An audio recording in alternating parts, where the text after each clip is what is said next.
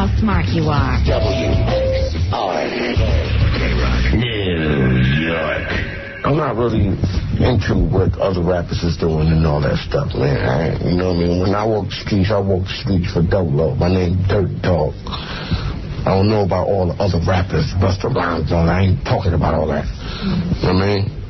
I'm all about me right now. You know what I'm saying? I got a love for them niggas, but nigga, please.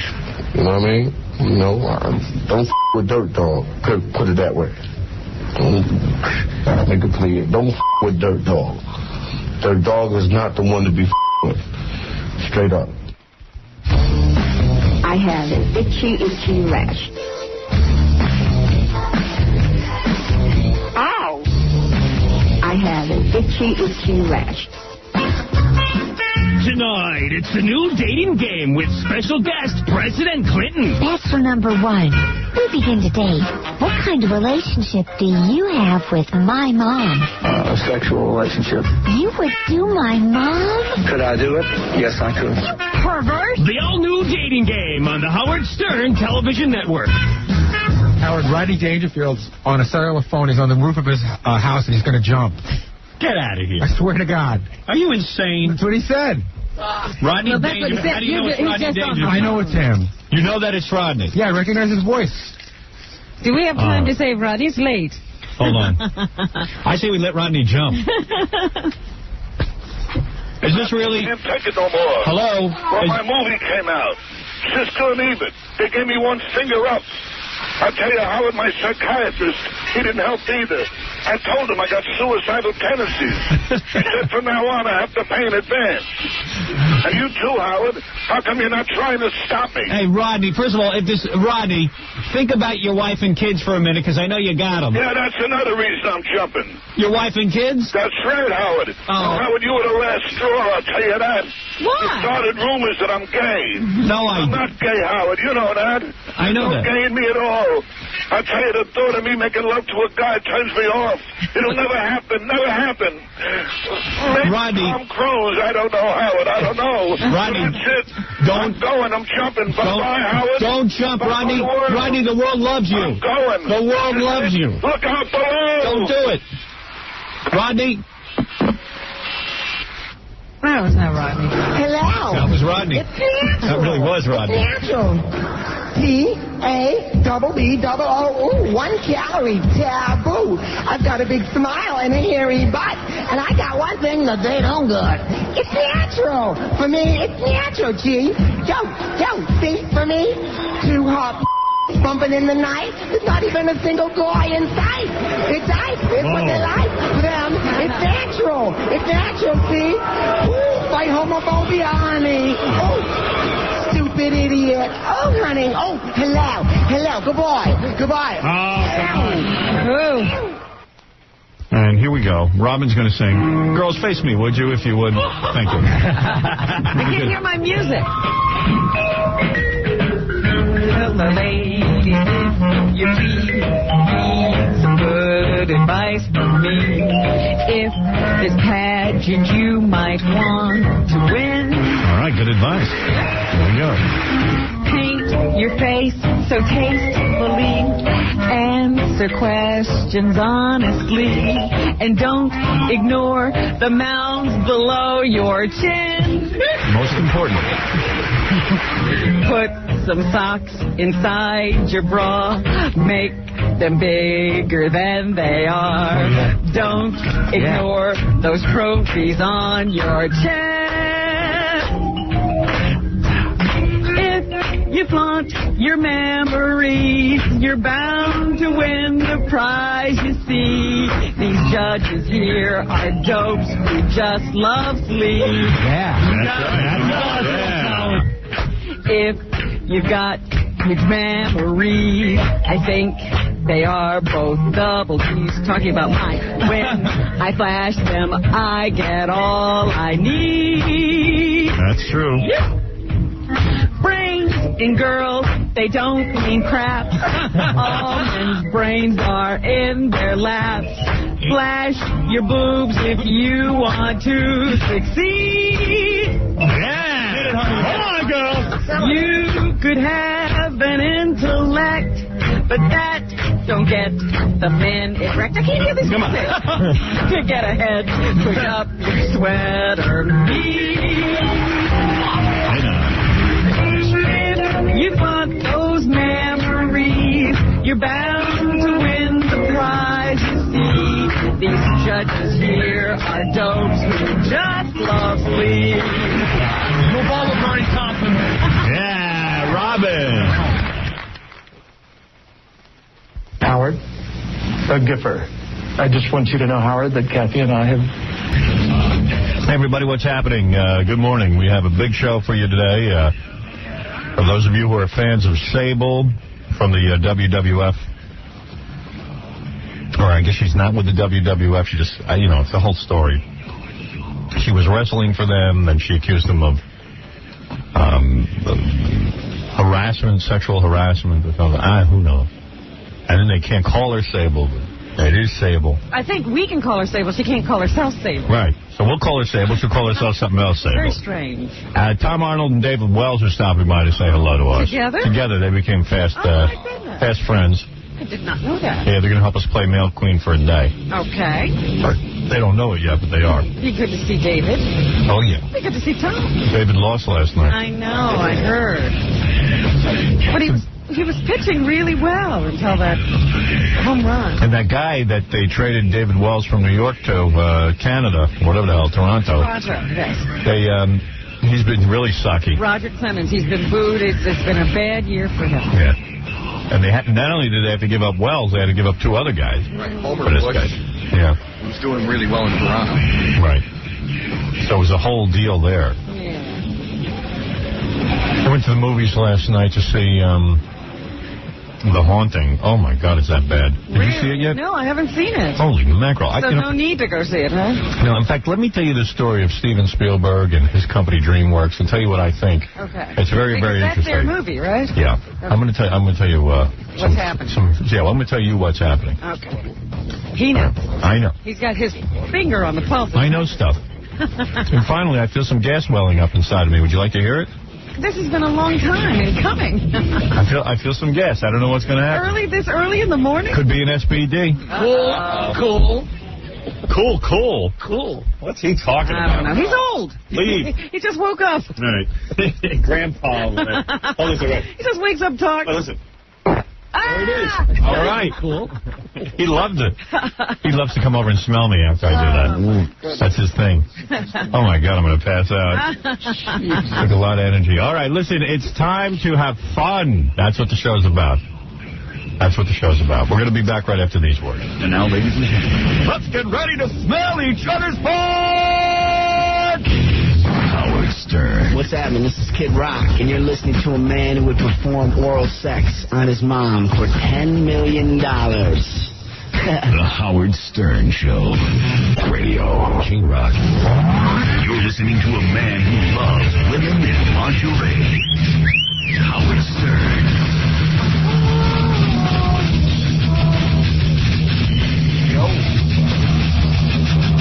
Yo, baby. Yeah. You know, when I went to see this movie, The Haunting, yesterday, it reminded me of the fact that it was a DreamWorks production. They had at the front of the movie, DreamWorks. You know, they had that big logo, DreamWorks. And to me, this DreamWorks thing is the biggest, or at least the funniest thing I've ever read about. Well, it's not just DreamWorks. It's DreamWorks SKG. Yeah, whatever that is. That's Spielberg, Katzenberg, and Geffen. Oh, that's what SKG is. Oh, DreamWorks SKG. It's so much. I'd take off the SKG. Here's what I think happened in a nutshell. That Steven Spielberg, of course, the most famous director of our time, surely one of the best, a man who can make a movie anywhere. I mean, he could go to any studio, get a great deal, and make millions and millions of dollars for himself when he makes a movie. He could do business with anybody. So I guess this guy Katzenberg, who leaves Disney, gets a hold of him and Geffen. And Geffen, of course, is thrilled to be part of this because I don't think Geffen is doing anything in the record business anymore. I don't know. I don't see them making any hit records. And this Katzenberg says to Steven Spielberg, wouldn't it be amazing Are you going to throw up? Yeah. Wouldn't it be amazing if we had a studio where we could build our own studio and we would be, you know, what Metro-Goldwyn-Mayer was in the... Or United Artists. Yeah, we would. Whatever. We're going to be the big deal. Oh, this Spielberg. Okay. Now, Spielberg didn't need this because really he's got more money than God. He could produce any movie or direct any movie. He really doesn't need to have the overhead and the responsibility of a studio. Plus, he was, at the time, in production on a couple of movies that made a lot of money to other studios. Right. And now, he's making movies for DreamWorks SKG. His deal is worse. He's supporting this effort that is horrible. These guys can't come out. So DreamWorks SKG puts out this movie, The Haunting. Well, I got to tell you, I never saw a bigger piece of crap. And I understand when Spielberg saw it, he went through the roof. Because, you know, I think he even ordered some recuts or re-edits. Or nothing could help. Because what this movie is, I'll tell you what it is. I got suckered into it because I see Haunting. And right away, I want to see a scary movie. Mm-hmm. And I always say to myself, you know, I am not that particular. I actually like any piece of crap, as you know. Right. You've been enthralled by, you know, Victoria Principal movies on TV. Yeah, I mean, you give me a little story, give me something to watch, and I'm happy because it's a big screen and music. And you just get drawn into the whole thing. I would like to just have a life. Yeah, it's fun. You like to enjoy somebody else's life. Yeah, I mean, lose myself in a movie. My theory is that Katzenberg and Geffen are haunting Steven Spielberg. That's the haunting. So I see this movie, and I said, God, what must have gone through Steven Spielberg's mind? He's like, oh, my God, my name is on this thing. These other two idiots don't care, obviously. But they have no track record. Yeah, but oh, my God. I mean, look at what we're putting out. There's no reason for this movie. You never saw a movie like this. It's two women and a guy who were being used in an experiment on sleep deprivation. Oh. People can't sleep, but it turns out the real agenda is to scare them and study fear. After that, I can't even tell you what happens. There's ghosts, there's this and that. They don't show up till the end of the movie. It's just people talking and talking and talking. People, I'm telling you, in the theater were laughing. Oh, dear. I was laughing. I mean, I never laughed. It was unintentionally funny. It was laughable. You have never seen a movie like this. And I went with that moron Ralph. I went, you know, and he hated it. I mean, like, you would think he would like it. Well, he likes pretty much everything, too. Yeah, but he, you know, we were just sitting there. I said, let's leave. And he was like, yeah. I mean, it's unbelievable. And, you know, you could see that they must have spent $100 million on this movie, and I'll tell you why. I have never seen more beautiful sets and set design. But for a worthless movie. And this Catherine Zeta-Jones is in, who's very pretty, and she is dressed in more clothes. I mean... Oh, they don't... There's nothing. Not at all. I mean, she's there to be beautiful, and it's frustrating as hell. Liam Neeson, who's a fine actor, has absolutely nothing to do. He's screaming. The lead woman is not only odd-looking... Lily. Lily, Ellert. Oh, Lily. Lily is not only odd-looking, to be kind. She's the world's worst actress. Oh, that's not true. Oh, they must have done no. a bad. She is not a terrible actress. You have to see, every minute she's going like this. I know the house is calling me. Why are you calling me? That's her whole part. And the worst, I even said to Ralph, maybe she's not the worst actress. Maybe it's because it's such a horrible movie. But I've never seen acting like this. And I defy you to figure out why any of this is going on. You know. I mean, it was a nice, beautiful set. But the movie's so bad, it's like crap going into a solid gold toilet. I mean, you go, why? Why bother? Well, that's exactly what I felt about Eyes Wide Shut. It's beautiful, but why bother? Right. So this guy, Steven Spielberg, now is involved in this DreamWorks, where he had a perfect life. Now he's got a nightmare and a headache. He's stuck with these guys. They don't know what they're doing. He doesn't know what he's doing with this. He's stuck with K&G. Yeah.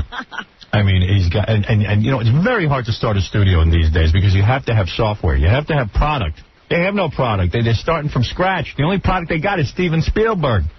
He needed that. He needed this albatross like a hole in the head. And we'll come out with one good movie. Except for his. Well, they haven't had any of his yet. DreamWorks. Now his dream is to ditch K and G. Dream sucks. You're not kidding. So I'm watching this movie. I'm going. I kept saying around, what do you think was going through Spielberg's head when he saw this piece of garbage? I mean, now you know how sometimes in a movie they'll scare you just by someone opening a door and go, oh, Yeah. They couldn't even figure out how to do that. They had 20 of those. There's nothing scary. Nothing. People are running around. They're scared. You don't even know what's scary. I wonder why they made this movie. And it's probably too expensive to leave on the shelf. They had to release it. And they kind of made it like Catherine Zeta-Jones is a lesbian. She'll go both ways. Uh-huh. And you kind of felt like they were going to have sex with each other, the girl and Catherine Zeta-Jones. And they never even did that. I was like, please, take off your shirt. Do something for me. Get in a bathing suit. Yes, Boris. What's going on, Howard? Yo, what's up? Keep it real in the field. Aye? Listen, they cut out a hot scene between Catherine Zeta-Jones and that other chick. How do you know? Because I read it in Entertainment Weekly, and Jay Leno said a joke about it, how the producers cut it out. A lesbo scene? Huh? A lesbo scene? Yeah. Oh, you see, now that would have been good. I was praying for something to happen. The producers cut it out because they felt they didn't, they didn't want that image or whatever. The whole time you're sitting there, like, I went home and I watched it. I thought they were going to have a love scene because it was leading up to it. The whole time they're leading up to a love scene, it never happened. Then I go, I'm watching WPIX here in New York, Channel 11 last night, and I see an ad for, like, underwear, women's underwear, and it's like girls walking around in bra and panties. I'm saying, this ad is sexier than what I just saw in the movie. You're happier to see this ad. You'd have paid $9.50 for the ad. And they would have kept their PG-13. If Catherine Zeta-Jones even was just in a bathing suit or had her shirt ripped off. I mean, God. Oh. Anything. Well, she must see herself as an actress. You got to see this movie to see how bad it is. I swear to you. You want me to spend money for a bad movie just to see You will not believe how bad it is. I mean, it's like unbelievable. Like, you watch TV. Like, Friends is I'd rather watch that on a big screen. Mm. I swear to you, watch Oz or Sopranos or Sex and the City. These are at least shows that got some content. You got to see this movie.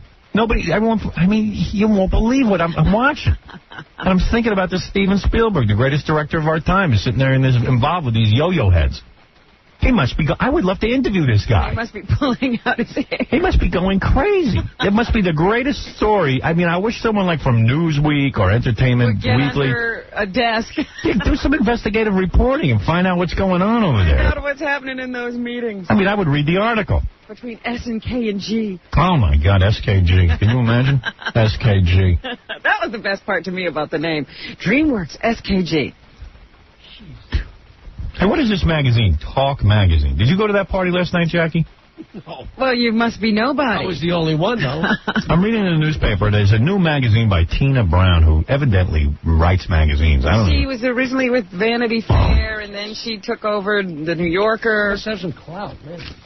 Now she's got her own empire. I got to tell you, I see these parties. I go, oh, my God, it looks like so much fun. Did you go? No, I can't go. To the news this morning, they said everybody who is anybody was there. How can I go? And I'm nobody. First of all, I'm not even invited, number one. Number two, how could I go? I got to go to bed at 8 o'clock. Yeah. I was asleep by 8. But at least an invitation, you would have been somebody. It was my night. I laid down in bed. I watched that horrible Brooke Shields show. Oh, why would you watch that? Well, I saw the Turtles were on there. We know those guys. Oh, were they? I didn't know that. Yeah. They showed up in some scene. Oh, dear. Flo and Eddie. Oh, that's great. Flo is the size. Being the Turtles? Yeah. Flo is the size of 7 people now. No. Yeah. Back to being fat. Yeah. Oh. Really? Eddie looks the same. He looks like my Alta Caca grandpa. But Flo got big again. Flo is so fat. Oh, he was in great shape. Well, you got to see him. Oh, no. Oh. You got to see this guy. I love that. He's not ready for the crane, is he? Oh, he's almost there. Oh, no. Yeah.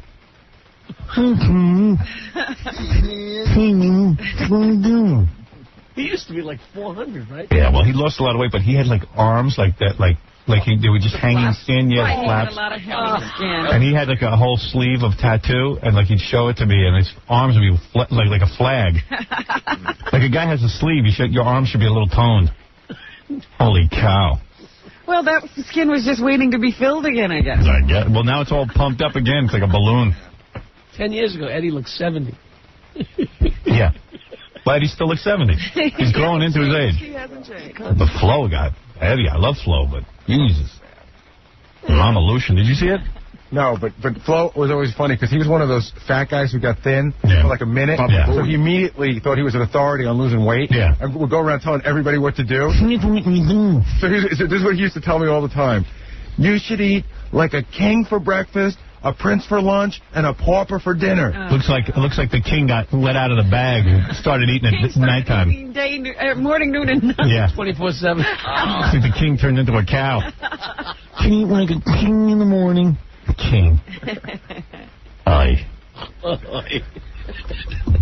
like the pauper started going to McDonald's. Yeah, Dave. Yeah, man. You should talk to your buddy Roger Ebert. He gave that movie a thumbs up. That's impossible. I don't believe you. I saw the ad. He gave it a thumbs up. I don't believe it. It's a lie. You should give him a call. If Roger Ebert gave that movie, The Haunting, a thumbs up. Yes, he did. I am going to tell you something. He should be locked in a mental institution. There is no way I believe that. I'm telling you, it's the truth. I saw it in the ad. Robin, look it up, please. Looking it up now. This guy, I'm going to lock you and Roger Ebert up in a mental institution. Get ready to go. Yeah. I can't believe you. I really don't believe you. It's true. I think you're lying. Why would I lie to you? I don't think you're lying. I think you're mistaken. There is no way Roger Ebert has some kooky ideas about film, as we all do. You know, everybody has. Well, they should lock up Joel Siegel because he says a funhouse of shrieks and screams. I don't believe that either. He probably said a funhouse of shrieks and screams for every other horror movie ever made except this one. It could be imposters. They might have tied up. You don't see any thumbs up, do you? It would be in the ad. No. It was in the television ad. No. The television ad. I didn't. Television ad? Yes. Well, I can't look that up. Perhaps he was disturbed by his partner's passing. Well, I'll tell you something. What do you say there, Stuttering John? Ebert gave it a B-. That's impossible. That's right. Not a B-. Right. A B-? It's got to be good. It's got to be an E-. I've never seen a more boring, horrible, less suspense-filled movie in my life. I told you you were going to hate it. Let me see. And you saw it too, right? Yeah. It's the worst piece of... I mean, I don't even believe the garbage they're turning out. They probably spent a fortune on it. I know. And he gave that a B-. He's out of his cotton-picking mind. I'm going to have him arrested. Let me see that. I don't know. Let's see, The Haunting. C+, B-, D+. Here, Jamie Bernard gave it a D+. She's right, huh? Mike Clark, USA Today, D+. C+, Philadelphia Inquirer, okay. A D from Rita Campanella. Yeah, the only guy who even... Look, everyone gave it a D or a C. Roger Ebert gave it a B-. That is incredible. I told you. He's off his rocker. Does it have any comment there, or just these... Just the grades. Let me see if they got a review here in Entertainment Weekly. What's the name of it again? Haunting? Haunting. Eyes watch. Haunting. They gave it a D. Shirley Jackson's eerie 1959 ghost tale has been reduced to a silly horror flick afraid of its own audience. The scariest thing about it is how awful it is. Liam Neeson plays a doctor studying the nature of fear. Lily Taylor, Catherine Zeta-Jones, and Owen Wilson are the subjects who spend much of their time running through tricked-up hallways at a good pace, as befits the direction of speed freak Jan Dubai. First of all, they don't even go at a good pace. They walk slow. They run slowly. It's not running. It's dreary. Oh, I'm telling you, this DreamWorks is the funniest thing I ever saw. Roger Ebert, I'm going to have him arrested today. If the police in Chicago are listening, go over Roger Ebert and have him arrested for impersonating a film critic. This is insane. He has become a softie. He gives a good review to almost... No, I think he's not even watching the movies. You think what do you think of that? Maybe he thought, with The Haunting, maybe he thought that Gene Siskel would come back. Somehow. That'd be a good movie. Put Roger Ebert in the house and let Gene come back. And smack him in the head for that review. That's unbelievable. I've never seen a movie. There's not one reviewer that gave it a good review. Great, except for Roger. Yeah, you've never seen anything like this. It's that bad. It's the worst. They couldn't make it any worse. I'm telling you, the Brooke Shields show was good entertainment compared to this. At least there was a story there. And they had Flo and Eddie. Yes, Neil. Hi. I was calling about that match game segment you played yesterday. Yes. Let me play that again so people know what you're talking about. Where is that, Robin? I don't know, but it's actually very funny. Popeye. Do you have the match game? Yeah. You do. All right, match game will be up in a second. What do you want to tell us about it? Joshua in there is Joshua Morrow from The Young and the Restless. He's the soap actor? Yeah. Oh, gay cocking up and yum, Josh. You got to hear this guy. The new match game is the world's worst show. I didn't even know it was on. Yeah, I watch it at 2 o'clock in the morning. They buried it somewhere. Sometimes I'm up. I can't sleep. I put myself to bed at 8 o'clock. Lo and behold, I wake up at 2. So I put on TV, I see the new match game. And, you know, you couldn't see a panel of bigger losers In fact, sometimes the guests are more famous than the panel, the people playing the game. The man on the street. Yeah. So some guy, Josh, starts talking about how disgusting I am. Meanwhile, he's a soap actor, the lowest life form on the planet. He's a soap actor. They're lower than clowns? Yes. You know that. Why are you asking? All right, here you go. Are you ready, sir? Ready. You want to listen to it? Yeah. Hi. What? Oh, I see. Okay. Aaron, here we go. Under a Stern for the worst. Did you hear about the Howard Stern doll? You'll wind it up and it keeps... farting after his footman surface, right? You give us an extra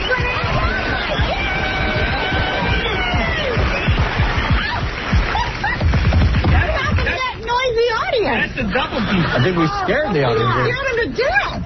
Keep this tape, though, for your 4-month-old when you're saying party. Scared him to silence. Wind it up and it keeps what?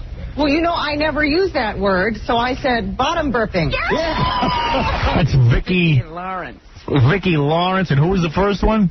That was the guest. The guest, she was more famous. I learned so much on this show. Ways to say other things. All right. We're looking for farting, but of course we will take bottom burping. What'd you say, Rondell? And now, when you bottom burp, do you still put them over your shoulder? I don't think so. Rondell. Now, who knows? Rondell, I don't know. Who is Rondell, sir? Rondell Sheridan. I think he's on some show on Nickelodeon. Let me tell you, this is unbelievable. Nickelodeon. They can't get anybody. They got bad soap stars and Nickelodeon stars. Carnival barkers goof on soap actors. That would be right in your face. I went with the breaking wind. That's a mad boy. Way to go.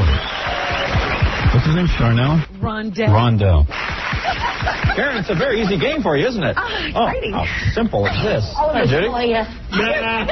As you know, Michael, I'm an innocent flower. So Judy Tenuta. So with that innocent flower, Stecklach. I, too, it can happen. So I, too, need a euphemism for that word. So I said butt singing. Yeah, that's All right. Can't we just find someone that says it like it is? Well, as a mother, we watch what we say. I said party. Nell Carter. Yeah. That's some show. Nell Carter, Judy Tenuta, Vicki Lawrence. and Rondell so far. Rondell. And here comes Josh. Nobody ever heard of him.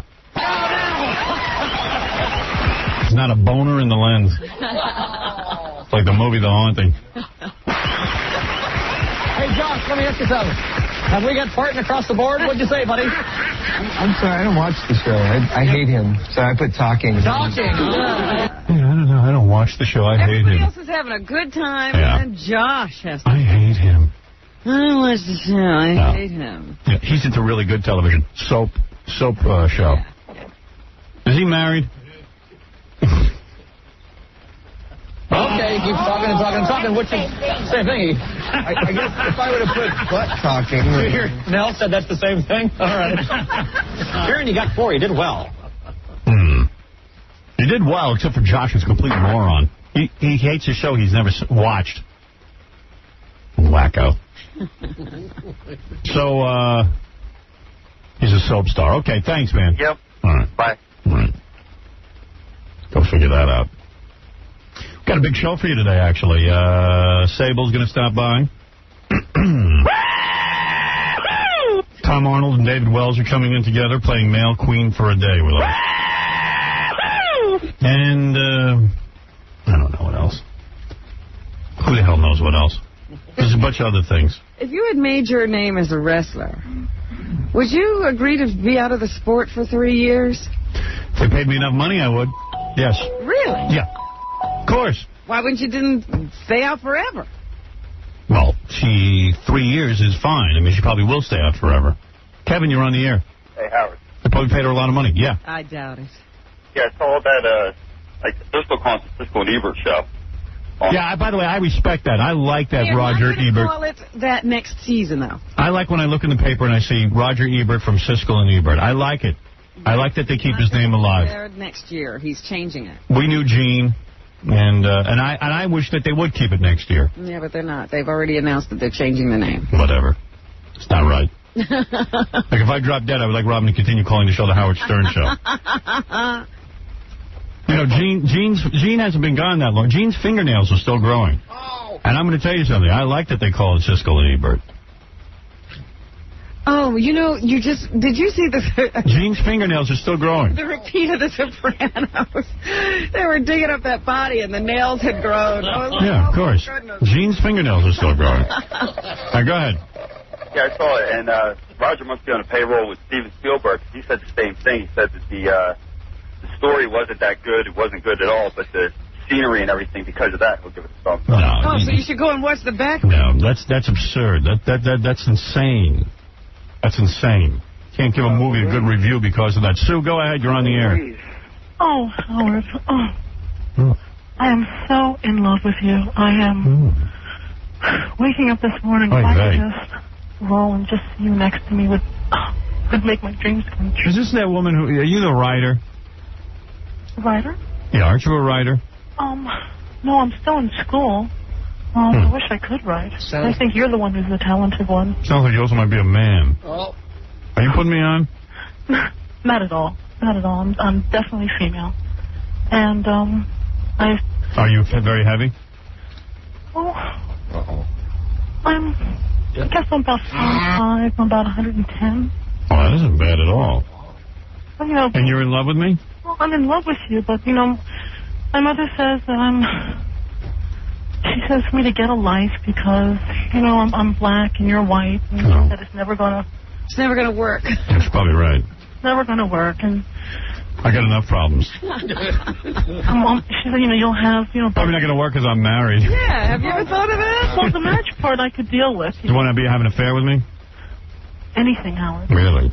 Anything. Do you look like Nell Carter? Oh, stop it. Well, Nell is one of my favorite entertainers. She's got a beautiful Broadway voice. That's true. In terms of aesthetics... Who do you look like? I guess if I had to choose one person, it would be more like... Stymie? No, Stymie from our gang. Let me see, Alfalfa, Stymie. Who do you look like? How old are you? Well, actually, I'm 20. Yeah, and how old are you? I mean, what do you look like? Well... You have big Afro-style hair? Well, my hair's in locks. In locks? Locks. I'll lock you up. Throw away the key. Well, she obviously sounds like she's in love. She's very nervous sounding. I'm very nervous. Where are you? Get over here. She's in jail. I'm not in jail. Actually, I'm attending Fordham University. So you could get over here. And you're in love with me, a young girl like you? Do you have rock-hard abs and beautiful ass, long, thin legs? Well, I said I'm black, so of course I'm beautiful, Howard. Do you have beautiful breasts? Well, yeah. So tell me, who do you look like? Do you look like, I don't know. Halle Berry. Halle Berry. That, for example, would interest me. What shade are you? Are you dark-skinned? Light-skinned? Well, you know, black folks come in all different hues. And we're asking your hue. Yeah. I don't know. This is very odd. And by the way, I could communicate with you because I'm studying Ebonics. Well, you see, Ebonics, see, my family... She's got a nice butt. I guess. She got ass. You got ass. Let's have sex. Everyone says... I'm fixing to knock your boots. I'm fixing to knock your boots. Let's slap some skins. Or... Let's go through the motions. Can we have sex? Can I hit? Or... Can I get the skins? Or... Can I bone? Would you like to have sex? Let me get a little something.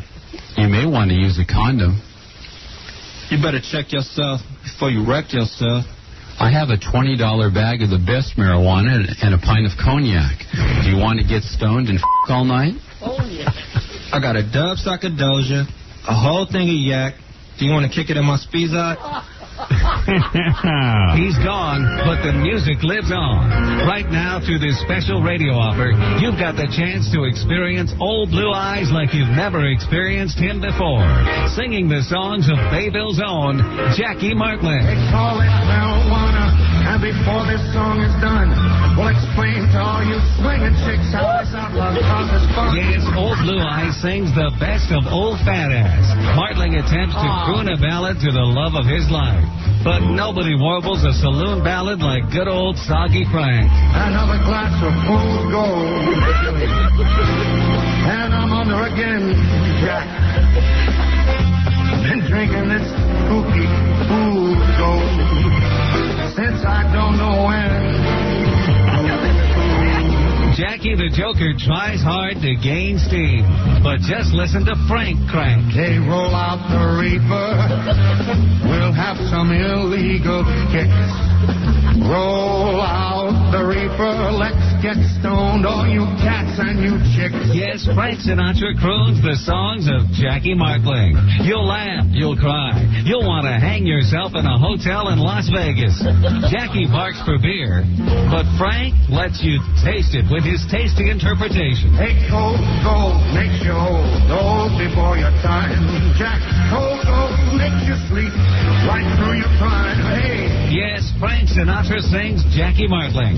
Songs that rape your ears as well as your pocketbook. The lyrics of a drunken, stoned-out, brain-dead Jimmy Buffett wannabe. You'll get all these great Jackie Martling songs and more. There's not enough THC on the planet, not enough beer in this solar system to do these fabulous songs justice. Wow. Ebonic phrases. Yo. How's it going, friend? Holla at your partner, man. 9-7. Yo, yo, yo, how about your pump, man? 9-7. That's really nice. That's fat. I like that a lot. That shit is banging. I'm about to do this. It's on and popping. I'm doing pretty good. I'm chilling. He's got a lot of money. He's balling. Pay me my money, please. You better kick down with those ends so I can meet my means. Can I have the money you owe me? Separate mine from yours, punk. I'm sorry, but my money's running low. Man, I'm shorter than a stubby midget with both his legs chopped off. I'll get even with you.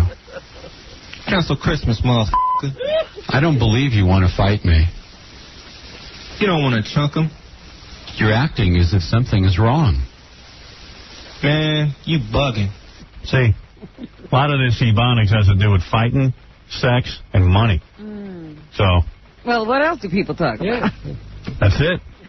Ashamunu Kuku Lulu. Which means, Boris, you're on the air. What's going on, Howard? Why you hung up on me like that? I didn't hang up on anybody. I was talking about the haunting. Anyway, when you going to have Jennifer Lopez on the air? I would like to have Jennifer Lopez. Did you ask on her? or off the air. Did you ask her? I don't know if we specifically asked her. Perhaps Gary handles all of that. But maybe, if you ask her, she'll say yes. Well, she once came by here, but her ass got stuck in the door. You see, it's comments like that if you don't have Tom Hanks, Meg Ryan, the A-list stars. Yeah. But no, that does make a show unique. Yeah, what is it, Gary? Oh, here he is.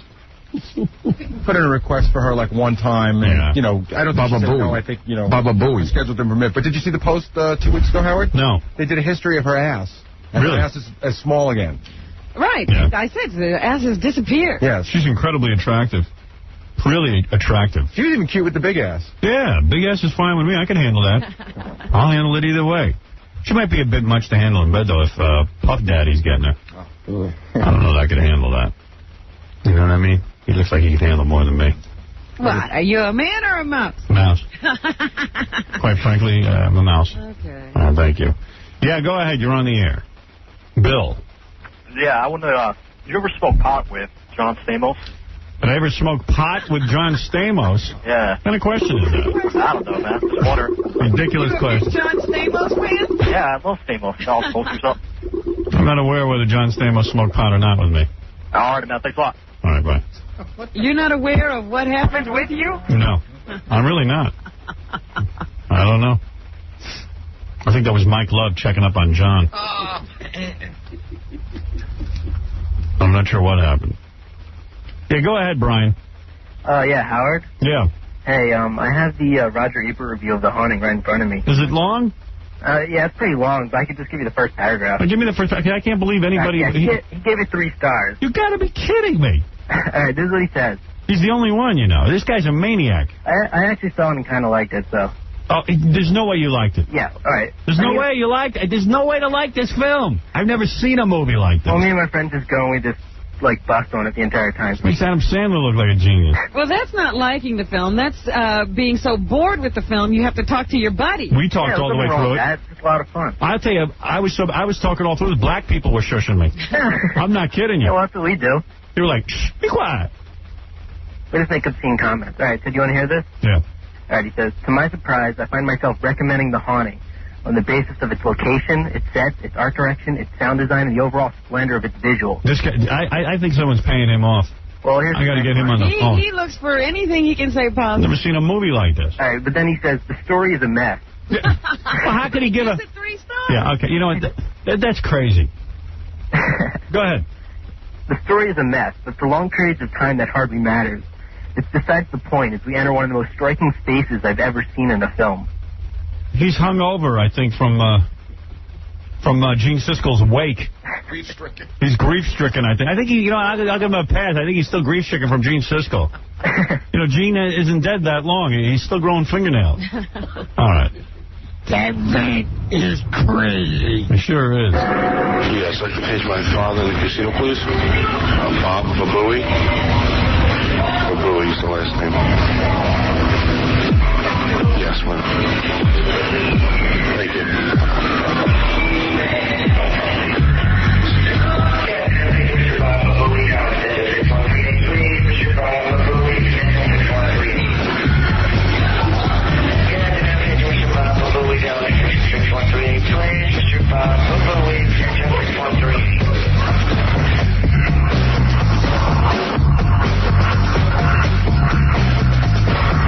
The Howard Stern Show. You are listening. You're listening to The Howard Stern Show! Can't hear myself think.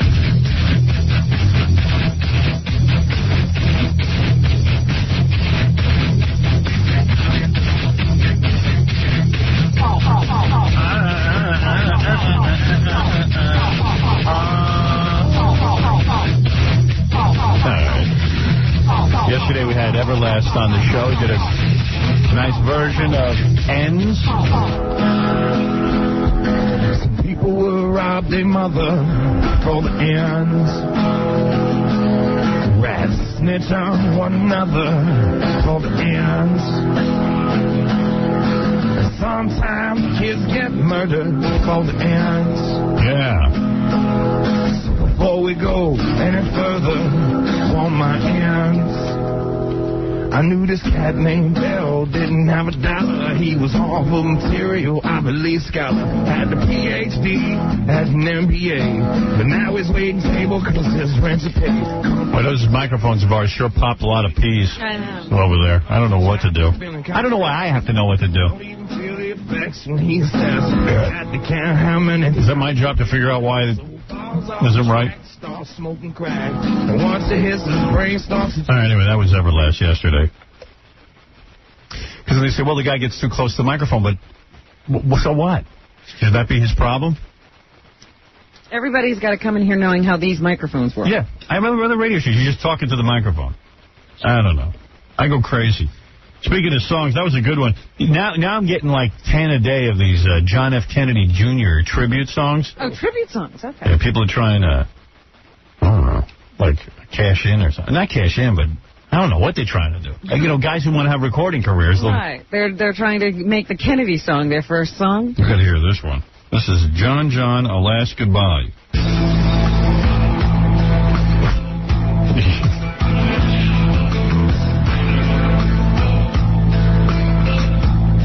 John. Why do you need to leave so sadly? You were inspiration and a shining star. John Kennedy, without a warning, such a tragedy. Will we ever know what happened when your plane sank suddenly? Why do you have to die before your time? You were so young and kind. May your soul now rest in peace. You're always on our mind. Kennedy's are heard again. We share your tears, we share your pain. Father and son are now together. Father and son are now together. Yeah. Like it was their idea. It's Julio Iglesias with a Kennedy tribute. With any luck, the guys who write these songs will end up in a plane. You know what I'm saying? Yeah. Yeah, you're on the air, Dick. Hey, Howard, I saw a really cool movie last night called The Sixth Sense with Bruce Willis. That? I told Baba Boo to get me a screening of that yesterday, but he called me like 4 or 5 o'clock. And? It was too late. 5 o'clock, I'm going to start lining up a screening. It's going to be really good. We could have one today, but I can't get it together for today. I got too much stuff going on. You can take kids to see this because it's not real gory. I want to see that. It looks cool. Bruce Willis knows this kid who can see the dead. I want to see that. I like that. I like that idea. Seeing the dead. Even though you know that's fake. Well, it's a movie, honey. Even though you know it's fake. But it was pretty good. It was a lot If I didn't go to see movies that were fake, I wouldn't go see any movie. Not real. Well, it's a story. It's like a novel. It's a real situation. Somebody kidnaps a bus and it goes flying through the streets. Oh, you don't like fantasy films, I guess. All right, Dick, thank you. Thank you. Well, there's your John F. Kennedy Jr. song, Robin. Jeez, I hope that's a big one. Oh. I'll tell you one thing, man. Prison really sucks. I'm reading every day now. They got an account in the New York newspapers, in the Daily News, about John Gotti, the head of the mob. He's in solitary confinement. They keep him in prison 23 hours a day. They keep him in his own cell, and then for an hour a day he gets to go out. Yeah, well, that's not prison for everybody. That's prison for John Gotti. Yeah, and it sounds like it's killing the guy. He's freaking out. He's like, Jesus Christ. First of all, he says he can't talk to anybody. He's got no, because at least you can pass the time talking to dudes. But you can't. The guards won't talk to you. They're not there. You're alone. You're alone, and it's driving him crazy. And it's really working because they evidently when he speaks to his family, they tape record. He doesn't even care. He's like, they gotta talk. He'll talk. Finally, my life seems better than somebody's. That's a good thing. Yeah. You're feeling better about yourself? About myself, yeah. Because the only thing that he likes is that he gets fan mail. You know what? When I read that, I said, we ought to write him a letter. Right. No, you write him a letter. Well, what are those brave people out there writing him fan mail? Well, one person is like, it's so funny when these people who write letters to prisoners, like women who are lonely and they write to serial killers and they marry them and stuff. And, right. The Menendez guy just got married. Mr. Gotti describes a woman who writes regularly about how she had a kid and they want him to be the godfather and how they want to name him John. They're fans. And then he gets mad. He says, I don't want to hear from people who are just looking for a souvenir letter from me. Like, right. Why That's not? Yeah, why not? Now he's picky. Yeah. You're all of a sudden he's picky. But this prison thing, it really works. Does he have TV or radio or anything? He has a little radio, and he's got a tiny television set. Oh, well, he has something. Yeah. So at least he got a TV. If I had a TV, I might be able to hack it. I was going to say, you always say, if I just had a television, that'd be fine. Yeah, I wouldn't be. That's tough, man. That really is tough. Wow. Prison's tough, man. It's not a place to go. You better keep yourself out of prison. Anybody who's committing crime, man, I don't think they thought it through. I never understood how anybody could risk it. Right. Just behave. Yeah, what are you, stupid? What are you, a moron? Because even John Gotti says, I would trade places with anybody on the outside and give me AIDS and cancer, and I still would trade. Walk around. As long as I could just be free for the time I have left. He's saying, he says, he says, whatever the worst job is, I take it. I don't care. I want out. He'd be an upstanding citizen now, is what he's saying. One thing about him, he never sold out. Like the other guys all squealed and ratted on each other. So they could walk around, Right. Sammy the Bulls, Right, having a party. Business. Right. I don't understand why Gotti doesn't have Sammy the Bull bumped off. I don't understand. Sammy the Bull is actually telling people where he is. I know. Same with Henry Hill. Yeah. Henry Hill is screaming where he is. Nobody bumps anybody off. I don't get it. So anyway, that's all over the newspaper. You know what I'm saying? Robert De Niro got a divorce. This is his second divorce. You think only second? Yeah, this is the second marriage. I thought he had more than that. No, it says here his first wife he divorced, and then now his second wife he divorced. I thought there was another wife before Diane Abbott. They might be wrong in the paper. But this is suddenly it happened. You know, they weren't getting along for a while, but all of a sudden he wanted out. A flash divorce. Flash divorce. But they were only married for 2 years. Yes. Well, look, two of the best years of their life. They said they were having trouble for over a year. So, I mean, how do you get married and have I mean, I understand you're married maybe 5-10 years. And then you start to have trouble. Yeah. A couple of months, you shouldn't be having trouble. Well, they had a 1.5-year-old child. Yeah. Yeah. Yeah. Jeez. They hardly had any time for anything to be good. That's right.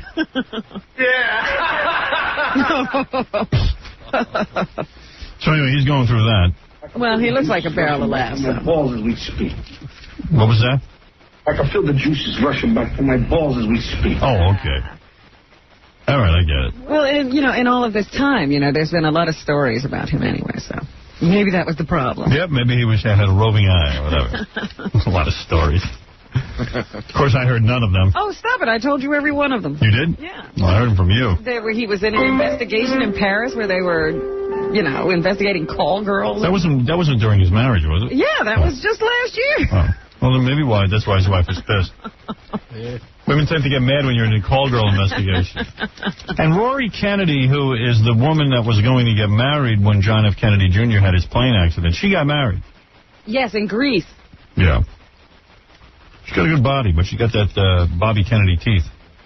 Well, that's her dad. Yeah. Yeah. Yeah, everybody's got that. I don't think they can afford braces over in that family. Well, they're still going to be long teeth. I see. You can't get rid of that? No. Can't shave those down? For a girl, that's difficult. And I see Madonna has some kind of tape on her ankle. They saw her in the airport. They consider that news.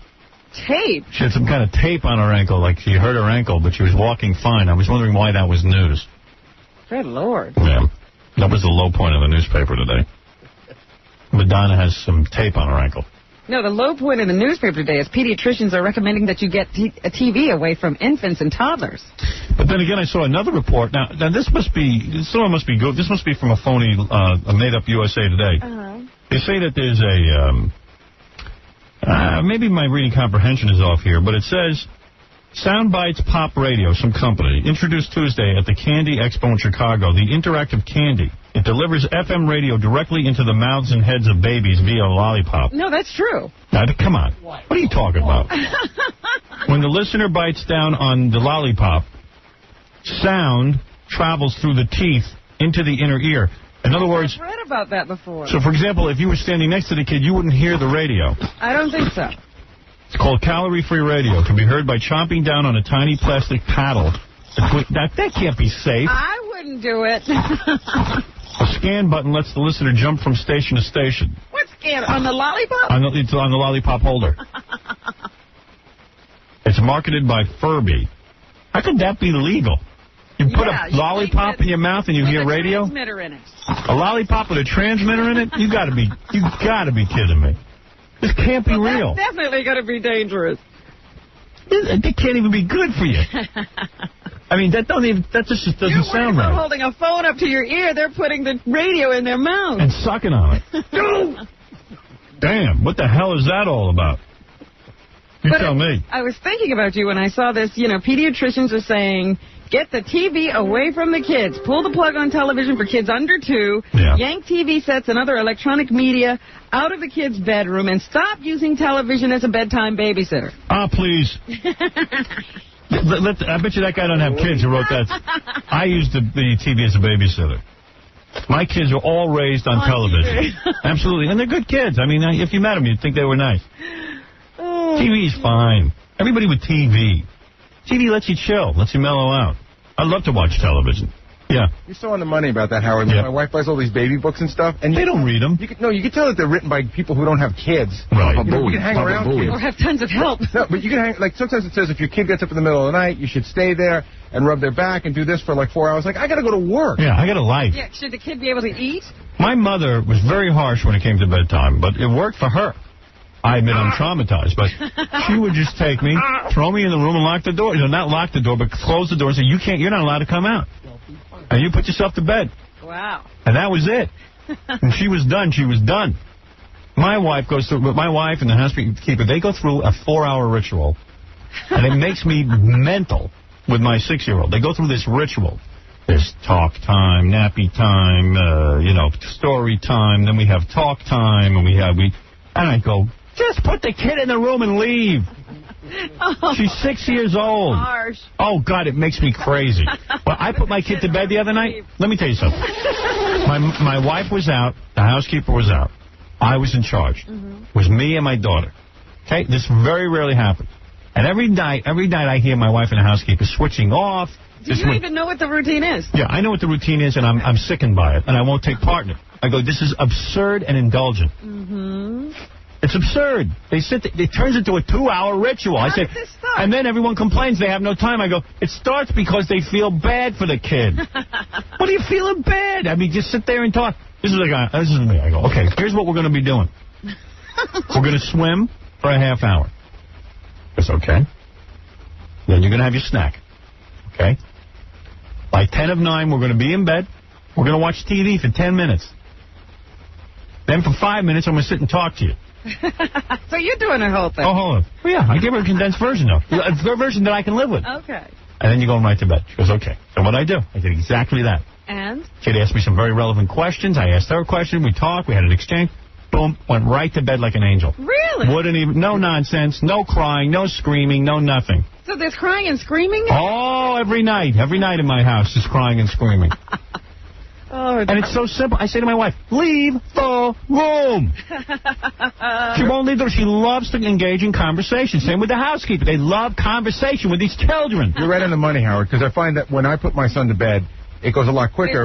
No, but my wife will stay there and she'll indulge him. Right. And you know what? They like it. He'll yank her around as long as he can. Like my wife will be like, oh, Ashley's hungry. I go, was she in bed already? Yeah, she's hungry. I go, that's it. Party over. Case closed. We'll go to bed hungry. Who cares? Kid already ate 9 billion things today. Yeah, they're not starving. They're not starving. They're not going to die in the night. Well, there's a whole ritual thing. Then my daughter will hear her yell out, water with ice, water with ice, water with ice. And you'll hear that. That wakes her up. Water with ice, water with ice.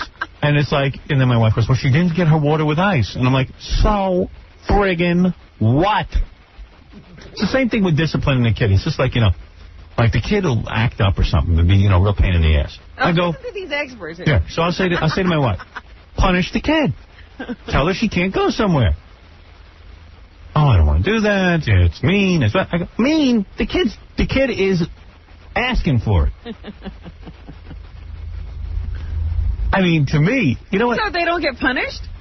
No, they get threatened every minute. And my wife threatens all day. Right. If you don't blah, blah, blah, you're going to blah, blah, blah. I go, how many times can you threaten? They're empty threats. Make good on one of these threats. Experts say that that's the worst thing you can do. The worst. Just threaten them and not follow through. They never follow through in my house.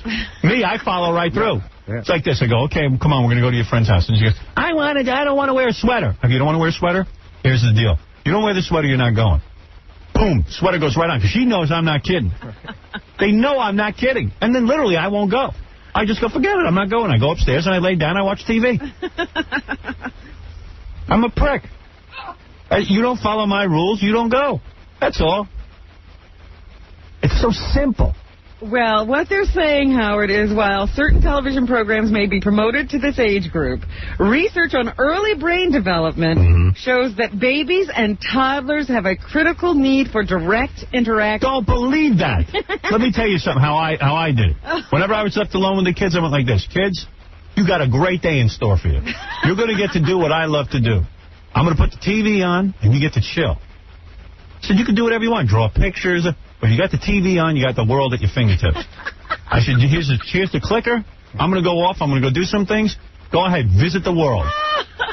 The world is your oyster right here at your fingertips. It's the greatest thing in the world. But, Robin, let me ask you a question. What? It's like I have direct interaction with my kids, and they watch TV. Right. Well, no. You're supposed to just be directly interacting. I didn't have direct interaction. I just had TV. If it wasn't for Teletubbies, I wouldn't be able to eat. Of course. I put my kid in the high chair. I get a little 13-inch TV in the kitchen. Yeah. I put them right up in. We have 3 TVs in the kitchen. Now, I'll tell you why. 3? That's right. My kitchen is not that big. Tell you why. The one TV near the sink, I can watch the news, while the kid has a TV over on the other side where she can watch cartoons. And then there's another TV near the sink where she can watch cartoons while I watch the news at the same time. And I'll tell you why I got that. I don't want to watch cartoons. Only certain cartoons. I don't want to watch. You don't want to watch their cartoons. Right. But I want the kid nice and quiet while I'm eating. And it keeps them busy.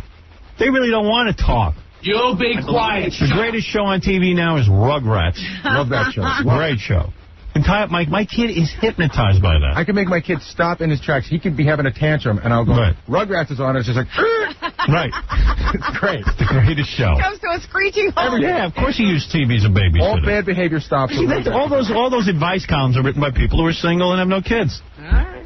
Of course they're right. Yeah, of course you should sit there and talk to your kid. But you run out of junk to talk about after 5 minutes. And also, it's a kid. When you're having kids like to talk to other kids. When you're sitting down to have dinner, right, and you want to sit down there and eat, and your kid's all over the place, how are you supposed to have direct interaction? Trying to eat. Yeah, and you know what? When I eat, it always turns into an argument anyway. I'll tell you, I want to fillet the creator of Rugrats. I would do that. I don't care. Call me what you want. Oh, well, there's the state of parenting in America. I'm so bad, I even use the Rugrats comic books to read them to go to bed. Really? See, I don't read before bed. That gets them too stimulated. Reading? Reading's bad. Because then they stay up. They drag it out. Want me to read to you? Ain't going to happen. I don't want to stimulate them. Reading is stimulating. Yeah. I think the ice water is stimulating. Oh, please. I don't do any of that. I had my kids asleep in 2 seconds. Well, you're perfect. Put it in every night. I offer to. I really do offer it. I don't know what goes on because I go to bed at 8 o'clock. I don't know what goes on when I go to sleep. But I hear screaming, yelling. That's why I bought one of those sound machines. I couldn't sleep. It's like World War III down there. Oh, my. And my 2 older ones, they never go to bed either. I come downstairs sometimes, 11, 12 o'clock, they're up. Nobody knows how to go to bed. Nobody knows how to go to bed. I say to my wife, why are they not in bed? They have a bedtime, they don't listen. I said, here's how you do it. Let me show you how you do it. I walk in the room, I go like this. Emily, Deborah, your bedtime now is 10 o'clock. No, Dad, that's not fair. It's not right, 10 o'clock. I go, I don't care if it's right. 10 o'clock's your bedtime, and if you're not in bed at 10 o'clock asleep, you will not go to your friend's house for the entire weekend. They're right in bed. It's the end. 10 o'clock is an early bed. Whatever it is, 10:30. Depends what my wife tells me she wants them in bed. Okay. Then I go like this. I said, okay, you don't want to go to bed? Then I come down, I see they're not in bed the next night. I go, okay, here's what we're going to do. Now you lost your friends for the weekend. See those TVs in your room? I'm throwing them out the window. They go, what do you mean out the window? I go, open your window. I'll show you. I'm throwing them out the window.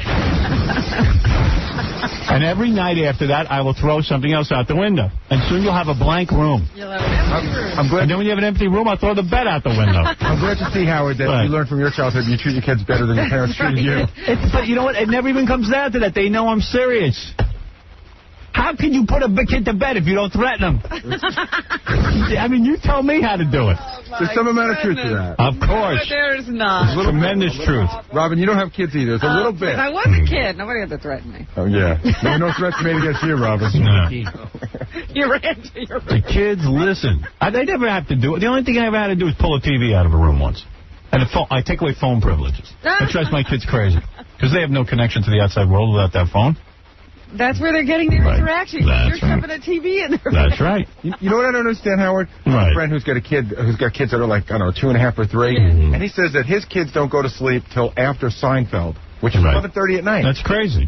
But I'll tell you, my kids too. You gotta, you see, I say to my wife, you just gotta put your foot down. It's not being cruel. You're helping the kid. The kid needs to go to bed. There's got to be rules. Kids look for some rules and of course. They don't want to run wild. Even your father, he was like, you don't go to bed, I'll make out with you. You went right to sleep. I only wish there was a choice. What is it, Pete? Yeah. What's up, pal? What's with the kids with the summer, going to camp? That's somebody with no friends. What? Somebody's got to go to camp like you, a little Jew boy. Oh, that's a guy who has no friends. I never said I had. Puppets when they're a kid is a loser. Well, I don't say I was a winner. Yeah. I never claimed to be one. And your movie made 15 on the first week. First and week, went yeah. to 9, and then went to 3. It was off the map. 28 million. 40 million. 40? 40 million. 40 million was the final gross, and then another 40 in video and sale to USA Cable. 80 million. 80 million. And you got where? Gary's Muller's garage? Call up Paramount Pictures and ask them. Yeah. Oh, I get the statement. I get the statement. You're a jerk, man. You know what? When's the last time you went to the movies with your wife? This is Jeffrey Katzenberg. I went to movies with my wife last weekend to see Notting Hill, you big dick. And what? You're the kind of person who goes, if the marriage is going bad, don't bring a new kid into the family. That's exactly what you did. She's 6 years old. That's exactly what your marriage is breaking up. What are you talking about? Who is this? Who is this? It's your roots. Somebody's been listening since 87. Notting Hill. Not yet. Last weekend. And what was the contract with that? You're only allowed to show one time on your show, and that's it? What? She didn't want you playing that over and over. And what you get? One showing of it, and that's it? What is he talking He's about? talking about Julia Roberts. The contract, when you do the release time when you come in. He's got a list. Oh, Julia Roberts what? When Julia Roberts you play it over and over. You're so articulate, I don't even know what you're talking about. Julia Roberts, I can play as much as I want. As much as I want. Why don't you bet me some money on that? Yeah, how come nobody ever seen it ever again? Well, I played it once so far. How many times? What, I'm going to play it every week, you dick? You liar. All right, I'm lying? How much money you got? Come on down here. Yeah. Come on, let's make a bet. Let's make a bet. Yeah. Why don't you come down here so I can kick your frigging ass? Wow, you going to bring your puppets too? Yeah, I'll bring my puppets and strangle you with them. And in that movie, I want to see the days that you played that they were having sex. That is the biggest lie. Well, then call my friends up and ask them. Your friends, what, the two of them? You're a loser. Listen. I'm so sick of you, man. All right, thank you. Listen, since 87, now he's sick of you. I got tired. It took him a while.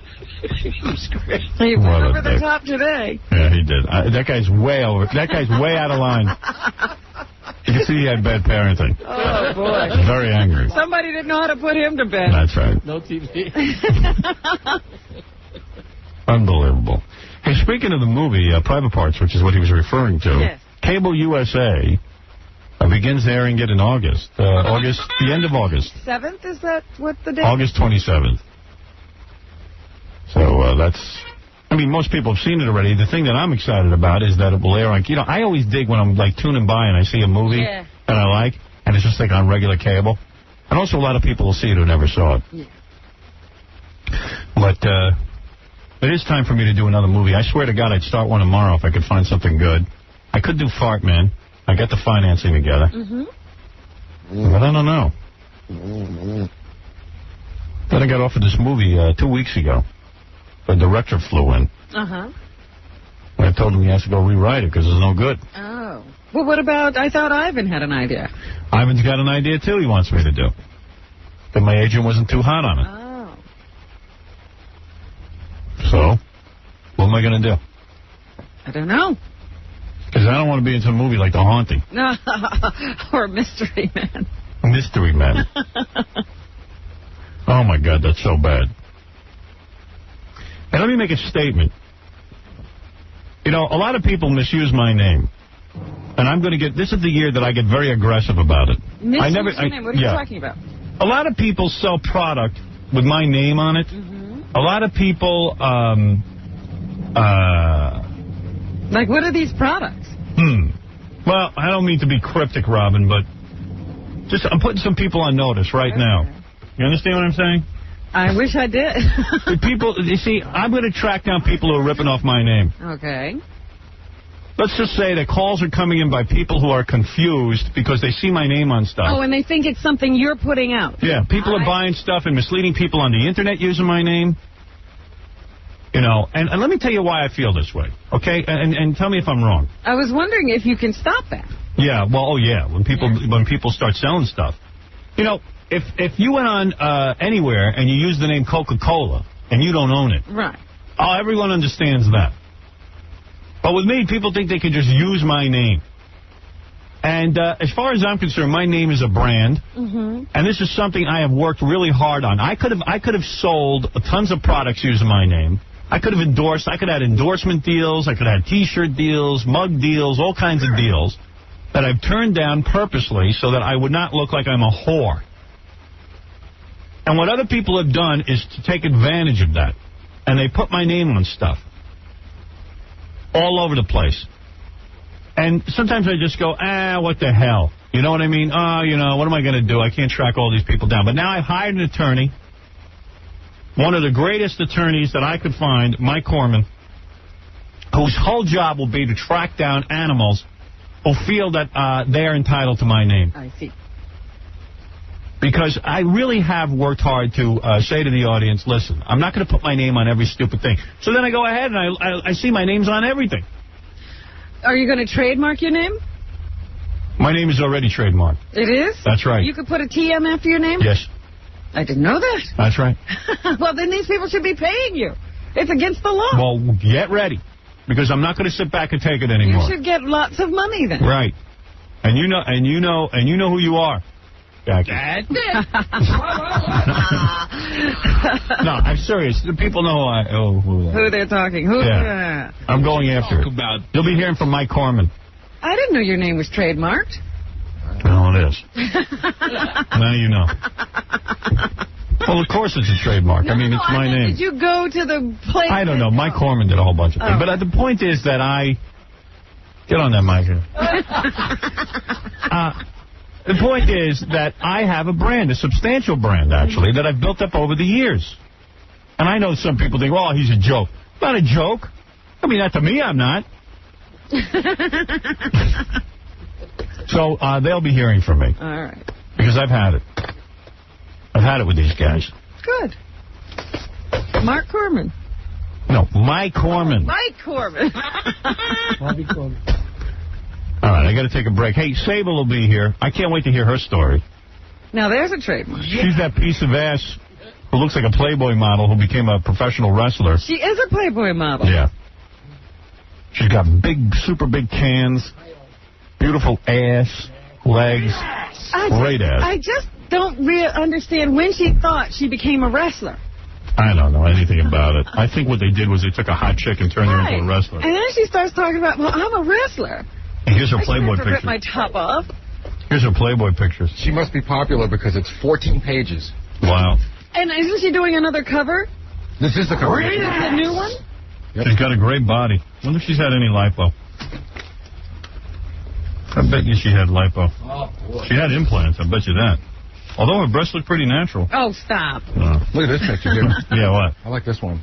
Yeah, she's hot. Rena. Yeah, well, she sued the WWF and she can't wrestle for 3 years. And she can't even use the name Sable, from what I understand. And here she's Rena Miro. Right, yeah, that's who she is. Oh, really? Oh, that's funny. Is she here yet? No. Okay, why don't we take a break? Maybe she'll be here when we get back.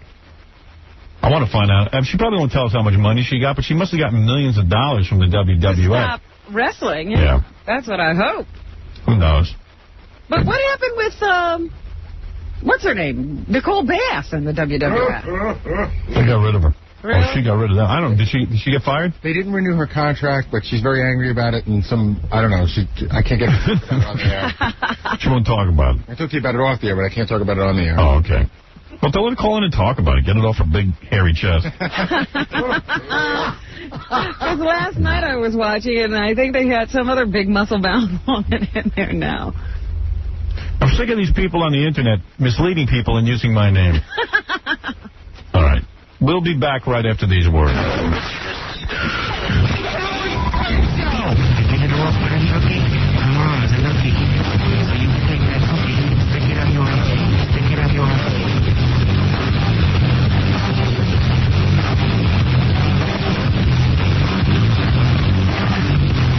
The Howard Stern Show. You're listening to a man who stands between Jackie Martling and greatness. This is terrible. This is terrible. Howard Stern. Speaking of Jackie Penthouse Joke Page Martling is very dirty. 79-minute CD, hot dogs and donuts is only $12 plus $4 U.S. shipping. Call 1-800-323-KING. His 3 Oleo CDs go like hotcakes at all Sam Goody and the Warehouse. For all new jokes, Filthy 3D Joke Man, visit jokeland.com. In a couple of minutes, we'll have Sable in here. Also, Tom Arnold and David Wells will stop by to play male version of Queen for a Day. What are the guys playing? I don't know. Nobody tells me anything. Sable's in a spread in Playboy. She looks spectacular. That was a hot woman. I'd love to bang her if she would allow me to. It would be very nice. Wake up, white people. All you got to do is watch a little bit of the news or read a newspaper. and you'll see who the real racists are in this country. Down in the filthy, stinking jungle scum town of Atlanta, Georgia, their affirmative action programs are under attack. But new message from him. Okay. Their African I'd bet it'd be the same old message. Well, maybe he's got something new to say. Maybe he had a conversion. No, this one gets really good, Howard. It builds. Bill Campbell said, we'll never stop, we'll never compromise. We'll use all means necessary to save affirmative action. Old nigger Bill Campbell went on to say he would fight to his death to save affirmative action. Now, people, just what is affirmative action? And why is this so important to a bunch of jungle niggers? Affirmative action is the program that our government came up with to try and make humans out of niggers. They thought that by forcing us to hire, promote, and even make managers out of these niggers would somehow make them equal to humans. So that's what affirmative action is about. It was an experiment to make black people human? Equal to humans. Oh, equal. Oh, I see. He's on fire. I got the whole KKK catalog here. You should see. I got a 42-page Xerox catalog. And you know what? A lot of it is not even like racial stuff. It's just angry, like messages and crap. Like what? Like stuff like you can buy T-shirts that say, read them to you. Like you get a T-shirt with like, if I'd shot you when I wanted to, I'd be out by now. Or, be nice to me. It's my tax dollars that will support you in prison. You know what I mean? It's just angry stuff. Well, that's racial. You think? Who do you think he thinks is in prison? Well, I don't know. And then they got real hardcore Klan stuff. You know, like, I'm proud to be in the Klan and all that kind of stuff. And they got a joke book just about black people. Mm-hmm. I think they got another one for Jews. Even that has to be separate. Here's a T-shirt. Now, imagine wearing this T-shirt. You ready? I ain't racist. I just never met a nigger I like. Well, at least that's giving people a chance. Right. Then you can buy a T-shirt with a skull on it that says, warning, 9 of 10 niggers are polluted by AIDS. Then you got... I don't know. Then you got... Oh, man, you got to see some of this stuff. Then there's one, smart-ass white boy patches. Mm-hmm. So, yeah. Then you could... then you got one flipping the bird, and on the middle finger is rap this. Anti-rap music. Oh, I see. Yeah, everything's just angry. The most angry pages I've ever seen. It didn't work. It did make a lot of niggers make a lot of money so they could buy a lot of drugs, but it has caused companies to go out of business or move to Mexico. The one thing it didn't do, people, was it didn't make no filthy, stinking nigger equal to a human. No more than it would make a big old dog turn into a German shepherd just by forcing them to live together. These filthy, high-faced, savage, stinking, big-lipped, wide-nosed, kinky-headed, spear-chunking niggers will never be able to compete equally with him. Think he writes that down or he ad-libs it? No, he writes. You think that's Yes, think that's because written? the times you've asked him to ad-lib, he can't do this. Really? He can just say, niggers. Just go straight from this simple word. Never rolls off. Look at this. He has KKK blood drop earrings. Blood drop? $5 for a set. You got to admit. Real gold? KKK blood drop earrings, dangle or post type for only $5. And they know it, and that's why they'll not give up affirmative action. But more and more white people are waking up, and we will fight back, and we will put these half-faced, ugly, stinking niggers back in their place. When 10% of us good white people join together under the name of the Ku Klux Klan, these filthy, stinking niggers will be jumping in the ocean trying to swim back to Africa. And these no good for nothing, stinking, taco bending, cheese eating, disease carrying Mexicans will be right behind them. Wake up, white people. Show your colors, people. He's on fire. I've never seen him this I don't worked know up. what set him off this week. I think he's been living in the mountains too long. Order you some souvenirs from Daniel Carver. Send me $3 and I'll send you a 70-page catalog full of souvenirs. I have T-shirts, hat pins, belt buckles, patches, flags, or anything to do with racism, I got it, people. Wake up. It's a one-stop shop for racist stuff. Proud. This is Daniel Carver. Right. He's on fire. Let me tell you. I got it right here. Here's the catalog. Look at the size of this thing. Well, he said it's 70. You said 40. I don't think you got all the pages. Oh, maybe because I didn't double. Like, he's front and back. Oh, I see. I count that as 40. He's counting that as like 80. Well, anyway. Hey, so Sable posed in Playboy again. That means she's really popular. The first time she posed in Playboy was one of the most popular issues, so they asked her back, and she is a piece of ass. And Gary says she looks a lot better since she quit wrestling because... Great ass! She's not wearing all the like tacky wrestling clothes. Really? She's like a regular woman. Like a regular woman. And she was like a hot broad who they brought in. Her husband's a wrestler. Right. And he said to her, hey, why don't you be one of these ring girls there? You walk the wrestlers in. Yeah. And now she has become one of the most popular in the sport. Right, but she had been honey. wrestling. Don't block my view. Let me have that. Give me a little of that. Just let me have some of it. Now, could you really wrestle if you look like that? No, she could not really wrestle if you look like that. You don't need to wrestle when you look like that. Who cares? Ma'am, look at you. Hey, baby. How you doing? So am I allowed to legally call you Sable?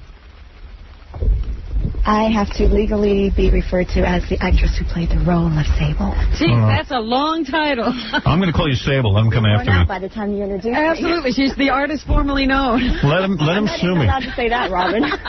Let him sue me. I don't even care. Well, you know, that's your... You can call me whatever you want legally. I have Really? to say that. How about Sweet Cheeks? No, that works for me. You're damn right it does. Well, that's what because I've been watching, you've done some interviews since the settlement and so forth, and that's what I've been noticing is that everybody else can call Sable.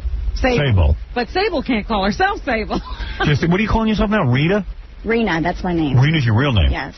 But you don't want to call yourself Rena. Sure. You play Sable. No, not any longer. Right. Yeah. So here's what I heard. Let me clear this up. First of all, Sable, Rena, whatever, is wearing like a glitter top, but you show your belly. Your belly's like rock hard. That's hot.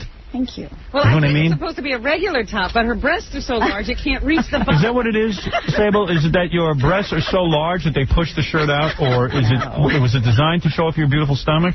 It is a midriff. You love showing off your stomach, right? You figure you got a great body, why not show it? I work real hard for this. I'm not going to always have it, so I might as well take advantage of it while it's here. And what does it mean you work real hard for this? Like, what do you do to maintain this kind of condition? Because I'm at the point where I'm thinking of giving up working out because it doesn't seem to make a difference on my body. I work out about 5 times a week. Me too. Now, Robin, do you see a difference in my body? But you Howard, I keep telling you, genetically, you have to have something to work with. Right. And there are people who, when they work out, they spring into Rena's shape. Yeah. Well, I have to work. Just maintain their health. Yeah. I have to work really hard because everyone in my family has a weight problem. They do? Yes. Yeah, but under that is that. Did you ever have lipo? Absolutely not. No lipo? No. I love to eat, so it's very hard for me. Me too. But probably 70% of, proper training and nutrition is your diet. I know. That's what I'm doing. Properly, you can work out all day long. I'm eating everything they tell me to eat. You should see. My spare tire is here for the duration. He's like a lab monkey. I've heard you say you eat chicken and vegetables. I eat perfectly. Yeah. What do you eat? I usually eat steamed chicken and broccoli every day with white rice. You eat protein powder? I'm not into supplements. You're not? See, you're trying to build. She doesn't want to be I'm trying to do something. I just want to be hard and toned. I want to be feminine, but not muscular. Yeah, right. You got it all going on, baby. Thank you. You're not even wearing panties, are you? No. Oh, that is so hot. I noticed. Well, I normally do, but you can't wear panties in certain outfits. You're wearing very tight, what is those, tight stretch pants? Yes. And you've got the belly button piercing. Yes. That's almost mandatory these days. Is that right? It really is. It's almost kind of out these days. Oh, my God. So you are so sweet. What's it like to kiss you? Why don't we pretend that I'm your husband? So, is he around? He's a big guy. Yeah, I hear he's real jealous, too. Is he all jealous and everything? Absolutely not. He is extremely supportive of everything I choose to do, so. Really? Yeah. Well, I heard him be Now, jealous. what happened when you were with Fox Files and you were doing this interview, and then all of a sudden your husband came in and grabbed their videotape? Oh, that's a one-sided story, and it's very easy for them to say whatever they'd like to say about it. I heard they're going to sue him. Oh, they can't sue him. They were in our home. They were in your home. Yeah. So they were your videotapes. Well, believe it or not, they actually called the law on us, which they mentioned in the interview. And Well, let's back up. You were doing an interview about your lawsuit. Yes. Your husband obviously didn't like what was being said. Well, what did he object to? They came into our house under false pretenses. Before they arrived, we told them that we were not allowed to discuss wrestling or the lawsuit. Okay. They said the only thing they wanted to discuss was my upcoming projects and the Playboy. Okay. Which was fine. Right. Once they entered into my home, the only thing they wanted to discuss was they wanted the dirt on wrestling. Right. And I refused to have a discussion about it. At that time, my husband came in and stopped the interview. Really? He's not here today, is he? He is with me, but he's not here at the studio. Oh, good. Okay. But he could run in at any moment. Yeah, I don't. I'm going to probably ask you He's to not do doing something run-ins anymore. He's finished. That's right. But during the interview, he came in and stopped it. And my husband did not take the tape, but your Kiss me, will you? cameraman. Just kiss me right now. Your husband's not here. No one will know. All right, yeah, so they took the tape. No, the cameraman actually gave my husband the tape because he said, I see what they're doing to you, and this is nonsense. Oh. So we had the tape, right? And we asked them to leave our home. They called their attorneys. Their attorney called us back and forth. My attorney said I didn't have to give the tapes back. Right. They then called in the police officers. The law came in and said legally they were in my home. Can you imagine if the lucky cop? Yeah. Like, he's probably like, hey, at least we have to do something fun, you know? Instead of, We're going to Sable's house. Yeah, we're going to go to Sable's house. And like, to arrest her. What were you wearing when they came in? Were you wearing a bikini or something? No, I was actually dressed for an interview. So, you were, okay. Yeah. But can you imagine if she got arrested and stripped first? Oh, please, 45 cops showed up for this. Actually, 5 cops did come Right, down. of course. But they made it sound like my husband was this huge, intimidating wrestler, and he was threatening to beat everyone up, which was their cameraman outweighed my husband, and there were 5 men on their crew, so it was... Are you only attracted to muscular he-men, or can you go for a more intellectual type like I'm myself? not physically really attracted to any man. It's what they have inside and what Right, that's what I'm saying. I feel about myself. I can make you feel good about yourself. I really could. But anyway, let me go back to What about a bony man with a spare tire? Spindly man. A bony, spindly man who actually could kick, probably. Spindly. Anyway. One who resembles a money lender. So, anyway, the cops came to my house and they said, legally this is your property and you do not have to give it back. They entered your home under false pretenses. Really? And since their cameraman gave you the tape, which he said he would testify in court if we needed to, that was our property. So my attorney said, just out of good faith, give the tapes back to them, but tell them they do not have your permission to air them. And they've never aired? They have aired. They did air? Yeah. So are you having another lawsuit? Well, it wasn't. They actually put on a good story about me, so I'm not opposed to that in any way. They promoted my magazine, and they really put me over. The only thing they said was they were terribly disappointed in the outcome of the interview. But I see. You know what? I'm staring at your chest. I haven't heard a word you said. You know. Wait a second. Hello. Oh, wait a second. Don't say hi to Jackie and Fred. You don't have to waste your time. Yeah, ignore them like the rest of the world does. You don't have to be nice to them. So wait a second. Let me understand something, okay? Because this is the way I figure it. All right. And talk about what you're comfortable talking about. All right. So you're working for the wrestling dudes. You're like the girl who brings in the wrestlers and stuff. Your husband says, hey, you're a good-looking girl. Why don't you just bring some wrestlers in? And then, like, Vince McMahon, the head of the World Wrestling Federation, sees you and he says, I'm going to tap you to become one of the wrestlers. Which is essentially, to me, like playing a movie role. You know what I mean? Sure. You become Sable, the character, who is a movie star in a sense. You're playing the role of a... Like live theater. It's like live theater, okay. Yes. All right. So you're doing that, you're going along, but then you develop a hatred for Vince McMahon. That's When did that occur? I don't know exactly when. When you were here the last time. Now, did you hate him the last time you were here? Yes, you did. Well, you have to understand when you're working for a company, it's not very wise to speak... Right. No one would blame you. Badly. Right.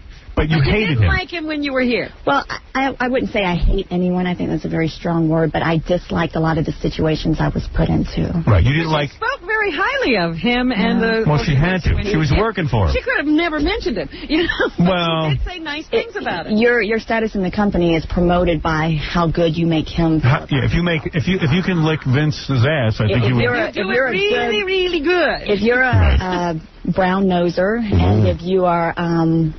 speak highly of the company and a good spokesperson for the company. They will hire you and give you more money. Well, right. They were very excited about your Playboy spread. Of course they were. It seemed like things were going very well. Yeah, because it's PR for the WWF as well. Right, so it seemed like things were going pretty well. You're probably the biggest star in the WWF with Stone Cold Steve Austin, right? Yes. And everything's going well. And then all of a sudden I read that you say, hey, that's it. I want out. It's sexist. They want me to appear with my top off. They want my top to kind of be exposed. They want me to do a lesbian kind of storyline, and I'm not into that.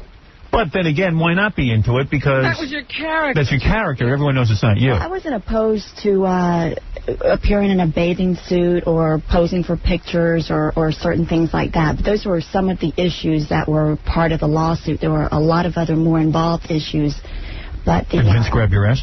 Oh. Well, one of his main men did. Oh, really? Which one? Which one? And I'm not allowed to talk. Good Lord, they must have paid you good. Let me tell you, I'm going to grab your ass.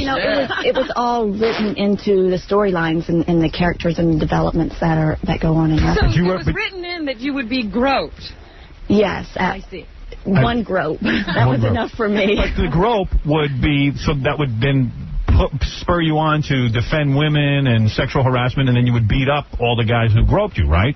Would that be the storyline? Not necessarily. Oh, I see. I think women in this business are used as sex objects. Okay.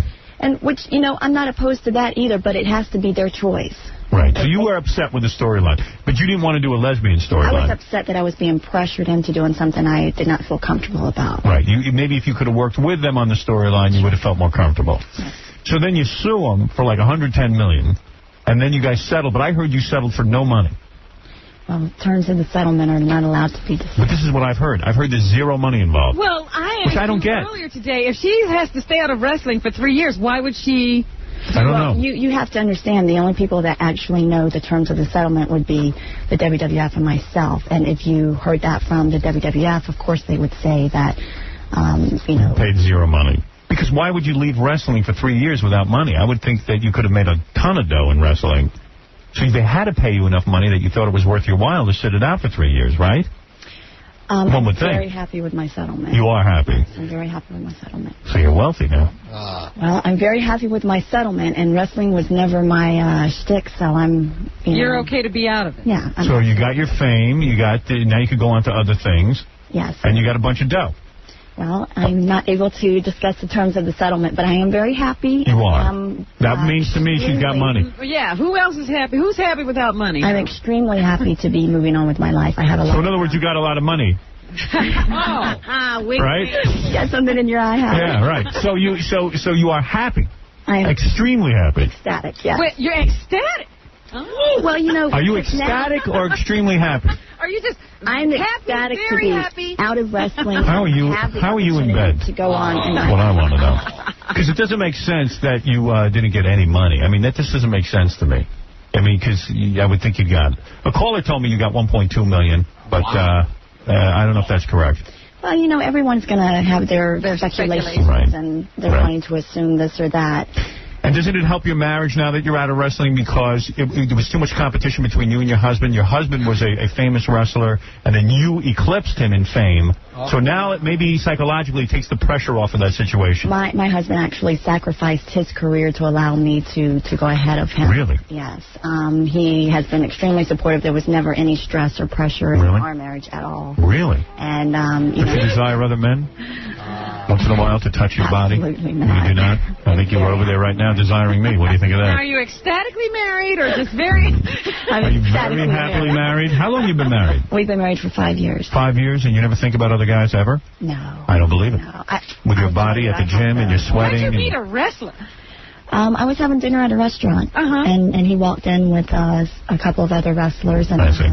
Me and my girlfriends, and they passed a note over to our table. And I wish I'd been there. The rest is history. Yeah. Yes. And you don't have kids yet or anything like that complicating your life? I do have a child. Oh, you do? With a body like that? Yeah. No kidding. You whipped yourself back into shape. Oh, yeah. Oh, my God. I gained quite a bit of weight with Did you really? Damn, look at your body. That's an amusement park that needs visitors. Do you have my magazine, Howard? Yes. Now, I have the Playboy magazine. You're on the cover. You look very good. Oh. Well, that's right. I wanted to see it. Why not? That's what I'm paying for. Last time we were discussing the runway, the hairbrushing that they gave me? Yes, I do remember that. Natural. I told him to leave it alone. No, this is not natural. You have an interesting... No. I mean, they did not... No brushing. No brushing. No airbrushing on it. This is you. That's what it looks like. Now look at you. I was so disappointed last time. You have your legs spread. I see everything. Oh, my. Oh, my God. I don't have my legs Well, this spread. shot right here. Come on. Look at that. This one with the chain. Look at that. That's hot. Yeah, but I have something on. Something on. Yeah, right here. Here it is. Looks like a leopard. There it is. Now I'm excited. That's it. That's very nice. And you're laying on, what is this, satin sheets of some kind? They're almost like a liquid. Yes, like mercury. Do you get sexually aroused while you do these pictures? Seriously? You feel very sexy. Yes. You do? It helps you to have the facial expression You got and the nice legs. attitude that needs to go with You it. got real nice legs. I'd like to run my tongue up your legs. I really would. I would like to lick your thighs and make you feel like the woman you are. Howard. I really would. You know what? I like your little plastic shoes where I can see your pretty feet. Like that? Yeah, I like that. What do you got, plastic shoes on with big high heels, huh? Yes, I do. Oh, those are like, You like plastic shoes. Those are F-me pumps. They really are. And your boobies look great. Yep. Thank you. Look at those boobies. Look at everything. Oh. You know what's weird? Like, you're sitting here, and yet I'm looking at pictures of you. Oh. Like, why don't I just look at you? Yeah, everyone thinks that should bother me. Pictures but... later. You know what? I'll look at the pictures later. Got her here now. I'd suck the hairs out of your big toe. I swear to God. You have hairs on your feet. I was going to say, that's news to me. So when you started out, you had no plans of becoming a wrestler or anything like that. No, this just happened. not. Well, at least you could thank Vincent McMahon for that, right? I mean, he was smart enough to make you a wrestler. Well, I was modeling before. Okay, I so was you a were- professional model for about 6 years before I met. Were you ever a stripper or anything like that? No. Never? No. Never? I worked as a model. I worked for a law firm. I worked for an insurance company. I did various jobs and then I became a full-time model. Do you think Vince McMahon was secretly in love with you and that's what caused the friction? The owner of the WWF? I doubt that. Really? No.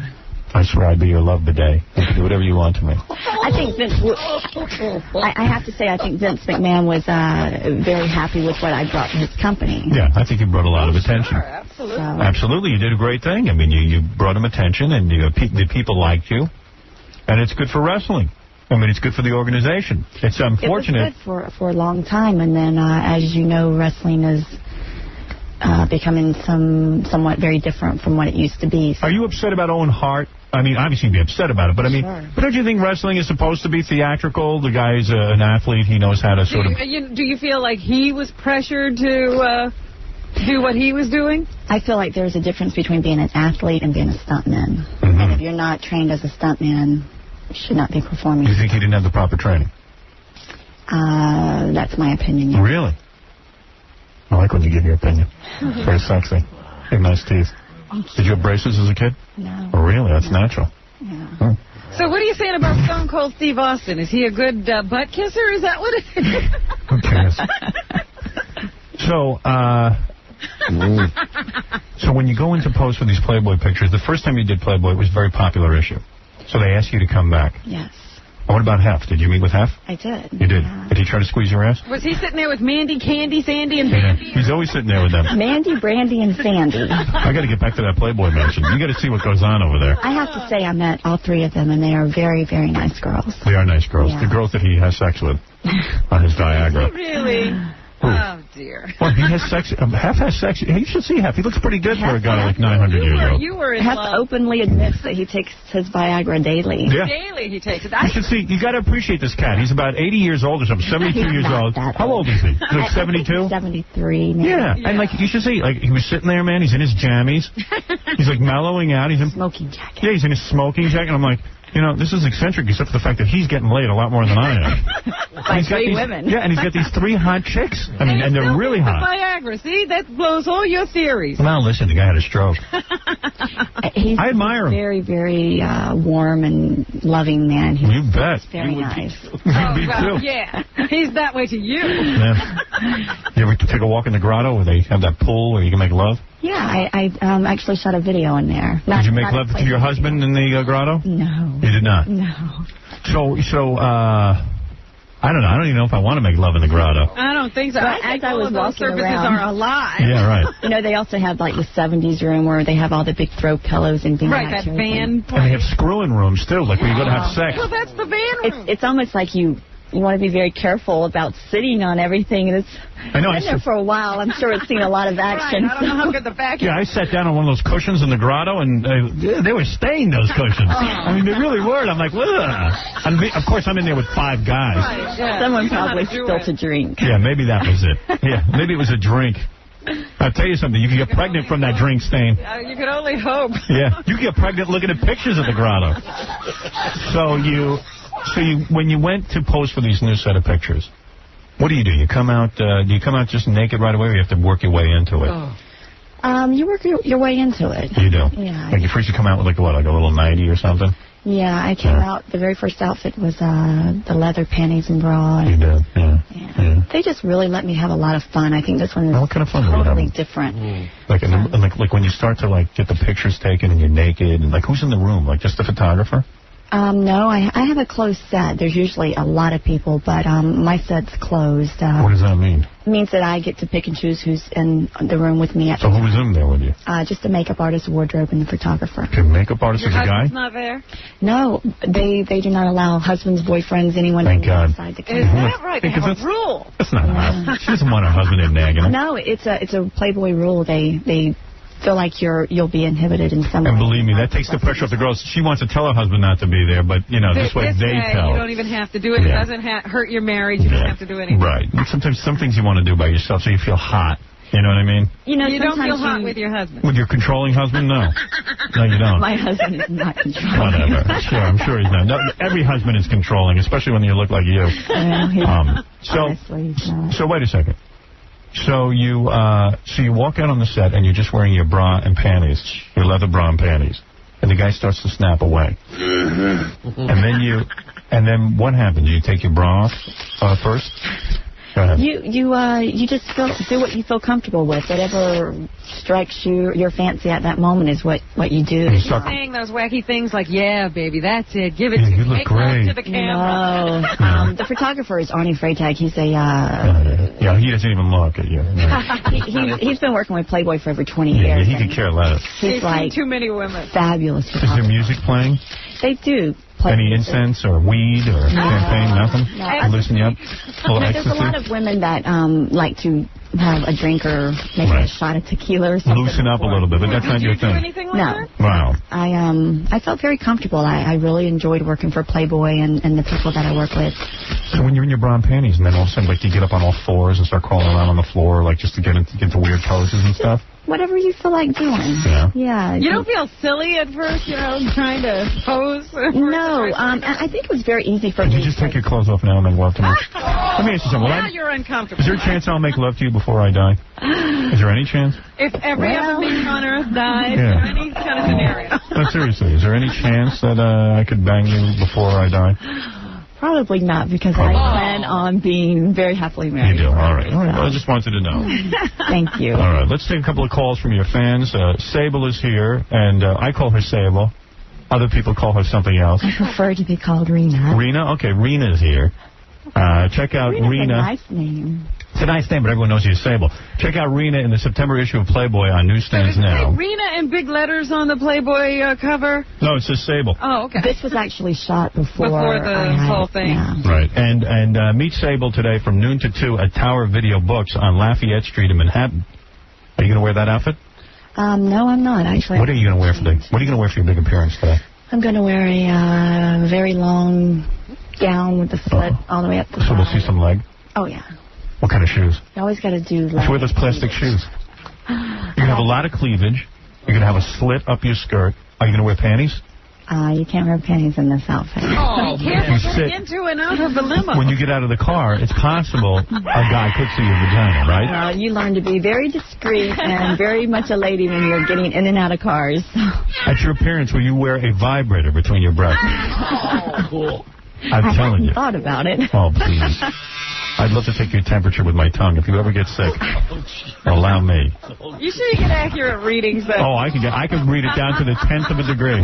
Trust me, I know how to do that. I think I'm getting warm, Howard. Oh, of course I'm turning you on. Of course. Either that or you're going to throw up. All right, Ron, you're on the air with Rena Sable. Thanks, Howard. Morning. Rena, I want to know if wrestling really isn't your forte, and a lot of people know that prior to joining the WWF, you were virtually unheard of. Why did you show up after your fallout with Vince McMahon at his rival company, WCW, sitting in the front row on a Nitro? Well, because I have a lot of friends that work for WCW, and I happened to be in town that night promoting something else, and I wanted to go by and visit them. Okay, so the rumors we heard in regards to you going to work for Vince McMahon's competitor are totally false? She can't. Absolutely false. She's got a non-compete for 3 years.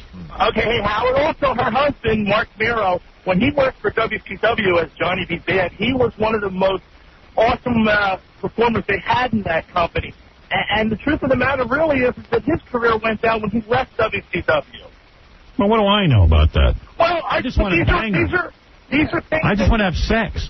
Everybody wants to have sex because she looks so good, but she's being disingenuous with her fans by the remarks that she's making in regard to the lawsuit and everything else, because everybody knows that Vince McMahon creates the characters, and for Rena to want to take the Sable character when it was created for her by Vince McMahon and made her the known person she is, because if it wasn't for Vince, she wouldn't be sitting on your show right now. Well, you got to look at it this way. Like you could make this statement that, whoever you go to work for made you in a sense, but that doesn't give them the right to misuse you either.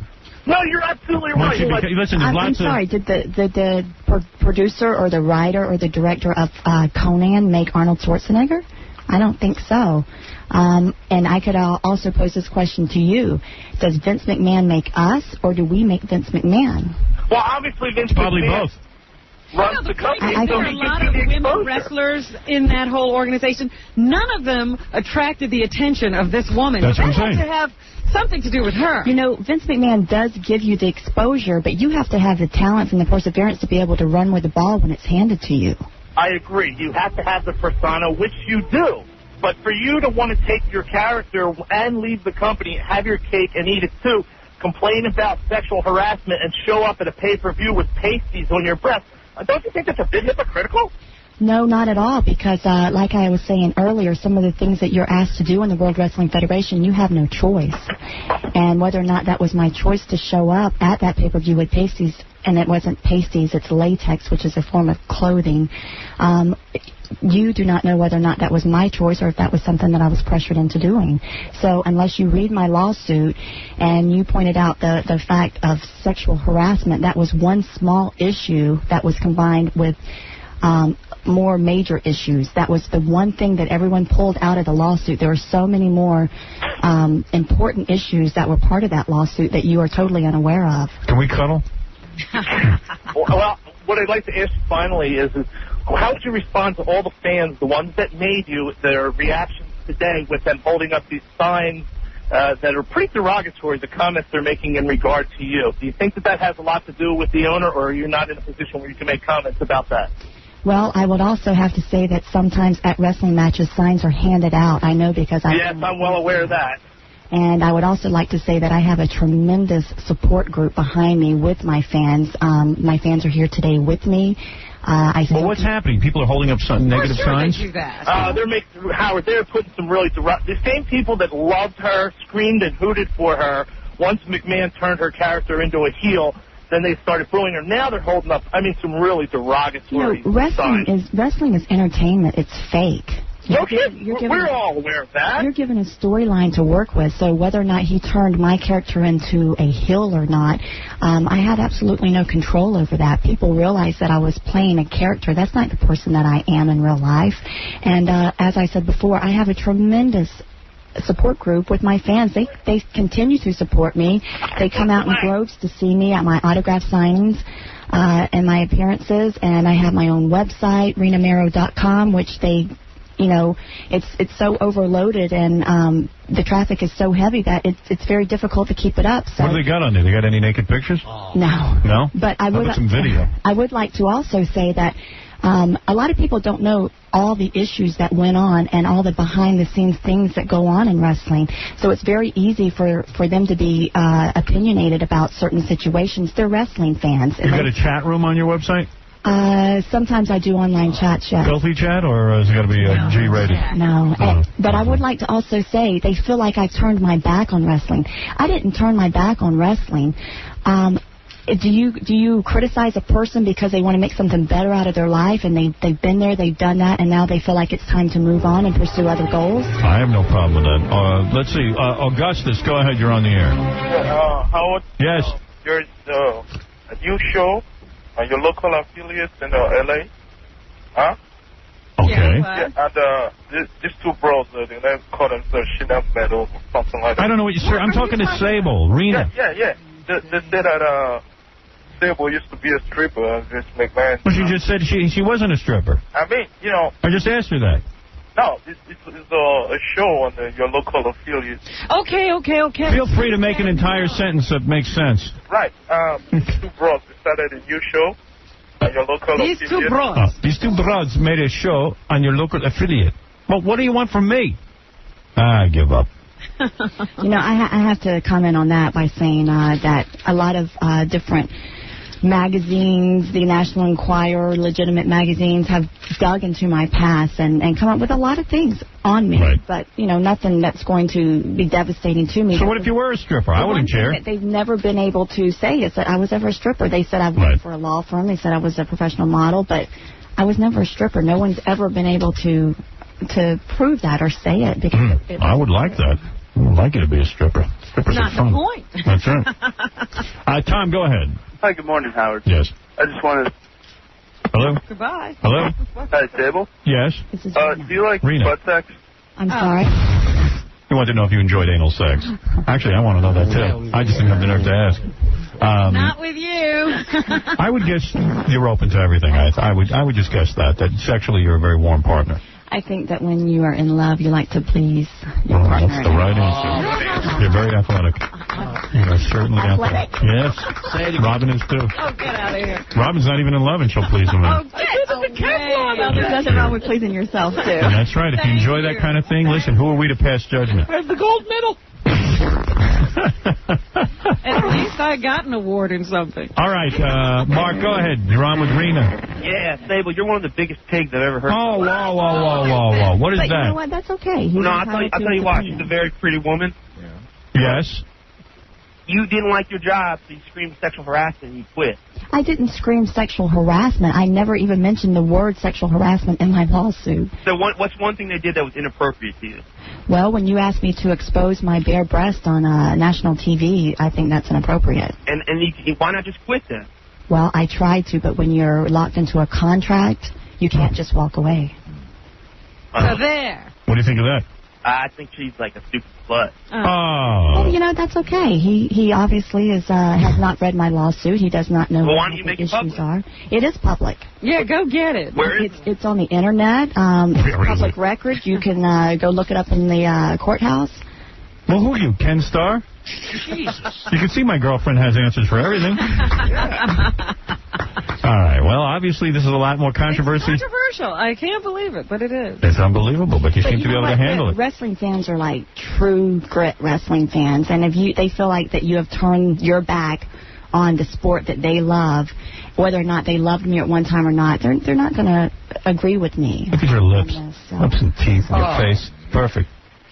You've had any work done on your face? No. Beautiful. That was a big controversy last time. Oh, really? Yeah, nose job, I asked you? Yeah. Well, no, a caller called in and said... You had surgery? Oh, yeah. Look at that. Look at that face. What's it like to grow up like that? At what age do guys start hitting on you? You know, I was not very attractive growing up. I don't buy it. I really wasn't. I don't believe it. I didn't start modeling until my early 20s. 20s, you started getting hot. More attractive. I felt more comfortable in who I was. Did you have a lot of sex partners before you got married, or you were pretty conservative? I was very conservative. How many guys would you say you had sex with before? I could count them all on one hand. Oh, really? But you were married before. Yes, I was. Oh, you were? Yeah. Well, how did the guy let you get away? Actually, it's been reported that some of the stuff that they dug up, that my husband was killed in a car accident. Oh, he was? Oh, you didn't divorce? No. He was killed? Yes. Oh, man. Where were you at the time? No, only Jesus. Come on, what are you trying to say? That she did it? That's absurd. I hope you sue Robbie for that. She was thinking that. Oh, your husband was. So it is sad. I can see you have tears in your eyes. In other words, you loved him. You would have stayed married to him. It was a very strained relationship. Oh, it was? Yeah. Huh. We were very young. Well, I was very young. And how old were you when you got married? I was 19. You were? Oh, you must have been so fresh and young and confused. How old was he? Was he an older guy? He was 21. Oh, he was? No. I'm sorry. He was 5 years older than me. He was 21 when I started dating him. Oh, man. Yeah. So you guys were going to get a divorce anyway, and then he got killed in a car accident. Well, it was definitely heading that way, yeah. Wow. So did the police suspect you? Seriously, because you were having a bad marriage? Seriously? You know what I'm saying? Absolutely. You were never under suspicion? No. That's right. Wow. And what about as a kid growing up? Did you have any relatives who came on to you? Typical Howard question. Did they? Seriously? No. You're lucky you're not related to me. I grew up very poor and I came from very meager upbringing, but... Right. You had a good childhood. It was okay. Uh-oh. You know, I moved out of home when I was really young. You did? How old? 15. No kidding? Yeah. How does that happen? So, well, my parents were going through a divorce, and it was just a very strained time at home, so... Really? They weren't nice to They you? didn't even notice you had left. Honestly, they didn't. Oh, really? You mean they didn't know you left? I mean, they knew, but it was like they were dealing with their own problems. So. Right. And you didn't want to stay there? No. It was time for me to So move what do you on. do at 15 when you leave home? I started working at an ice cream shop. Really? And, in short shorts? Oh, no. With your beautiful ass cheeks hanging out of your shorts? You're so crazy. Ice cream shop. Served up ice cream. Oh, I like that, honey. Oh, I like that. Oh, I wish I could cradle you. Because you had a very terrible childhood at 15 to leave home. Don't use the F word. Oh, I'm on? Yes. Sorry. All right. Oh, I just want to say, Sable, that I think, it's good that you have a lot of respect for that. And, What did he just say? He's an imbecile. oh, come on, imbecile. You're an imbecile. You haven't made a sentence complete yet. I'm trying. It's tough. It's Tuesday, Howard. Get with me. All right. When do you start to come clear? On Thursday? Sean, you're on the air. Go ahead. And then we got to wrap things up. I heard about Sable telling when her ex-husband died in a car accident that was the best thing that ever happened to her. Well, where would she say such a thing? Where did you hear You never said that, did you? Absolutely not. Yeah, what kind of thing is that to say? I don't know. I heard it. Where did you hear it? So there's a lot of internet BS going on. Oh. Where did you hear it? You have to On understand the it. internet. Oh, on the internet. You can write anything you want on the internet. Right. You can write anything you want on the internet, sir. Right, exactly. All right. Right, Well, that's exactly. Right. true. She might not have got along with him. She didn't want to see him dead. No. All right. Oh. Well, there it is. Another rousing interview. Oh, my. You were very kind in your description of wrestling fans. Yeah. So anyway, you look great in Playboy. Thank you. Believe me, you've got some bod. Let me take another look. Thank you. While you're sitting here. It's fun to look at your nude pictures while you're sitting here. That is on newsstands now, and I will be signing today Tower Video and Books on that. So in other words, if I bring my Playboy, you'll sign that. Yes. Right. And will you talk to me if I come to... Absolutely. You will? Yes, I have to say the best part of my job is being able to do the appearances and meet the fans, because I said it once, I'll say it a million times, without them, anyone in the entertainment business would not have a job. That's true. And they make us who we are, so I give them a lot of credit and say thank you. And you'll sign anywhere on the magazine? I prefer to sign the covers. You do? Yes. What if I... what about... Because I do so many appearances where children are present. I see. And So in other words, if I opened up to the page where I see your vagina, you would not sign that page. With you and your... I just like to it. sign the cover. She'll sign that for you, because the only child here is Jackie. You know, I got to tell you the truth. Those are my favorite pictures. My favorite picture of you in this magazine. You know how some guys are a leg man? Right. Some people like legs, some people like breasts, some people like a stomach. I like the vagina. That is very different for Playboy, isn't it? Yes, it is. That's the layout. I Yeah, baby. Yeah, you're hot. to create the set, the wardrobe, and everything. So I was very pleased. You with did a good job, believe me. You're a very attractive woman, and I should call you Rena now. Rena. I have to now get used to that. Yeah, Rena's got a lot of projects coming up. Oh, yeah? What are you going to be doing? Well, I'm working on a couple of projects with Gene Simmons from Kiss. Oh, I bet you are. yes. I bet you he wants to get to know you. I tell you what, I've had dinner with him and his girlfriend, Shannon Tweed. And what a wonderful couple they are. Oh, I bet. He's got a lot of television and feature film opportunities coming up for me. He's got a big movie coming up, Detroit Rock City. Yes, I've heard good things about that. And also, I've been offered 4 different scripts for major motion pictures and my own television series. Really? Coming out not this season, but next season.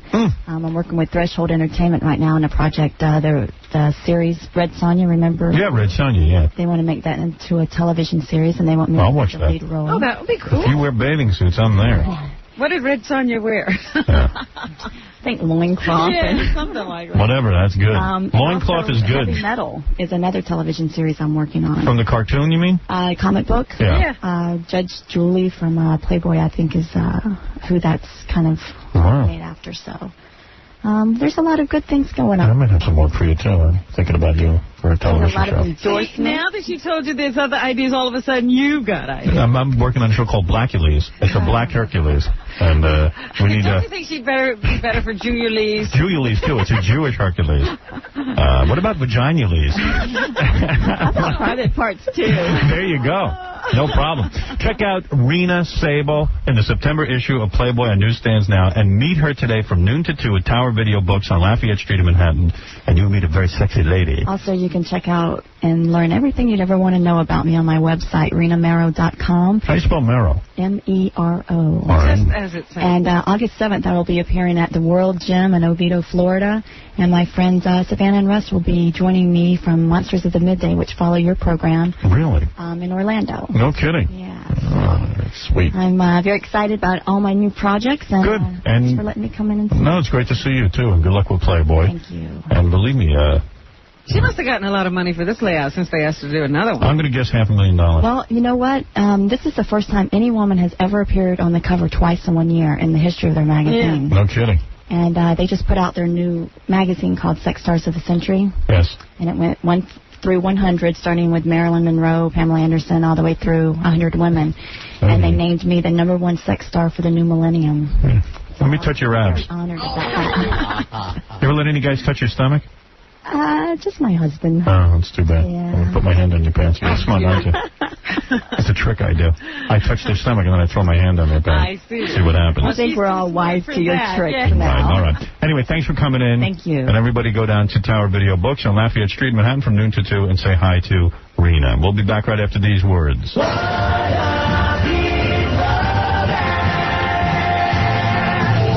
you like to hear an interview with Stuttering John and Mr. Rogers?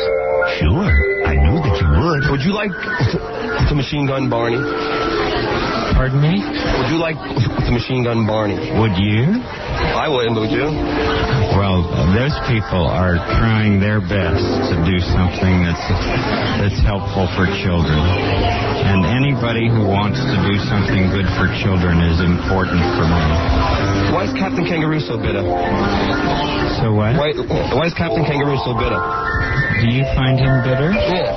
That's strange. I never found Captain Kangaroo bitter.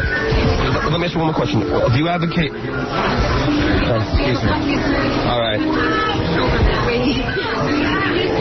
All right, Mr. Rogers, thanks. Do you advocate electrocution for a guilty O.J.? Excuse me. Let's go. Do you? What? Do you? Yeah. Do you? If he's guilty. Thanks, Mr. Rogers. You're listening to a man who wouldn't like to be anybody's neighbor. Howard Stern.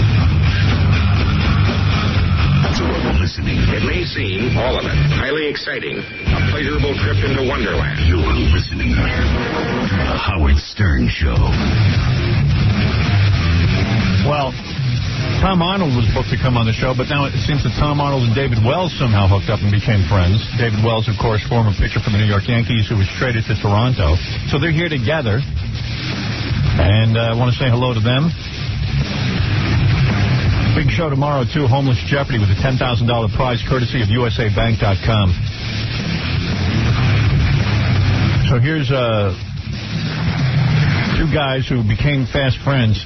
I think they're both single now, so they both go around trying to pick up chicks all over the place. Tom Arnold and David Wells became picking up chicks buddies. All right. Tom gets free, he gets thin again. Yeah. He gets single and he loses weight. Like all guys. Look at him. And Tom is like half a guy now. Yeah. Half a person that he used to be. He's trying to be a stud. He's going to get handsome on us. Yes. Yes. The leading man, Tom. Thank you. This is the Poontang Chasers Club. Right here. Oh, boy.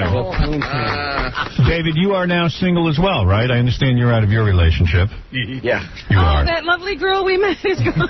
Of course. Well, we knew that was going to happen. She's, we're still, we got ties, so. Wait a minute. But you're not, she's not your girlfriend, right? No. Okay. But you have, what, a kid or something? Yeah, we have a 5-month-old son. He's a stud. Mm-hmm. Right. So it's, Well, I don't know how you work that. You keep having, like, kids, but... Yeah, well, Sean Kemp, man. It's unbelievable. You really, it's something else. I'm going to get that sucker snipped. Right. Exactly. Well, you just got the 2 kids, right? That's it. Most athletes have 8 or 9. 8 or 9 kids. Yeah. That's done. I got... That's a cannon in his pants. Hey, so all right, let me say hello to you guys. And first of all, Tom, you recently became single, as I told you would. Yeah, you were right. Yeah, I knew it. Yeah, but you're right, 100%. we haven't talked to you since. What happened?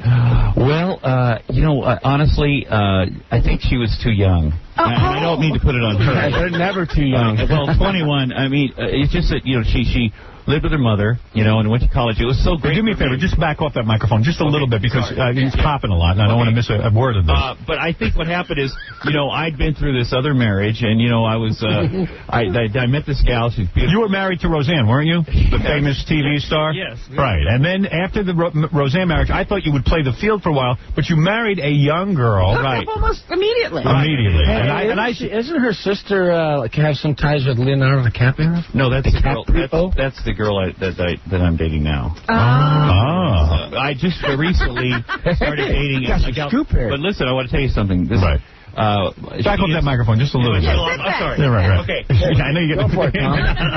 She is. That's good. She is this gal. Her name is Tara, but she's older. She's she's got a kid, which is good because I always wanted to have a kid, and now I want to make sure somebody because Julie said she'd have a kid, but then it turned out she wouldn't. This gal's already got a kid, so I got that all worked out. Right. I don't so you're looking to get married again. Well, eventually, you're into commitment. No, you get one of those. Yeah, right. Now, why don't you just date or have an affair with somebody or a long-term affair? Why do you have to get married? Well, because I just turned 40. I'd like to have a family. I did try to. I had a couple dates between Roseanne and Julie. Right. And I didn't like it. It's too weird. It's too. You don't like dating? No. God. Man. Oh man. So what's wrong with you, boy? Boy, you got something wrong with you. But was he surprised when Julie asked for the divorce? Well, actually, I asked for the divorce. She actually wanted. Well, we went into therapy. Well, wait a second. Okay. You got married. Right. All right. You married Julie. Yes. All right. So how soon after you got married did you start marriage therapy? We started before we got married. Good Lord. Really? Yeah. I always feel it's good. I feel you like it's it. a good idea. Why? Yeah. And she never really shared in therapy. Honestly, she just not that kind of person. She wouldn't say how she felt. I'd say how I felt. Finally, last Valentine's Day, the therapist says, I got great news. Julie wants to share it. So I went down there, and then she goes, I don't love you anymore. I got great news. Yeah. Hey, isn't there a contest today? I think you won. Yeah. So in other words, so you went into marriage therapy, and it came out in marriage therapy that Julie didn't love you. Right. Which I thought, well, I could work with that. I've heard that since I was a kid for women. So. Right. Your parents said that. Right. Of course. So then I thought, well, you know what I'm going to do? I'm going to lose a bunch of weight because, maybe she doesn't love the big fat Tom. Right. And as it turns out, it was, but she did. Did she meet another man? Did that happen? I don't know. Do you have suspicions? I don't know. I guess you always have suspicions. David Wells. Was she with David Wells? He did stay in our house a few times. He did. Did you try to come on to Julie at all? You no. Did. Yeah. So did you feel that you felt that when she said she didn't love you, you tried to look better and behave? Did she not like like your behavior? You know what? I think that I'm not sure if she liked me. You know, like the Tom Arnold. You know, like it was kind of fun. Maybe she liked Tom Arnold the celebrity, but not Tom Arnold the man. If you were 21, you lived with your mom. You showed her. I mean, you were taking her to great places. She got to go to Woodstock and those. Right. Oh, we did a lot of fun things. Yeah. And, You're a fun guy. It's not her fault, you know. But. So anyway, so she doesn't love me. I think it is. I think he's saying it is her fault. It was my fault. It is your fault. Why? Are you? She was too young. You know what? But you know what was funny? Because he would come here and he'd have just, done one of those things like on an award show, say something really embarrassing. Yes. And she would lose her mind. Oh, yeah. Right. Yeah. What happened? What did you say? What did I say? Yeah, that made her lose her mind. Oh, just being outgoing in public. Sexual. Yeah, I did. Those she hated those. Right. Are you a bit of a flirt? I would come home from here. No, I'm not a flirt, but I would talk on this show. Yes. She wouldn't talk to me for a week. What would you say on this show? I don't remember. I would tell stories about my past, relationships with Roseanne. Roseanne and whatever. Right. She wouldn't like it, which I understand. She's a great gal. I wish her the best. She'll do. So what? So she says, "Look, I don't love you," and then you try and lose weight. How soon after did you say, "Okay, that's it. We're getting a divorce"? Well, she moved into the one side of the house. I think honestly, she wouldn't have filed for divorce. She just sort of lived over there, and she kind of had her own life going. Right. She had one side of the house. You had the other side. Was that my side of the house? Yeah, that was exactly what your side. David was with her on that side of the house. Tell you what, that side of the house over there is pretty happening. And you got a nice house? Oh, somebody's getting some sex over there. So you have a nice house. You got a lot of money. So you have I actually bought Paula Abdul's house. Yeah, speaking really? Dave dated Paula. Who dated I had a great dream one time. David, you dated Paula Abdul? Yes, he did. I didn't. I wish. Did he? I wish. No, I didn't. No. Why are you saying no and Tom's saying I you did? would tell you if I did. Believe you me. He did, didn't he? You're lying out your ass. No, I'm not. No. Did you bang her? No. Did he? Did he bang her? No, he didn't bang her. No. No, he just won't be saying. Anyway, no, Paula's a really nice gal. She's a real nice gal. See, they're trying to set me up. Did you get fellatio? No. Did you give it? No. Receive it, give it, no. How did you meet Paula Abdul, David? I met her, about 7 or 8 years ago when she had that Spellbound tour. Yeah. My buddy of mine, Jason Sheff, singer for Chicago. So where'd you take her? Nowhere. I just met her and shook her hand. Super Bowl. I wish. Took her to the Super Bowl. No, she was down there. We saw her down there. Yeah, we did see her. And you were there. A friend of ours, Constance Schwartz, if you're listening. Yes. Did you get her in the locker room? No. I don't believe it. I wish I went in the locker room, but she wasn't there. Oh, I see. So, okay, so let me get this straight. First, let's get Tom's divorce out of the way, and then we'll work on you. Yeah, let's take care of Tom first, then we'll get to you. I appreciate it. All right, so Tom, so now, of course, I'm sure you wanted the marriage to work, because here you failed in your marriage with Roseanne, and then that was going to be another failure. You knew people were going to say things. Right. But you said, I got to have happiness. Right. Well, I got to have somebody, it's got to be somebody, she has to like me. Now, why did Julie go for the divorce? Why didn't she just live in the side of the house that was hers? Well, I filed for divorce. You did. You wanted because she was staying over there. She never came out. I wanted to, get on with your life. Time to move on. I see. Once I'd lost about 30 pounds and still wasn't happening. Right. Which I actually lost 65 at the end, but I could tell it wasn't that. Right. But she, you know what? We had sort of and I don't want to say to belittle our relationship, but I'm a lot older, and we sort of got into the adversarial father-daughter type thing. She started seeing you more like a parent. I think in some ways. Move off that microphone just a little bit. You can see, what it is. You're very powerful. Piss me off. You have a very powerful voice. I'm sorry. All right. And I think that's what happened. Dad, can I have some money? So, in other words, right. So he kind of felt like you had the money, and you had did you have to pay her a tremendous amount of money to get a divorce? I think we're working. You didn't have a prenuptial agreement? No. That was smart. You know what that's called? It's called karma. So you got a lot of money from Roseanne. I didn't get a lot. You did. Come on. It depends on what you call a lot of money. He got millions. Well, 50, 60 million. Yeah. 50, 60 million. No way. 30. You had a piece of the Roseanne show. No, I did not take it. You didn't? I swear to God, I didn't take 1 cent from her. Wait, is it fair to say you had more than $10 million when you were left out of that? Absolutely not fair. I took the value of, we had 2 houses, you divided the value of those up, and that's what I walked away from. Now, I could have gone to court because the Roseanne show was $150 million. Why not? But now that I didn't do that, I feel like a jackass.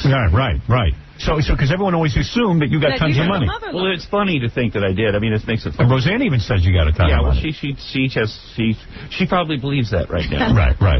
God love her. Right. Do you ever see, I know you still have that restraining order against you. You still have that restraining order? I don't know. She'll probably file one today. Well, there was a point Roseanne had this show.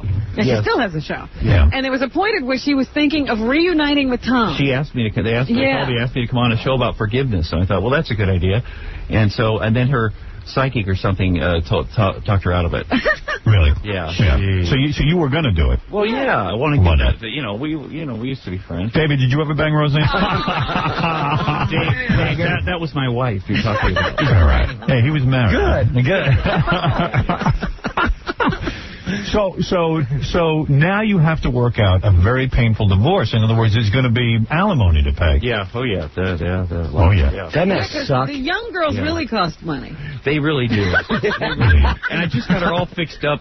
She's looking great for the next guy. You glammed her Fixed her teeth, did all the whatever she wanted done with the body, and now she's all ready to go jump into the world. That was that Tybo. I feel like Tybo she's stuff. Tybo's what killed her, I think, because she started going to Tybo at 5 in the morning.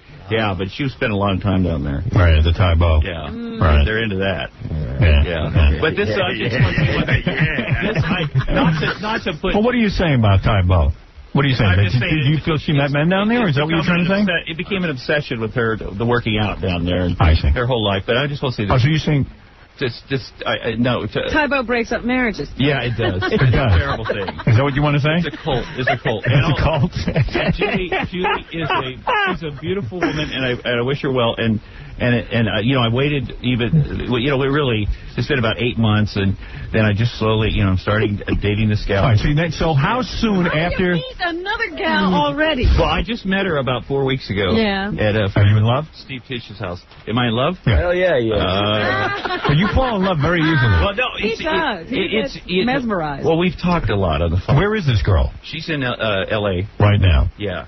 Yeah, she actually is from Michigan, where I got to be out in L.A. soon. I got to take a look at this girl. I want to meet the girl that after all these marriages, now you're going to be in love again. Yeah, it's just she's the one. You can hook up with her she's really nice. She's nice. No, I'm married. I ain't hooking up with anybody. Oh, now you're married. Yeah. See, you like being married. I like that too. I just needed to find the right person. See, I see. A little more mature, into family.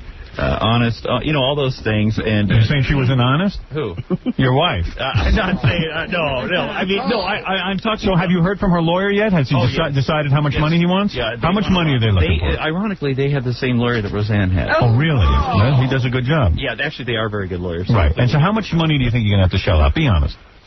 I mean, you weren't married that long that you should have to shell out a fortune. But I'm telling you, young girls are very expensive. Very expensive. You're absolutely right. Right. Tom, seriously, what kind of money do you think you have to shell out? Be honest with us. I do that about 30,000 more times. Yeah.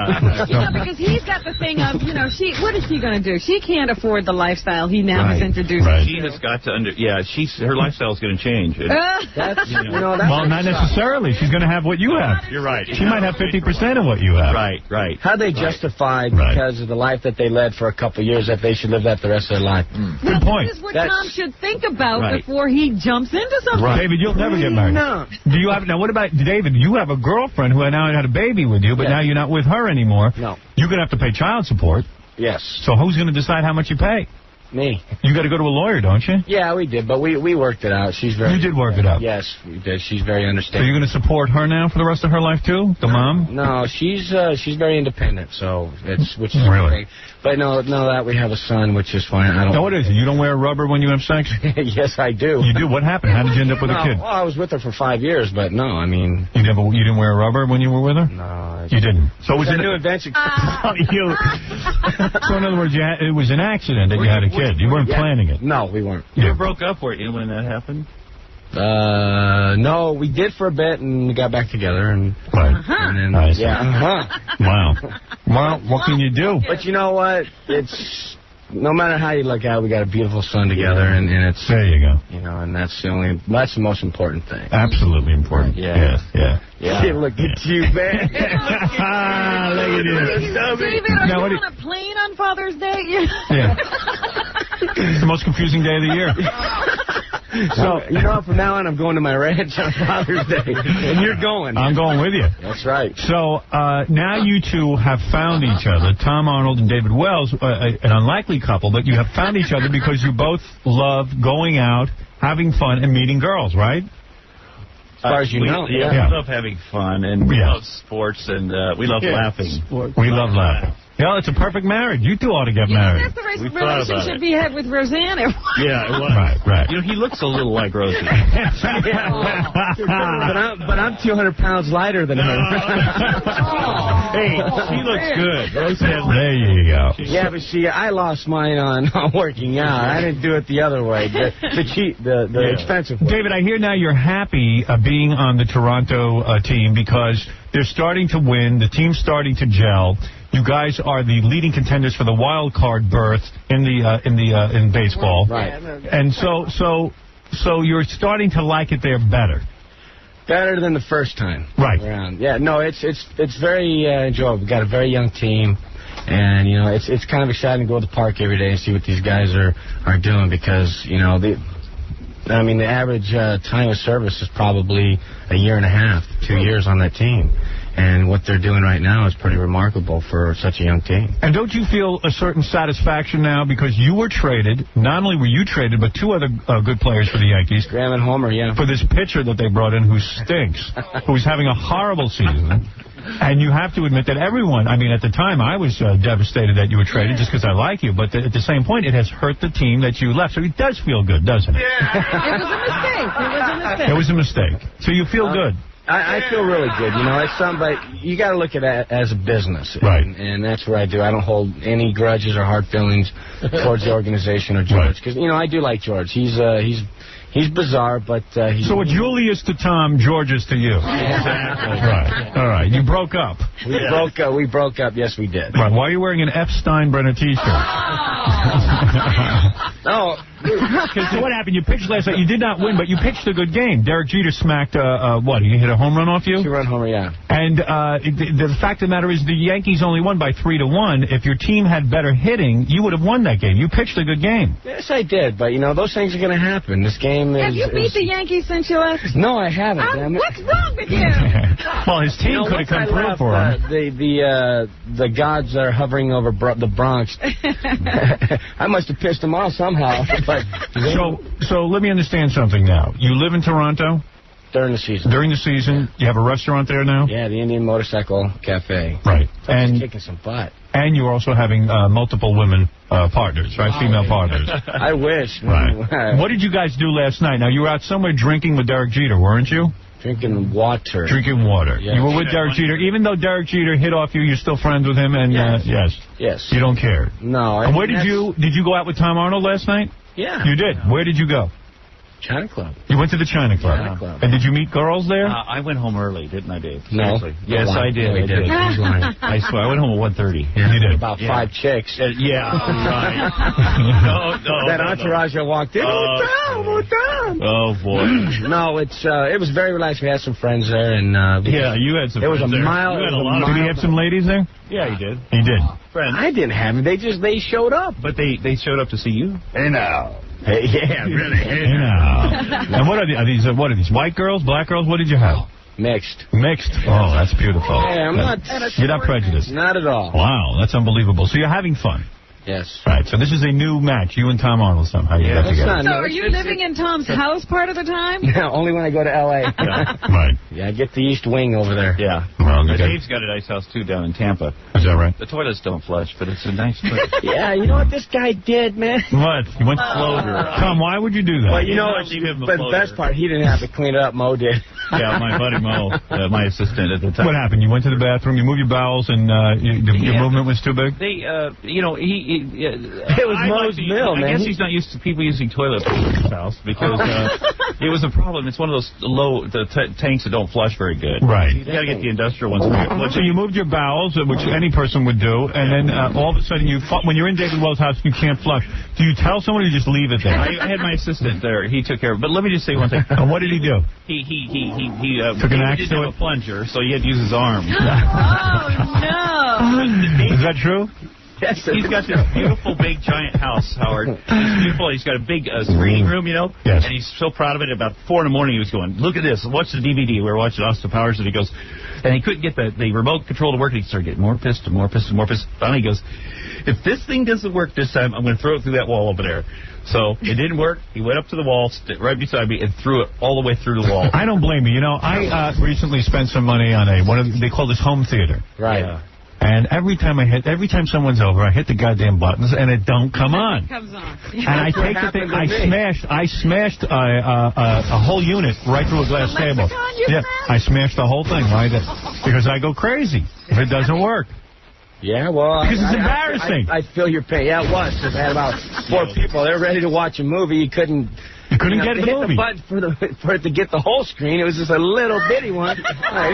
This sucks. Yeah, right. You're better off with a regular TV. So I called my video guy at like 4 in the morning. Yeah. Right. Get your ass over here. Get down. That's right. Yeah. Well, you got a point there. Well, tell him if you do want to meet. I know there's a great place in the city here that has tons of chicks, and they're high profile. Where's that? Veruca. Oh, that's. You been to Veruca? Yeah. Well, we have a guy on the show who's the doorman of the Veruca. It's unbelievable. Hard to get in there. Very exclusive. He doesn't let girls in if they wear just open-toe shoes. That's right. Because he doesn't like girls' feet. Selective. Yeah. I don't want to meet. Talk to Noel. No, you don't want to meet girls. Why? Why don't you want to meet girls? Because he's in love already. Well, no, listen. Who is this girl you're in love with? Her name is Tara. She's very nice. Tara. Yeah. Yes. And. She's very nice. And what does she do? Well, she used to be a model, and she's a mother. Right? A mother. Yeah, she worked in the fashion. She's a very good mother. Yes. That's a good sign. She's very nurturing. She resembles somebody, Tom. And how does she? And who does she resemble? God, I'll let Tom. She looks like Julie. She has blonde hair. Right. She's from the same state.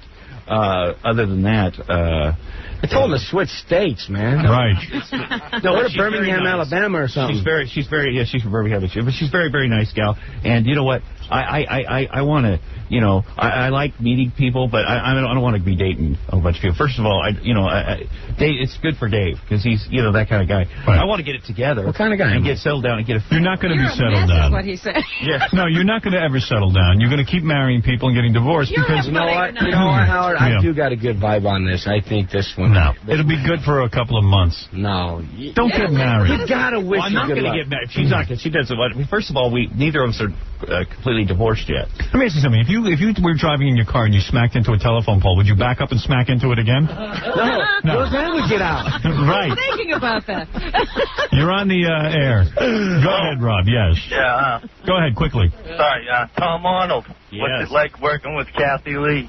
Kathy Lee's a great. He likes Kathy Lee. I really like her. Oh, he does? Yeah. Yeah, he likes her. I mean, I think she's a big phony, but he likes her. She's real. She's real. She's real. She's a real phony. I'd like to be. She's one of my favorite people.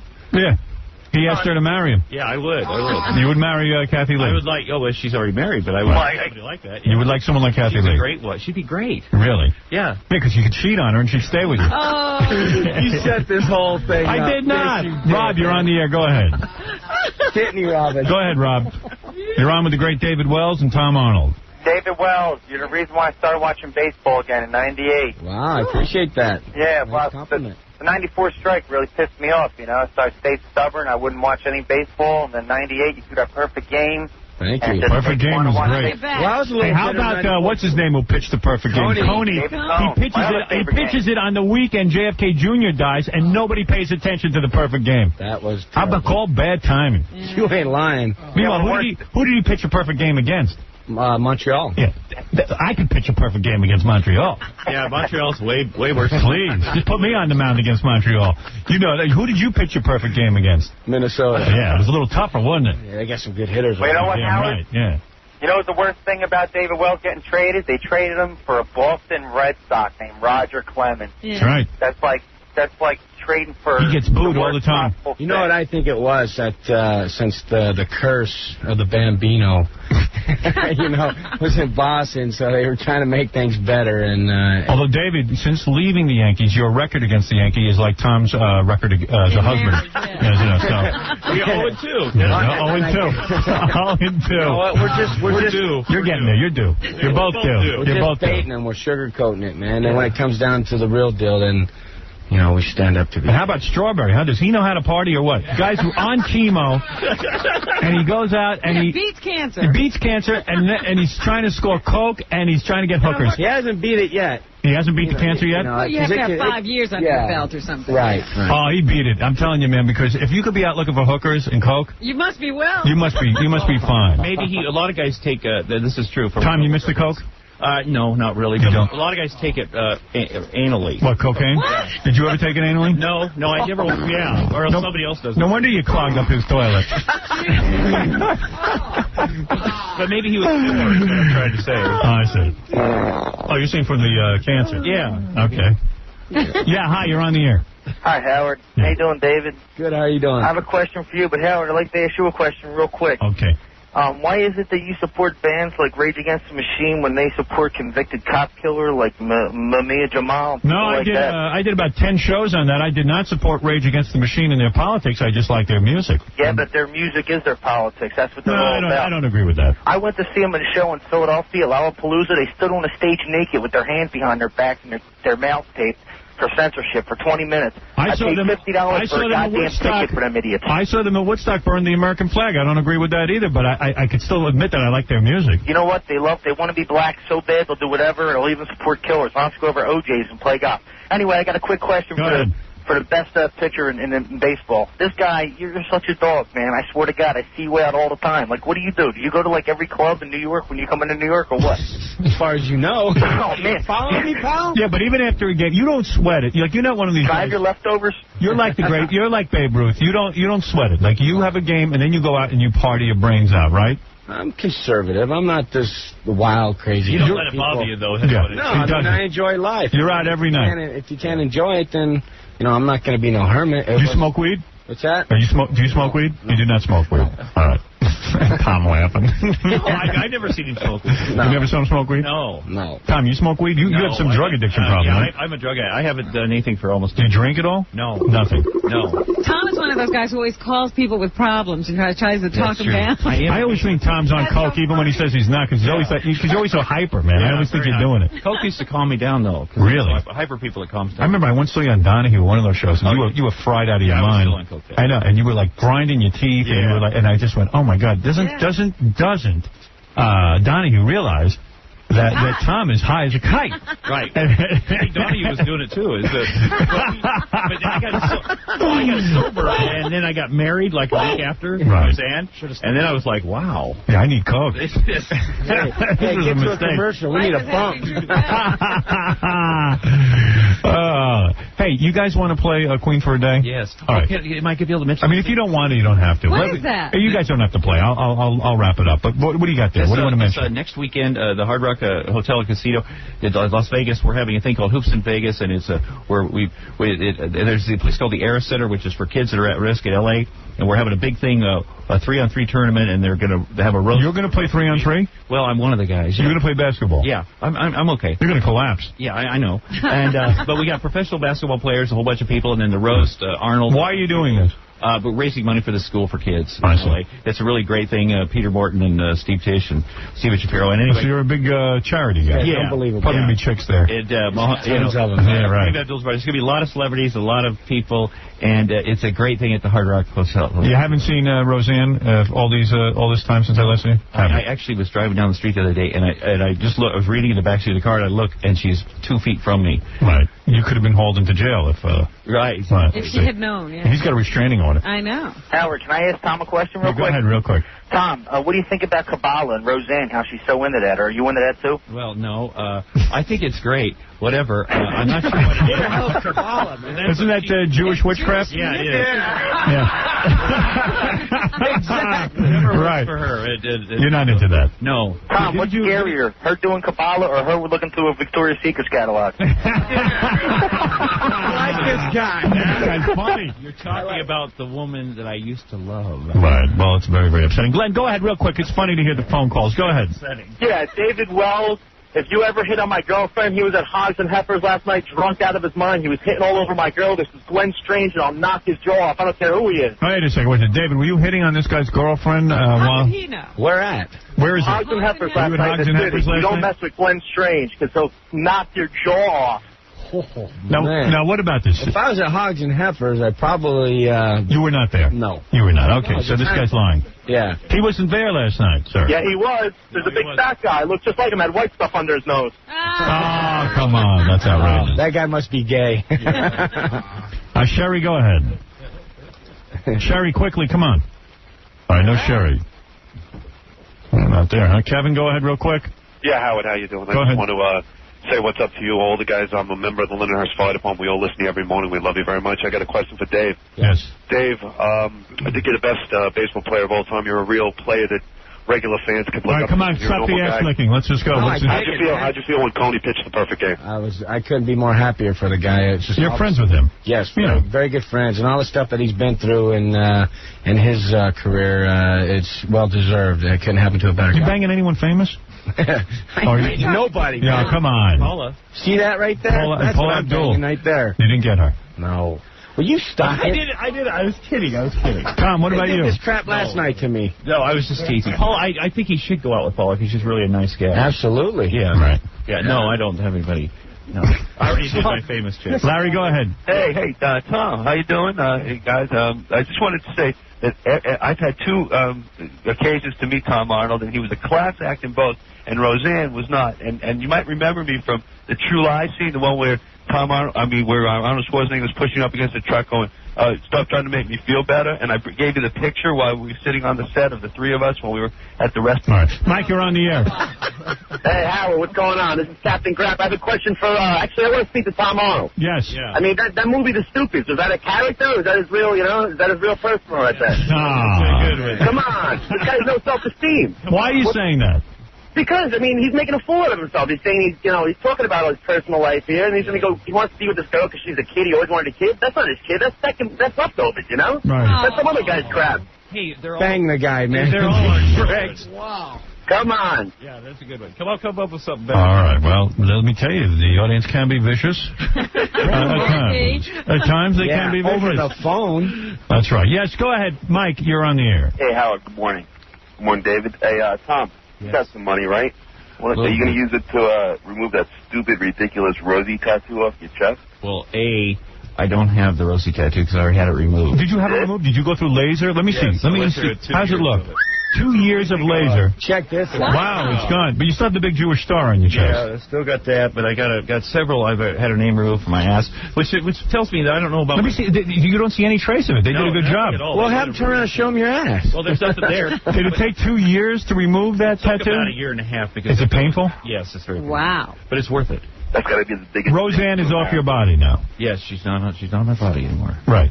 Are you still Jewish? Yes. You are? Yes. Cool. I kept that in the divorce. And what about your ass? Are we going to see that? Come on. As David Wells says, show it to us. Right. There's nothing on. You can't see any. There's nothing on there. You had the name Roseanne on there, and you had it. Rosie. I had. So what did you do? You laid on a table while they lasered your ass? Yeah. Wow. The real man would Well, have at ripped least he the did stud of that. learn not to put the girls' names on his body. That tells about my commitment to Julie. Her name was not even on my ass. Do you guys want to play Queen Fruit? I don't want to hold you over if you don't want to. What hell have we got to do? All right, you want to sit here? All right, we got to do a commercial break. It'll be fun. David Wells is here. Tom Arnold is here. Two guys are going to come in next. They're going to tell us sad stories. The guy with the sad... already. That's true. You know, Tom, you're sadder than everyone. Stories are sadder than What's Right. the price? I want to apologize to Tara right now. Okay, it won't always be like this. Okay, go ahead. Yeah, right. You are very thin, I'll tell you that. Yeah. He can hula hoop in Did you do any liposuction? No, I did a long time ago when I was fat, which is really stupid because then you don't know what you got. Right. And then, but I've just been running 10 miles. You could die from that every day. crap. You went 10 miles a day? Yes. Yes. He's an idiot. He's an animal. He's an idiot. Yeah, Dave's my trainer. Right. Yeah. You don't do any of that stuff, right, David? You don't. I mean, you're a professional athlete, but you don't train or anything, do you? I don't lift during the season. And No. I very seldom lift. 12-ounce curls are pretty good. Right. You don't care. Whatever happens, happens. But no, I do a lot of riding and all that because I got to keep my legs strong. That's where you get all your power. What do you do, bike riding? Yeah. I see. All right, okay, I get it. All right, listen, let's review. Tom has declared today that he wants his next wife to like him. That's a start. Yeah, that's right. And David is single officially and has been to every bar in the tri-state area. According to Bonehead. Right. And Roseanne will be sending Tom's checks directly to Julie. That's what we learned so far. Well, you know what? I think I just found my new love. And we'll be back with Queen for a Day right after this. Let's listen to pro athlete Mike Schmidt embarrass himself, his team, his family, and just about anyone else within earshot. It's the beginning of a new life for us. Some 18 years ago, I left Dayton, Ohio, with 2 very bad knees.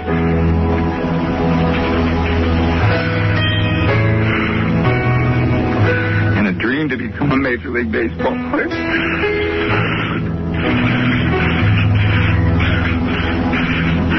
I thank God that dream came true. Maybe he should have played baseball in a dress. You're listening to the never weepy Howard Stern.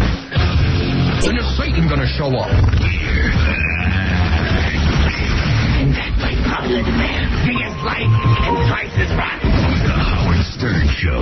When we last left you, Tom Arnold was telling us about how Roseanne was in bed. But, oh, really? Oh, yeah. Hey, when all else fails, Tom, you can have the perfect chick. The real doll. Even goes for the G-spot. Yeah. David Wells and Tom Arnold are here. Tom Arnold will be honored at the Hard Rock Hotel and Casino's second annual Hoops in Vegas tournament in Las Vegas this weekend. David Wells pitches for the Toronto Blue Jays, who are currently the leaders in the wild card race in the American League. The thing at the Hard Rock is the 14th and 15th, I might add. Not this weekend. Not this weekend. It's the 14th and 15th of August. Okay, back to David. Okay. And we are leading the wild card. That was like play-by-play. It was like, yes. That's you, Dave. All right, 2 guys are here. These guys want to win prizes. Only one of them can win the prizes. That's how the game works. Each of them has a sad story. They're playing for a men's Movado watch. That's all? Courtesy of Steven Singer Jewelers. Now, a $100 gift certificate for CD Now, a $100 gift certificate from Modell Sporting Goods, and a wireless pager courtesy of TSR Wireless Pager. Well, I think you should give up your tag. Both of the, you think so? I've had this for 15 years. Do you really think I should? I had mine for 8, so. There you go. I'm not giving it up, but they get a men's Movado watch courtesy of Stinger. Okay. You didn't sing. All right, listen. You 2 guys have sad stories. Is that correct? Well, they don't have a microphone, that's for sure. Yeah, go ahead. What is that? Still can't hear Still don't. You get the wireless on, Casey? You have it on. It's not on. No, you don't. There's something wrong with Casey, man. I think he's brain dead. Even you can tell that, huh, Dave? When I walked in the door. Bro, you got to put it on. Let me try this. Flip the other one. All right, here we go. Don't ever test it. Who put the dad? Are guys working in the studio when I'm not here? You were listening to the dad before this morning. No, I wasn't listening to any dad. I listened to a cassette. Howard. Are people using my board when I am not here? That's what I want to know. This studio was built. Now I'm hearing that the studio is being used when we are not here. Now production goes on and things are being changed. This is what I wanted to avoid. Hey, Howard, you know that thing Gary just had? Taking into the bathroom? Put it on your chair. Right. David talking about something very obscure. All right, listen, let's get to the game. Believe me, I have a sadder story than both of you guys. People won't leave my equipment. So I got to sit here full of mistakes. All right. Now, one of these guys has such a sad story that on Father's Day he has a conference call with his kids. Oh, that's David Wells. I'm sorry. All right. Wait a minute.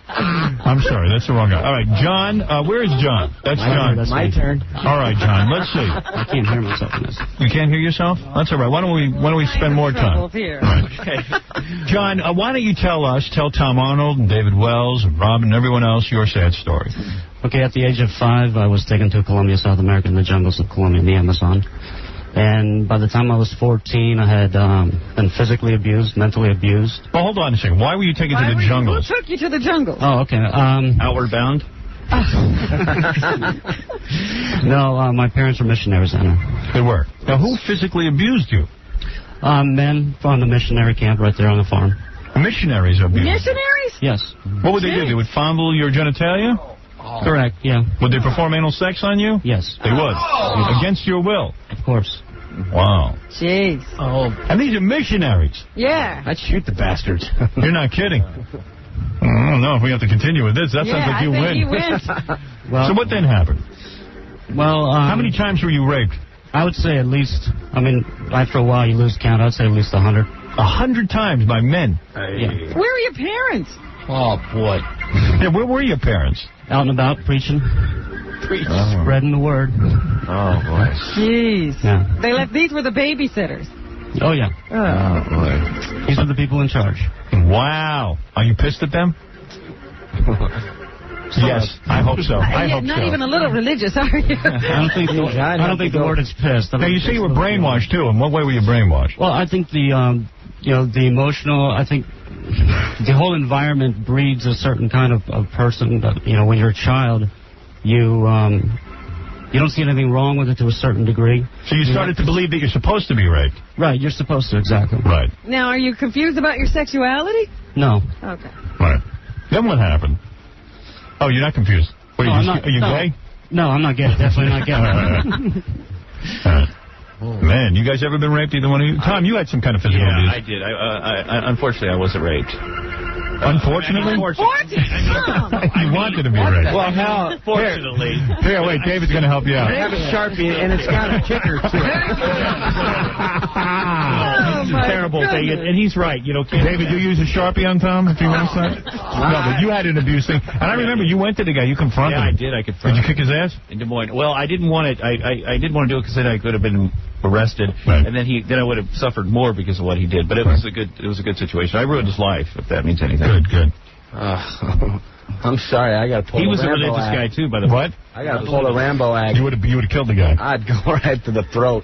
Right. I mean, that kind of is just not acceptable in our society, but people do it. They're sick people. You don't want to get yourself in more trouble, though, Dave. Right. He was a major star at that time. It would have been bad for him. You didn't want to give up that marriage to Roseanne. Right. Yeah, I got good loving. Not too much to risk. You want to go to prison? Jail, Roseanne. Roseanne? Jason from hell. You're not kidding. It was a dilemma. You were raped, not to make light of your situation because it's horrible. You were raped over 100 times. Correct. You were brainwashed. You were physically abused. Mm-hmm. And you say you even saw torture over there, didn't you? Yeah, I did. What happened there?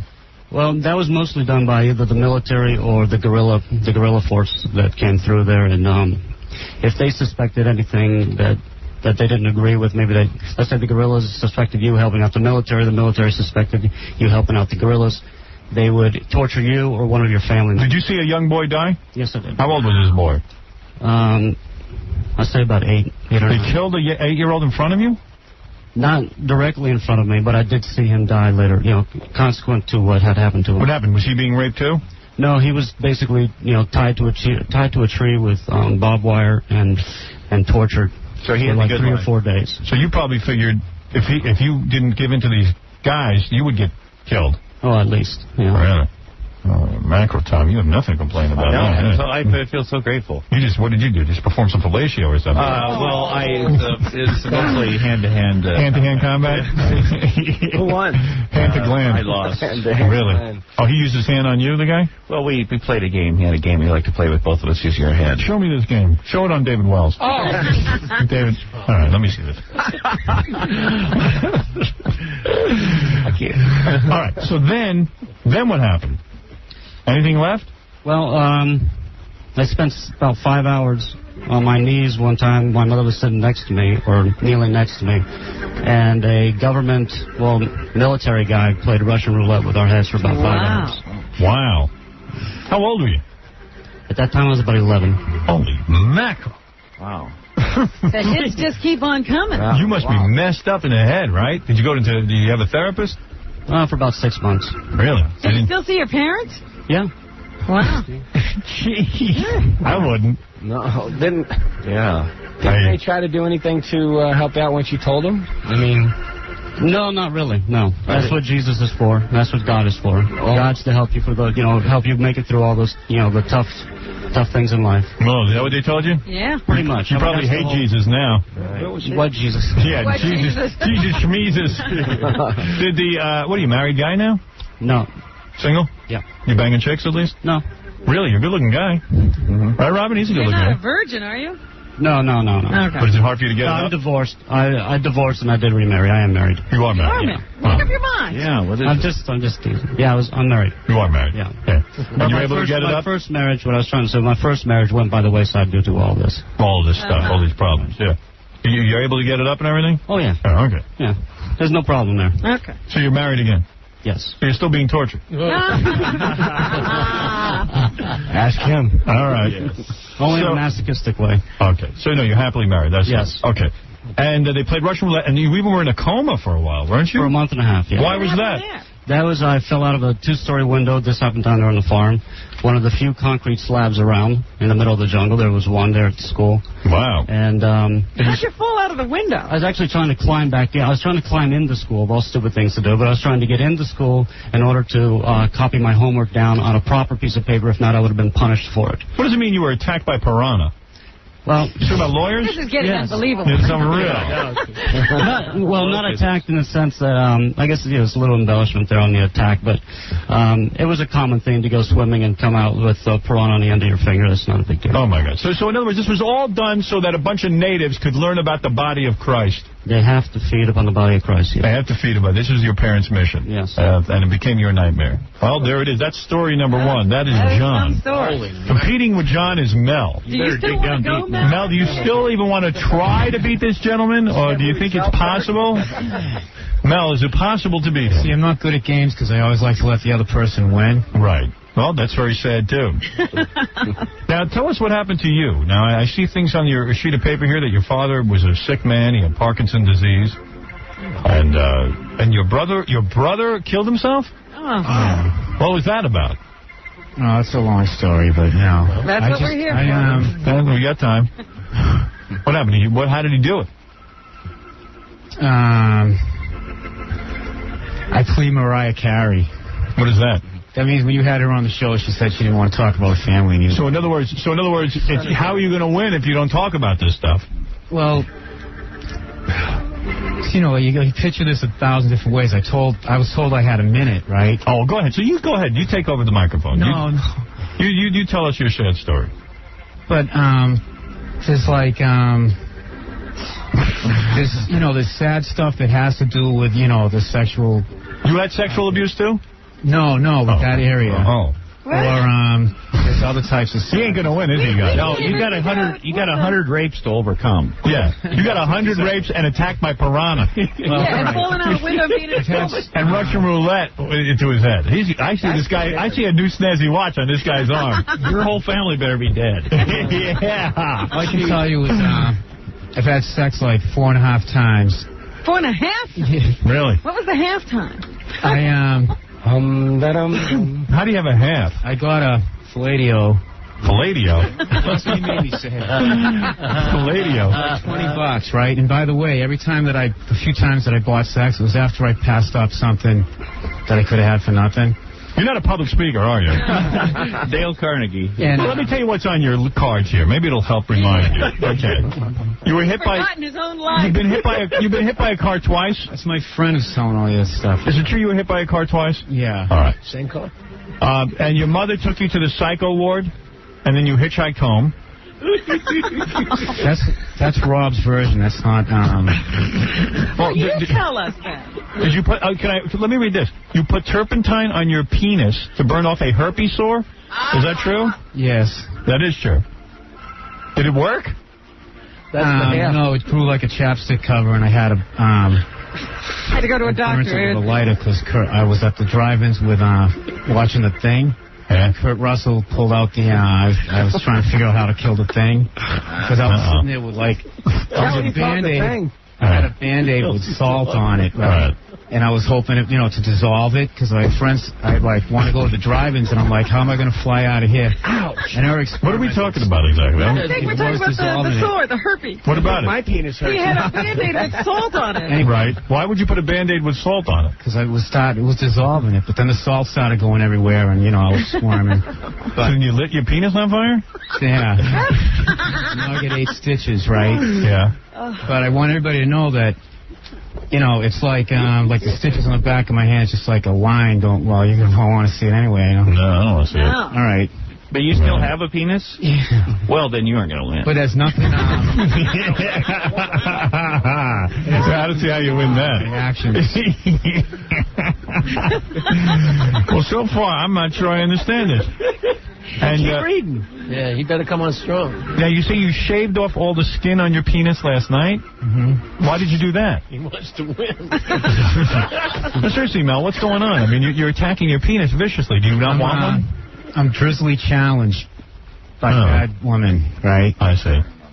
And at first it was to like just change, get new skin on there, right? Right. You wanted it to grow in, new skin? Yeah. Right. That was like years ago. Why did you want new skin on your penis? Because of, it was just fried looking, Oh boy. Golfing fort. Yeah. What do you make of this, Robin? I think that it's hard to... So then I had... I think she's glad to be a woman right now. Right. Yeah, go ahead, Gary. It's funny because we were talking to this guy's friend out in the hallway, and his friend says that he's 99% sure that as we speak he's on acid. Oh, really? Are you on acid? 100%. Is that true? Mel? Are you on acid? No. It is not true at all. Why would your friend... What kind of friend is that to say that? Bring in his friend. His friend tells his story better than I think the friend has to say his story. You're reading the stuff you're reading is what he said, and it's not my version. And it's not your version. Some of it. Our intern had to sort of babysit this guy, Howard. Yeah. And what? Sorry? And his private area is wrapped with saran wrap. Yeah. And he keeps like scratching down there, and our intern's like saying you can hear the saran wrap moving around. Why are you wrapped in saran wrap? Because it's disinfectant soap. Oh, Oh my! Did you really scrub all the skin off? Mm-hmm. Wow. That had to hurt. I don't want to see it. I don't want to see it. Yeah, you do. No, I don't. You liars. Come on. Mel, why are you hurting yourself like this? I think Mel might have to win. I'm afraid not to see him lose. The other guy did a good recovery. Can I tell Jackie about the 4.5, the half time there? The half? Yeah, go ahead. Yes. So I was getting that Filadio there, right? Right. That guy was raped 100 times and he's afraid of Mel. So this, she stole my $20 out of my pants while I was, looking at the sky there. Right. And so I held it in and came back a week later, and I went to the strip bar there, and she's like she's gonna finish me off from last week or something. Yeah. And I had a standing O at the stand-up. Let me understand something, because I'm confused. I'm really confused. So you're telling me you have this hang-up about your genitals, that your penis bothers you for some reason? No. You see, you keep scraping the skin off and wrapping it and burning it and wrapping it in plastic. It's such a long... Are you mad at your penis? I scream. That's all right. Go ahead. That's right. You made a mistake. Half of. Right, it's fine. And, I was like, you're dead, MF. And you're dead. You're mad at your penis. Yeah. Is it because it's dirty or it's a bad thing? There's nothing. Just seriously, it's just like anyone's penis with a line going, like a simple line going through it, right? Right. When it's not, Mr. Doubtfire. All right. Robin, I don't know. After hearing Mel, I don't know what to say about it. After hearing Mel's sad story, I want missionaries to rape me. This is. I want you to know that I've done this because of the dirty sexual games that have gone on with I've told how come he we got limited time here, but when I had time to really give a view of things to your intern there, it made sense to him. I was telling him if there was time for me to tell it, right? But I wish I understood. Tom Arnold, do you understand this at all? No. David? I'm trying. Right. I am, too. I'm really working with it. What is it, Gary? Do you want to explain? Yeah, explain to you exactly what it... different situations. That's too... He's I never have enough time right now. Gotta be more. You know how wacky this guy is? When his friend went to pick him up this morning, he had 4 suitcases because he thought that when he came here he was going to win a trip, and we were sending him right out on the trip. Well, all right. Well, no, it's see, that's another thing. What do you do for a living? I have Do you work somewhere? Excuse me? Do you work? No. His plan is to marry Roseanne and get some money. You need more than 4 suitcases, buddy.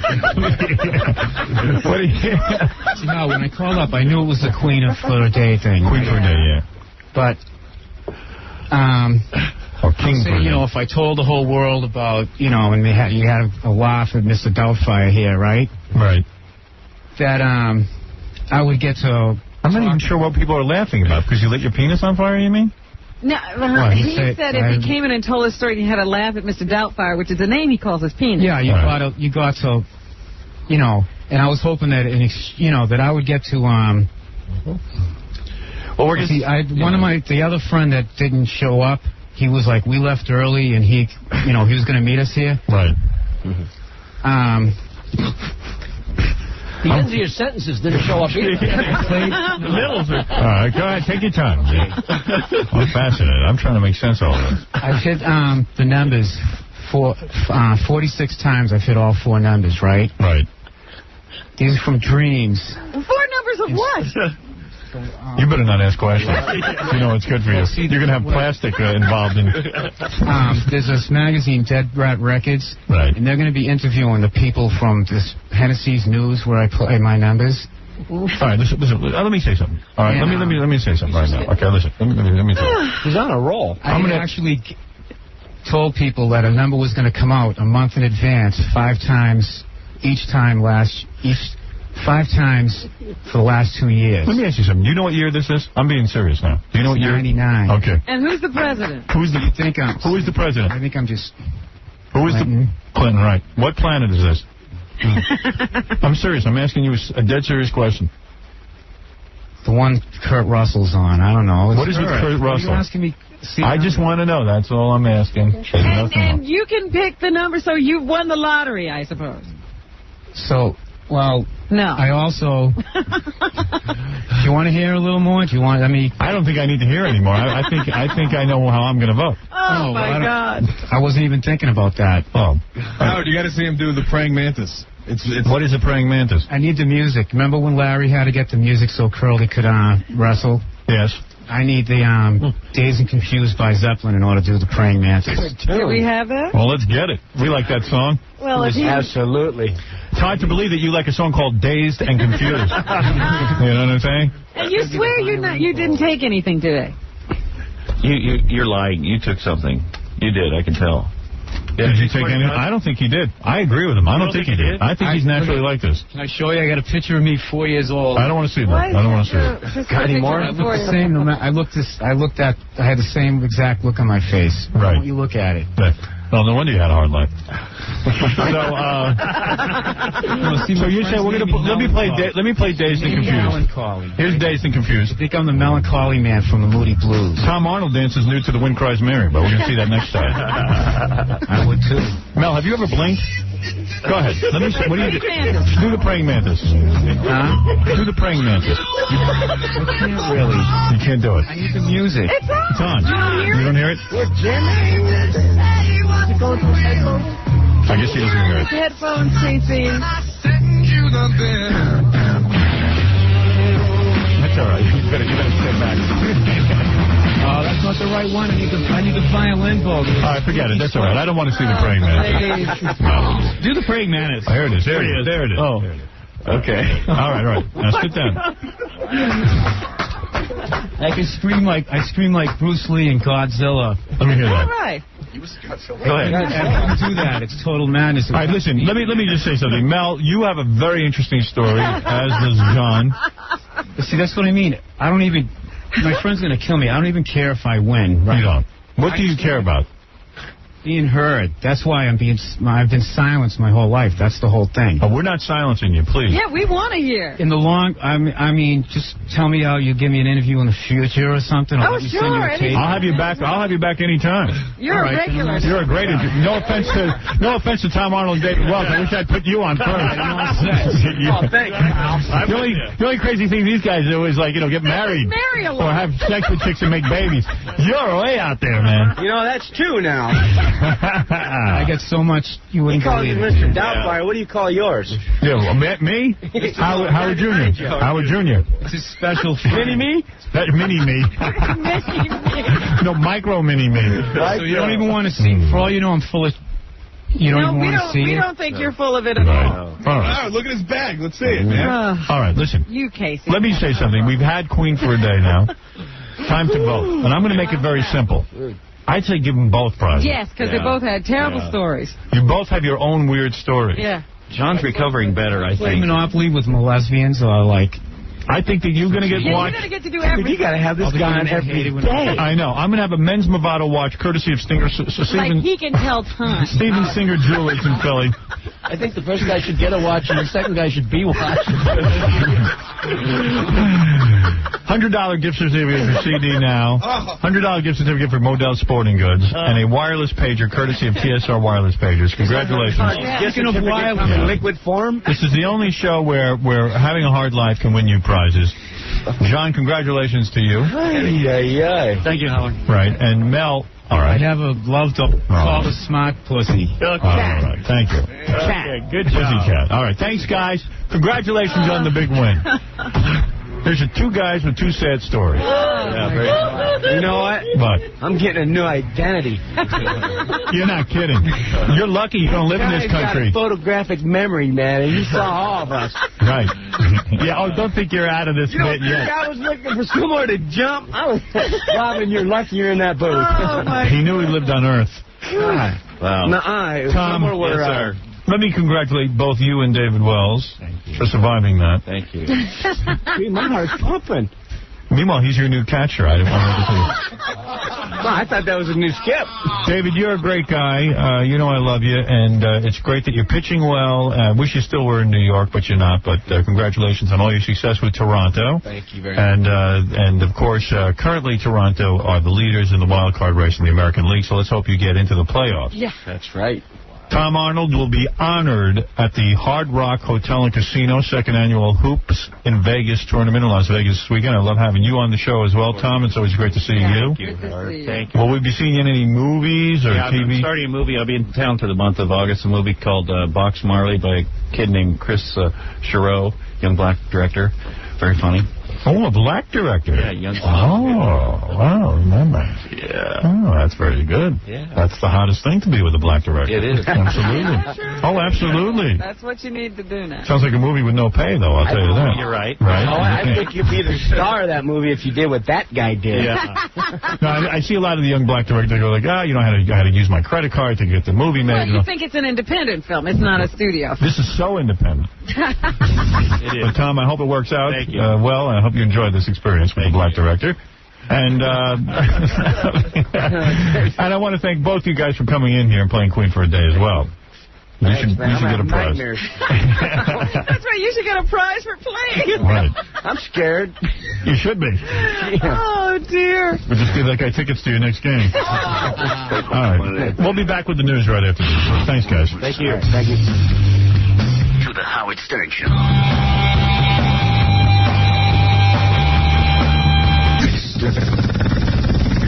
Yo, what's happening? Guess who this is? No, it's not Jesse Camp, the annoying MTV VJ. Think a little harder. No, think harder. No, it's not the annoying Adam Sandler either. Come on, it's at the tip of your tongue. Oh, yes, come on, you guys people retarded? It's Pauly Shore. Yeah, that's right, this is Pauly Shore. You remember from Encino Man, The Jury Duty, Biodome. Christ, at least I was bigger than Piscopo, for God's sakes. Listen, you are listening right now to the man that only made one movie, but yet everyone knows who the he is. The main man, the king of all media, Mr. Howard Stern. Well, thank you, Paulie. And don't forget that on tomorrow's show, Homeless Jeopardy with a prize of $10,000. A homeless person will walk out of here with 10 grand, courtesy of USABank.com. That's USABANC.com. And, Robin, what's in the news? Just imagine this. You're a bodybuilder. I am? And I said imagine. Oh. Okay. You're a bodybuilder. And you have a 2-year-old son. Yes. Now, of course, your son would be very enthusiastic about spending time with you and hugging you and so forth. And you have been using a testosterone cream. Right. To enhance your muscles. Can you use a cream? Yes, they don't sell this in the United States, but apparently on the black market you can get it, and in other countries they sell it over the counter. this testosterone cream that'll help you build up muscle mass. Really? Where do you rub it? On your muscles? I mean, you rub... Yes, it's easily absorbed through the skin. Oh. And you were using it on your back and on your arms. So when your little boy hugs you or, you know, touches your arm or whatever, he's coming into contact with the testosterone cream that you have rubbed on yourself. So what kind of freak did he turn into?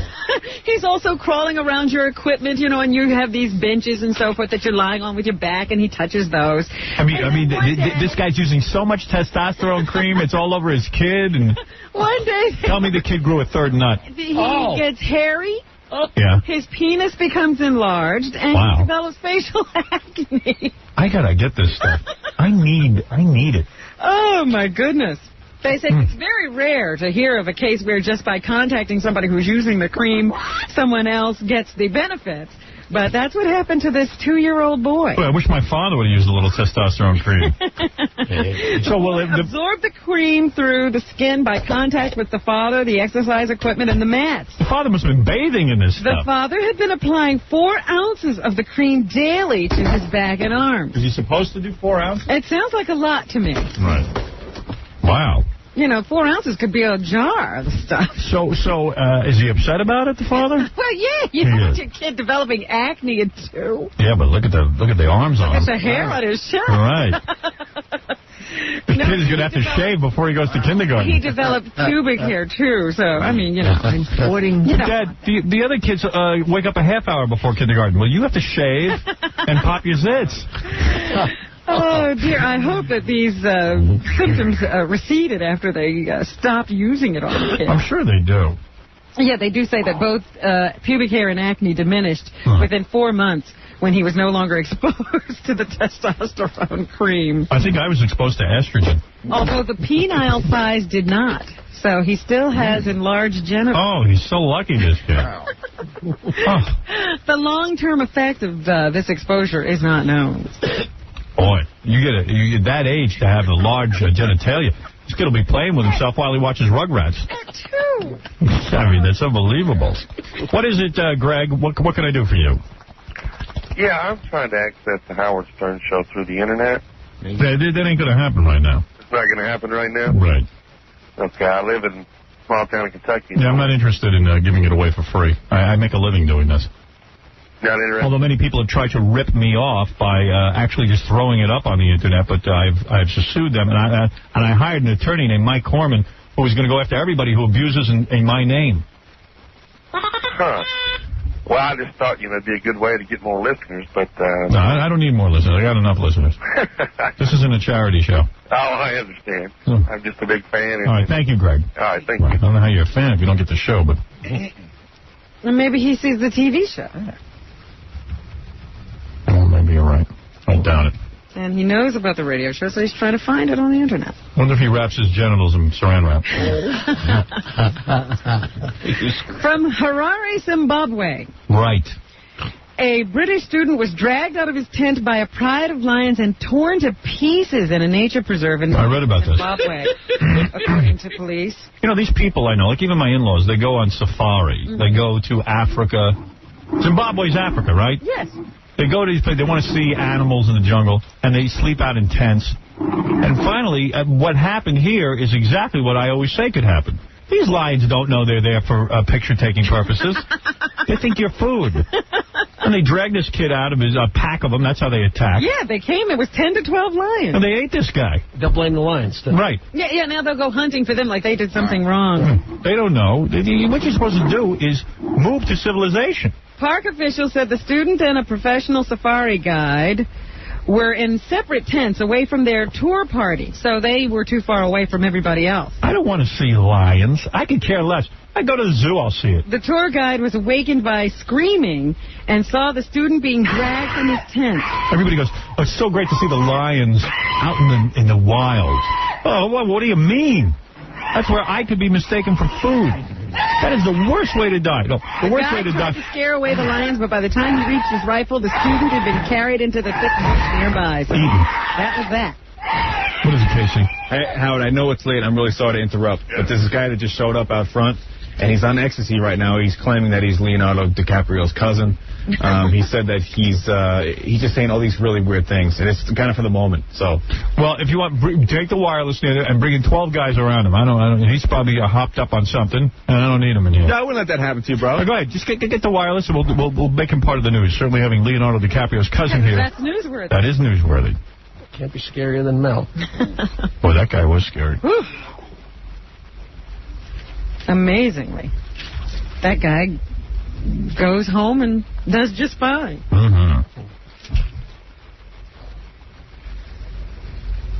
He sure does. I hear lions, attacking a pack. It's very vicious. Oh, yeah, and they all rip you apart to get food. Yeah, they eat your nuts first. Oh, I don't know about the order. They love it. But, I don't. What was this kid from? Oh, dear, let me see. Where'd I put that story? Is he an American? No. I thought you said Britain. A British kid? But I don't have the story. All these white people love to go to Africa. Well, they say, I was listening to this report today, and they say that people are doing riskier things on vacation. They can't just go on vacation to relax. They say, like, skiing is sort of a low-risk kind of a vacation. Compared to what? People are doing that. But now they're even doing this. I told you about canyoning, where people, instead of getting in a raft and going down the rapids, they go down the rapids without the raft. Oh, that's bright. Yeah, and they do it any way they can, maybe swinging on a vine. They want to cheat death. Yeah, and then there was this flash flood in Switzerland, and 19 people died trying to do it. I mean, you even talk about the Kennedys. They used to ski. The one who died in a tree, he skied while trying to play football. Yeah, downhill. I say one of these Kennedys skis through lion country. He skates through lion country. Yeah, he rollerblades. First he parachutes in on a paraglider, and he rollerblades through lion country. Because they're very macho. Well, you got helicopter skiing, you got this... Hey, man, watch out for the lions. These extreme sports. People are taking their bikes everywhere. They got to do it in a dangerous place. This hang gliding and parasailing and skydiving. You see, this one Kennedy, Melvin Kennedy, he rollerblades through lion country with a tuna fish on his head. It's unbelievable. All right, now this guy claims to be on ecstasy right now. Is that right? Yes, hello, how are you? Hi, nice to meet you. You are on ecstasy right now? Yes. I want you to promote Woodstock for Edgewater Park. What? I want you to promote Edgewater Park Labor Day with John Gotti. Really? Well, you really are on ecstasy. How many hits? I thought ecstasy just made you want to touch people. How many hits are you on? 17. 17 hits. I'm Bobo Brazil's father. I'm going to be a wrestler. You're Bobo Brazil's father? Yeah, Bobo Brazil was a black man. Yeah. Did you know that Bobo Brazil's a black gentleman? Yes, he goes out my mother. He does? Yep. And Leonardo DiCaprio is your cousin? Yeah. How do you have proof of that? Twin. I had to go to my agent. I'm going to take Richard Volpe out of jail and send him to Richard Volpe's son.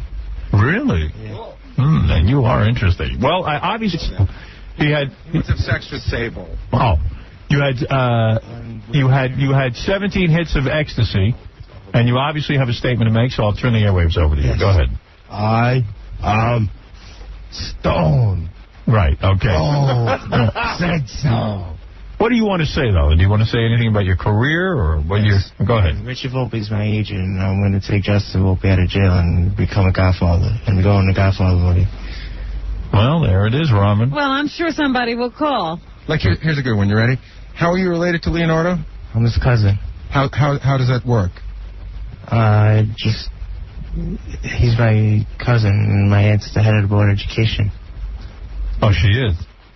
That was more than I got out of him earlier. What's your name? Yeah. I'm stoned right now. What's your name? I don't know if I want to know his name. Lawrence Casale. Oh, so it's not DiCaprio. No. You don't want to know me? What? You don't want to know me? Of course we I want to know you. In fact, I want to make you the center square on Hollywood Squares. I'm not kidding you. I think you'd be terrific on it. I'm thinking of a whole Hollywood Squares built around the ecstasy drug. It's cool. Don't you think 17 hits of anything is too excessive? Yeah, I'm on Medicaid, so I get all the drugs I want for free and open in the store. Really? Well, you're very lucky. He told me he just got out of the mental hospital like 2 weeks ago. I can't believe it. Why would they let him out? He's also like, when was the last time you had like a drink of water or something? Because his dryness and all this stuff on the side of his lips. Something to drink. I don't have electricity. I wanted to move into my house with this Playboy model. Really? I don't blame you. So do I. They're not crazy for saying that, I'll tell you that. Now, who locked you up in the mental institution? Michael Ruff that I'm going to kill on E. Well, you don't want to kill anyone, do you? No, I'm just my father's a hitman and I'm schizophrenic. Well, at least you've moved up in the world. That's good. At least you're not violent. Yeah. Well, so... Why did they put him away? They put me away because thought I was going to get killed by an Albanian. Ah. Me too. I'm picturing a Hollywood Squares with bars on each square. I'm going to be stone cold. Yeah. So, anyway, listen, we're going to send you on a safari. I want you to be careful of lions. No, I can't go on a safari. You can't? You ever been to Africa? I'm going to go to Australia and get a parrot if you buy it for me. Okay. Well, maybe we'll look into that. So, if you have... This gives you a strange affect to your speech? Yeah, you're very flat-toned. Do you know that? Yeah, it's just I got to open up my loop. I'm schizophrenic and I see movies in my head. Really? And I can't believe it. Don't go see The Haunting. It's horrible. Don't get The Haunting in your head. Can you make Pee Wee Herman come here tomorrow? What? Paul Rubens. Paul Rubens, Pee Wee? Yeah. You want to meet him? Yeah. We can't make him come here. Go on acid. Really? Let me ask you something. There's a drug called olanzapine that I take. Yeah, how is it good? Yeah. You take that with the ecstasy? That mellows you down a little bit? Yeah. Well, let me, so you ever been violent or anything? Yeah. Yeah. What'd you do? What'd you do? Some kids used to beat me up, like Michael Ruff, who I want to kill, and... Oh, you didn't have to go around saying you want to kill people. Junior, I went on my knee, like, when I need to shake my hand to you on my knee? No. No. All right. So anyway, why did they let you out of the mental institution? Clearly you're still mental. I know. I'm just going to get this one kid out of my life. And well, you don't want to kill anyone. You know that. I feel responsible telling you that. You're going to kill me? No, I'm not going to kill you. No, I like you. Yeah, I'm not killing anybody. I got a question. Yeah. How come I'm holding the microphone and everyone's standing on that side of the studio? I don't know. Oh, we don't want to ruin the show. Baba Booey. Baba Booey. No. I let Baba Booey. Right. Baba Booey. What do you think of Baba Booey's teeth? Baba Booey. The funniest thing I ever saw. Baba Booey. Grab a mirror, buddy. Smile to his face. He's not crazy. You like Baba Booey's teeth. Right. They're funny, aren't they? Yeah. How old are you? That's you they're talking to. I know. How old are you? Do you know how old you are? 19. How old? 19. 19?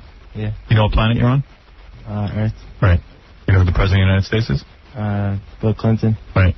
We used to live in my house. Uh-huh. Oh, he did live in your house. A log cabin? Where did you grow up? Edgewater Park. Oh, you did. Now, are you aware that Bill Clinton didn't really live in your house? No, but there was somebody that was related to him that did. I see. Who would that be? Roger Clinton? See, I believe that. I believe Roger might have lived with you. That's a possibility. That's good. So you see these movies in your head. Talking to Jackie. What? What did you say? It's fun talking to Jackie. You like talking to Jackie? Yeah. Oh, you have to be crazy to say that. Sorry, what did you say? I need a girl to talk. I need to bring some girls and e-girls into the studio. You want to get that? Yeah. They said if I take off my pants, they'll take off their dress.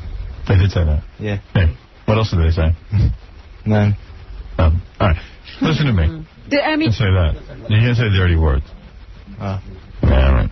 You don't know the difference. All right, listen. You have some dreams in your head where you have sex with girls? Yeah. I see. well, who doesn't?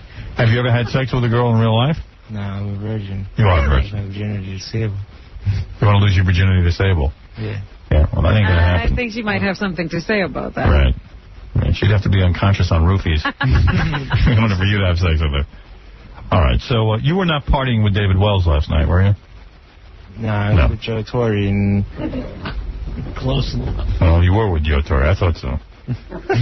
All right, listen. I want to thank you for coming in. You're very good. I want to get this guy's number. Thank you. I'm getting caller ID, and only people that want to come to my house are coming into my house. Good. That's a good thing. You have a house?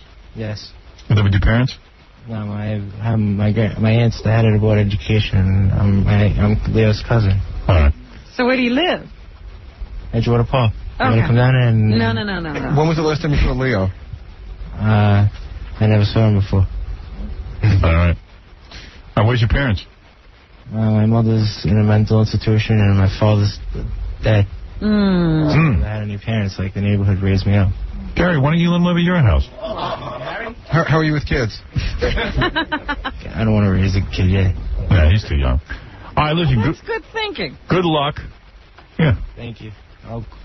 Can I come by tomorrow and... yeah, sure. Yeah, you can come on. Squares. If you want to come on, you can. We're not going to do Hollywood Squares. John Lamptey and John Hill. You could be on Homeless... the Albanians to give me $10,000. Yeah, you could be on Homeless Jeopardy. Yeah. All right. Sign this kid up.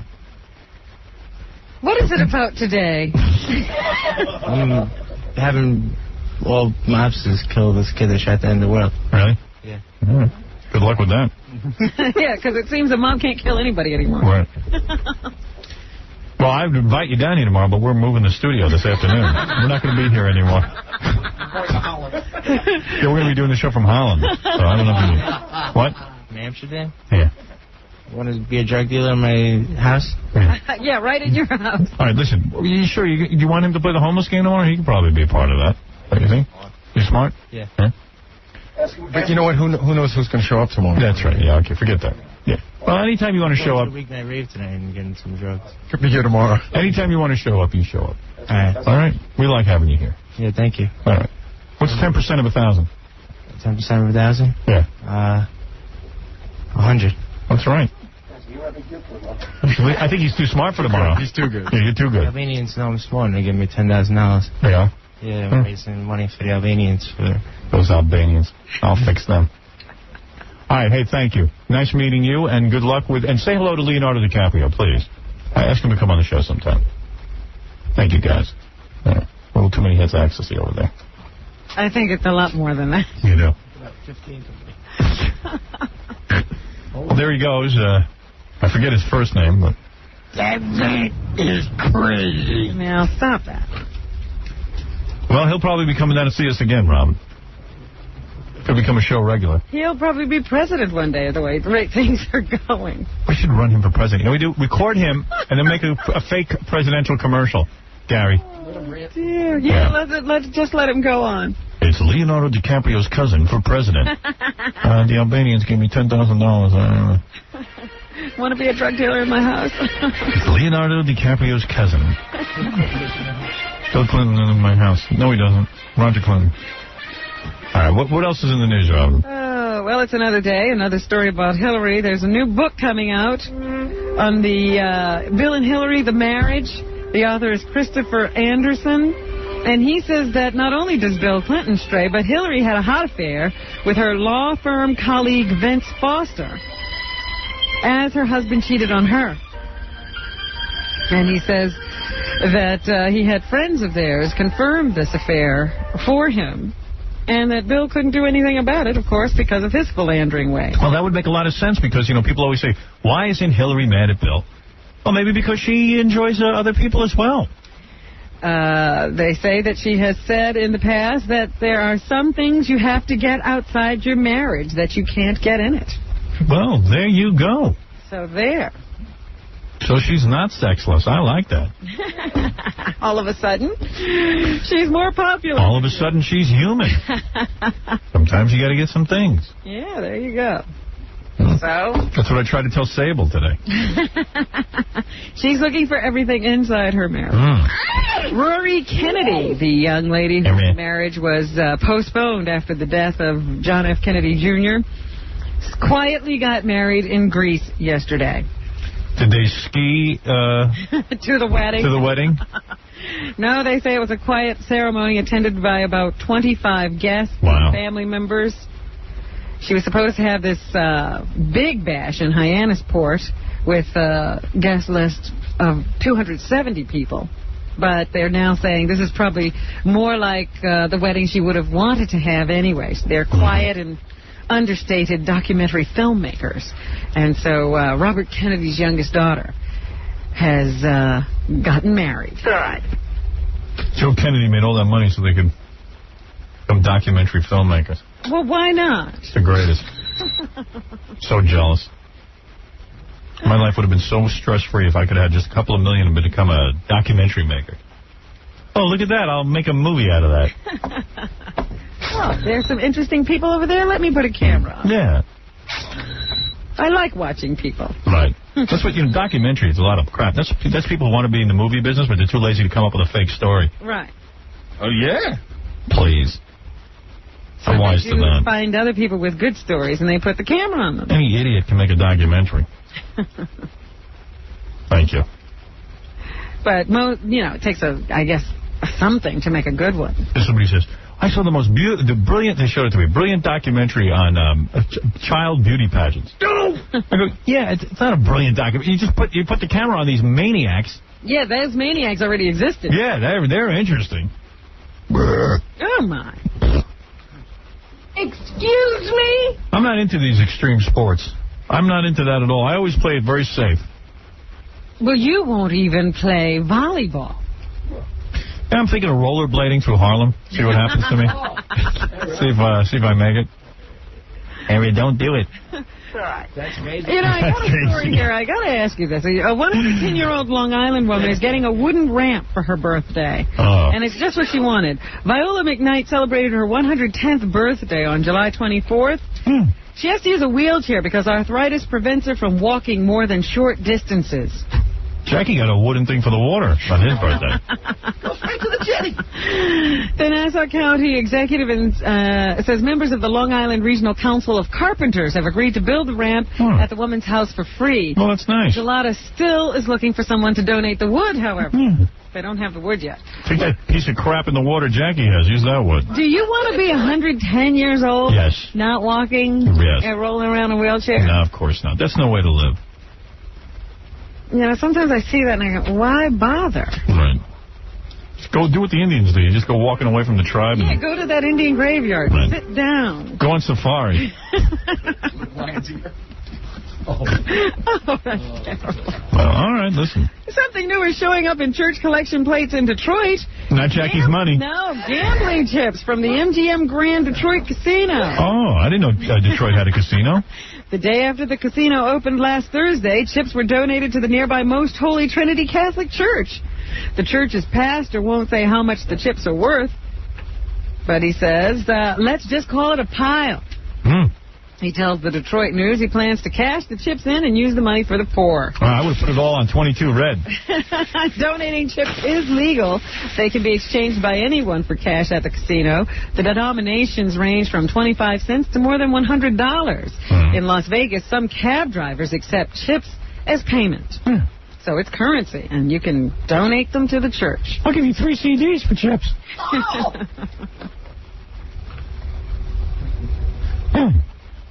You may be hearing and seeing a lot more messages telling retailers not to sell tobacco products to kids. The Food and Drug Administration begins a new $5 million ad campaign today to encourage retailers to abide by laws governing tobacco sales. Anybody realize what a waste of time it is? Do everyone notice that kids are smoking more than ever? How do they get the cigarettes? It seems nobody will sell them. I know, but they're getting them.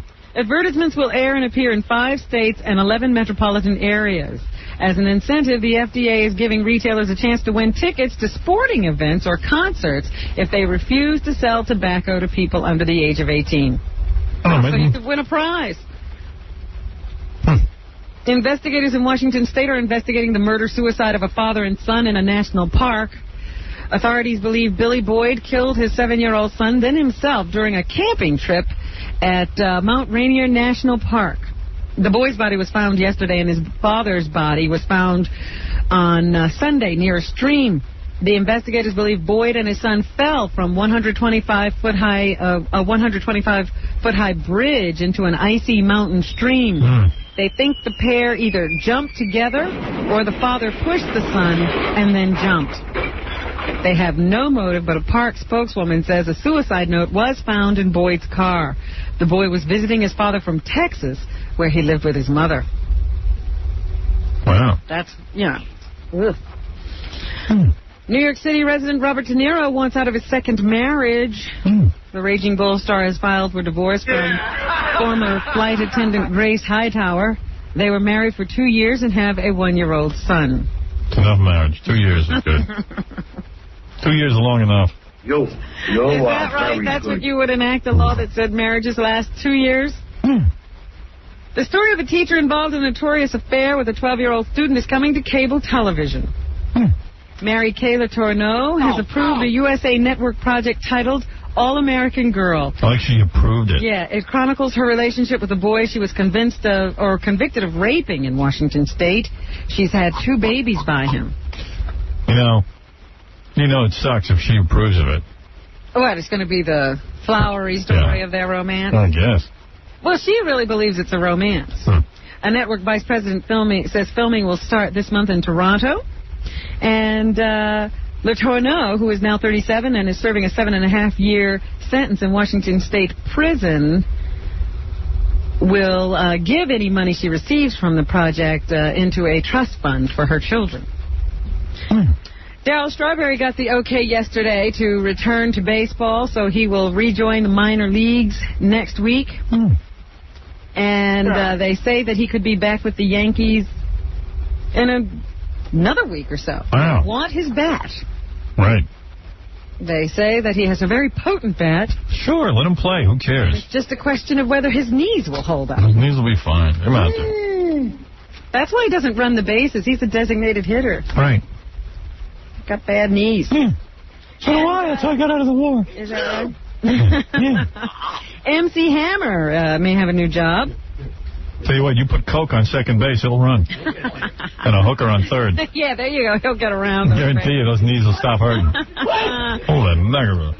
The man who once insisted he was too legit to quit is close to signing a deal with San Francisco radio station KGO to do a man-on-the-street segment during 49ers pregame shows. Wow. They are in negotiation with him. His real name is Stanley Burrell. MC Hammer. Yes, and if all goes well, he should be on the air when the season starts, according to the program director of KGO.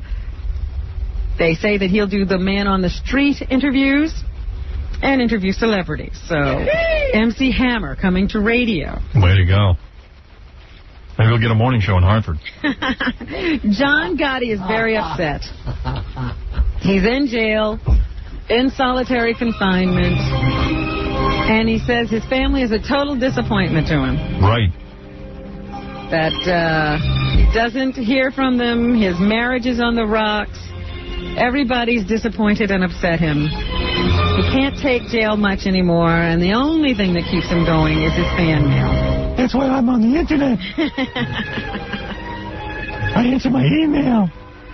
So just realize that John Gotti is suffering, not having a good time. Right, jail's not fun.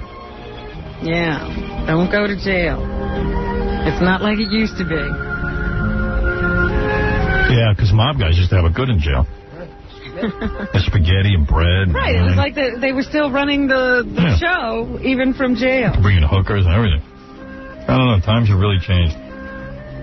It's not as much fun as it used to be. No, it's not. There was a big train wreck in India yesterday. My CDs. 15 people were killed as 2 trains collided. They say it's one of the worst accidents in rail history. They have more rail lines than any other country in the world. Is it India? Yeah. Really? Train accidents are common there, but usually they don't have death tolls this high. Wow. And police officers from the New York State Police have posted their Woodstock 99 photo album on the Internet, and they're asking concert goers to identify the vandals in the candid snapshots.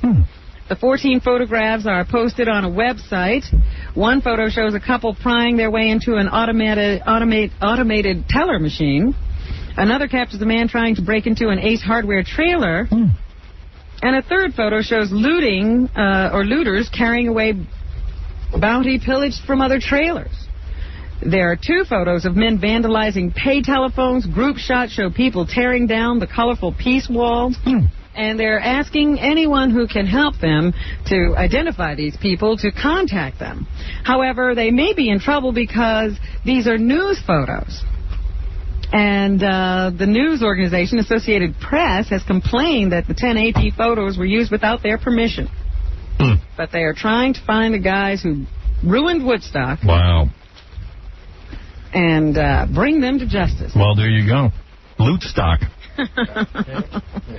It could be called any number of things besides Woodstock. Did you see that they had this golf game between Tiger Woods and some guy named Duval last night on primetime television. Well, it's a new concept. You get two guys, two great golfers, to play each other one-on-one. And they feel that maybe this would be big in primetime, but the ratings will tell the truth. What were the ratings? I have not seen any ratings yet. I did not know that. No, I didn't watch it. I tried to watch it. I could watch one shot, but I wasn't going to sit there and watch that. I could care less. They have to speed it up. Yeah, it was like a regular golf game. They should make them run to all the balls. Speed golf. That's what it's called. There is a game called speed golf. Yeah, well, they weren't playing it last night. Well, I prefer, last night I watched paint drying. It was on another channel. It was much better. Much more exciting than that. Yeah, you should see it. It dries very quickly. And did you see, anytime something is successful, there's somebody who's going to come along and say, oh, I had that idea first. Yeah, there are two guys who are wondering about the Blair Witch Project now. Right. And they say there are some uncanny similarities to something they did. Between their home movie and this home movie? Yeah. Yeah. And so they say they're not going to court yet, and they're not looking for money right now. They just say, we want other people out there to know that we had this kind of concept about a documentary film about a bloody disappearance of some people, blah blah blah blah. And they just saying, maybe they changed their ideas about that movie because of this one. But the people from the Blair Witch Project said they had this idea sometime before these other people came up with their idea, and they filed it with somebody. So they think they can prove that this was their idea, and they came up with it on their own. Meanwhile, I have some comments from one of the stars of the Blair Witch Project. Her name is Heather Donahue. She's the girl in the film. The one everyone hates? Yeah, and she says it's amazing how answering an ad in a trade magazine led her to being in the Blair Witch Project. It's extraordinary to have something that you got out of backstage create so many opportunities for you. It's unheard of. I mean, it's more likely that I would win the lottery. And she says there are ways she's not like her character. A considerable part of my character came out of the fact that I somehow had to justify keeping a camera in people's faces in times of extreme distress. And I think that was really a starting point for me as far as creating the character, because it's a very specific kind of person who could do that. I personally would have dropped the equipment and the bags and all that long before. Whatever. And one of her major scenes, of course, is her apology when everything goes bad. And here she talks about that. All right. She had saved up for years to finally shoot something on film, which was a really big deal, and it was really expensive, and she had to be very careful about how much she used. And to have only the best intentions to make this movie and get these two guys involved, and now people are missing. Who cares? Honestly. Well, here's the scene she's talking about. All right, here we go. From the Blair Witch Project. I'm so sorry for everything that has happened. I'm surprised Jackie didn't end up in this movie. In spite of what makes us now, it is my fault. Because it was my project. Look at my dog. I just want to apologize to my wife, Nancy, for There's an apology. Stupid and just as sincere. Anything like that again, and I love Yes, Heather, you're on the air. Yeah, Miss Howard? Yes, honey. Hi, I was just wanting, me and my husband are really big fans, and we wanted you to pick a name for our baby. We're having our first baby. Svee. Yes, we both are on the phone, Howard. Svee is the name I choose. Who? No, other than Howard. I said Svee is the name of the baby. Svee. Is that a Jewish name, Howard? It's the name I've chosen for your baby. No, Svee. Svee? What? You can't even say it. Spell it for them. S-T-V-I-E. Svee. S-V-I-E? S-T-V-I-E. That's Svee. Right, Svee. Oh, Let's see you put some balls into that name. That's quite a name. I think you might get raped. You calling me up and asking me to name your baby is totally ludicrous. No. My favorite name in the whole world. Baby, they might like it better. No, my favorite name for a baby is Mel. No, Mel is a little bit insane. No, I just like the name. No, my favorite person is named Mel. That's a horrible. Well, we're big fans. We heard your issues on parenting today, and we like that how you put your children to bed, and we wanted... Oh, okay. They're not naming. First of all, they're not naming their kid anything. Oh, dear. Right, go ahead. Ed Sanchez is one of the makers of the Blair Witch Project, and he said it's not a normal horror film. Who is this? Who is this? Ed Sanchez. Never heard of him. In a normal horror film, you know, once the girl gets up from the bed and the room is dark and she starts walking and you hear the music, you know, and you cut to that over-the-shoulder shot of her and the camera pans over to make room, you know someone's going to come at her. And with Blair, there's none of that. You know, it's just this stuff, and you're like, what is happening here? You don't know what's going on, and that's what kind of like gives you this desperation of like, God, what's going to happen? Like real life, you know? Right. So there you have it, Blair Witch Project. Cleaning up at the box office. Okay. The Thomas Crown Affair will open on Friday. It's a remake of an old Faye Dunaway, Steve McQueen film. This time it's Pierce Brosnan and Rene Russo. The original was good. I saw that. And this is getting very good word of mouth. Yeah. Here's Pierce to tell us why he wanted to remake this film. It just happened over coffee one morning. I was with my partner, Bo St. Clair. Bo St. Clair. Everybody's got a partner. I got to get a partner. We don't have partners. That's why nothing's happening. I have a partner. She and I are old friends, and we formed this little company. We were working on a film in Ireland, tiny film that we did make, and Steve McQueen came up, the name, and remakes. And she said we should check it out. And I said, let's check it out. There you go. Simple as that. People give me ideas all the time. I tell them to go to hell. And here he talks about why the love scenes in the film are so intense and sexy. This is a celebration of two people who love each other, who lust for each other, who go at each other with such a kind of, you know. Oh, he's having too good a life. Bores me. Runaway Bride is #1 at the box office right now. Julia Roberts, the star.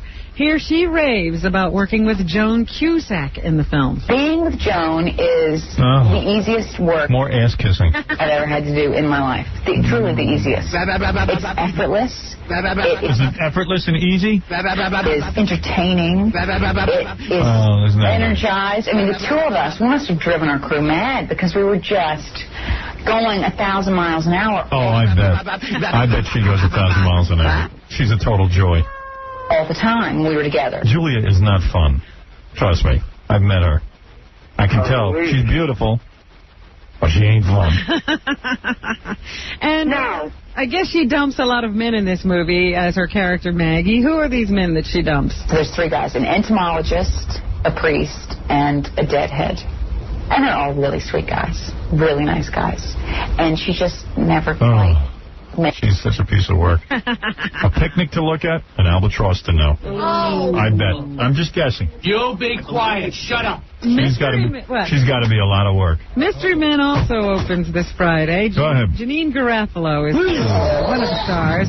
Here she tells us who the Mystery Men are. They are Trust me, you don't want to know who the Mystery Men are. I saw the movie. a group of individuals who have a desire to do something positive for their community, and they choose to try and save Captain Amazing, who is Champion City's resident. That's going to make no money. I hate to break it to everybody involved. Well, she better be hoping that it does, because she actually talked Ben Stiller into making this film. Why'd she do that? You know, because she must hate him. Told me not to say that anymore, as if it connotes that this movie is not a good movie. For some reason, I was told not to say I convinced Ben to do it anymore.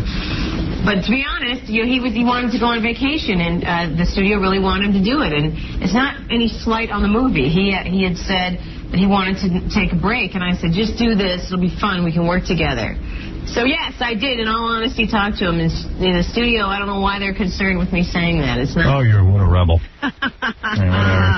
And Bill Kennison, you know the name. Yeah. He's produced a documentary about his late brother, available in stores now. It's called Sam Kennison, Why Did We Laugh? Well, we were coming from L.A. Actually, Sam had just come off his honeymoon.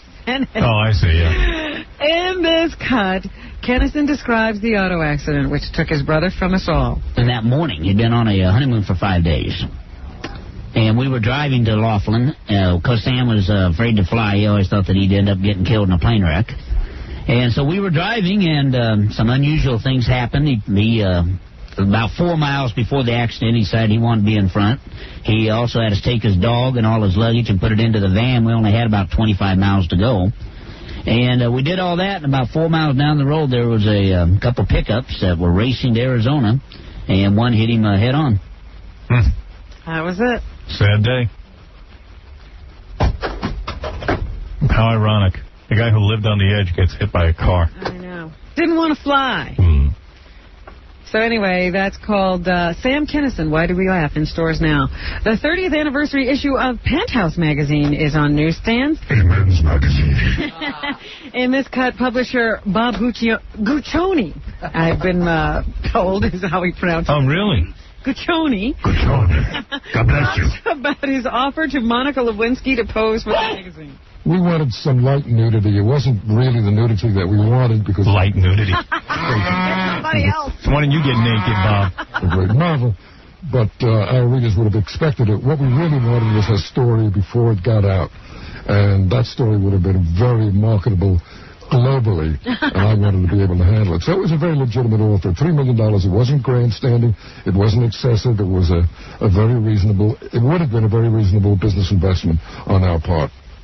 And Guccione says magazines like Penthouse serve a need for society. Now, detractors are fond of saying that magazines like Penthouse and Playboy and others are inclined to induce people into committing antisocial acts, rape, etc., child abuse. The fact is that magazines like Penthouse allow people to let off steam, keep guys from going out and committing crimes against women and children. I'll tell you one thing. It's the only magazine I know, though, put Jackie's jokes in it.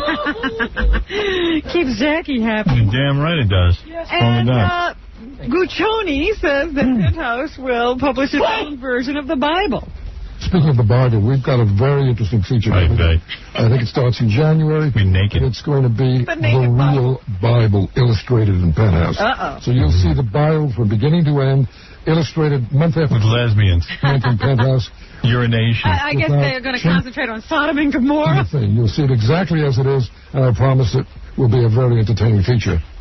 The first commandment, have girls pee a lot. And he says the Internet is changing the magazine business.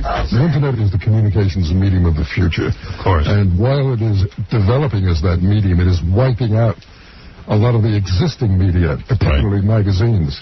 Magazine, books, and newspapers across the board have been losing circulation, not just to the computer, but to the proliferation of cable television shows, etc. So there's a lot more entertainment being thrown at the public, so everyone else is suffering along the way. But I'm happy to say that Penthouse, largely due to the new editorial policy, has put on 14% sale in the last year, as against every other magazine losing 15 or more % sale.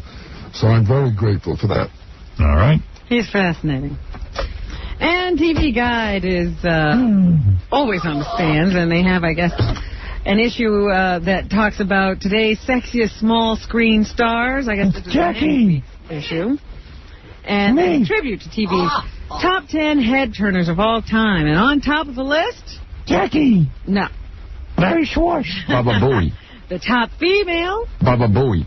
Anna Rigg. Anna Rigg. Played Emma Peel in The Avengers for 2 seasons back in 1966 through 68.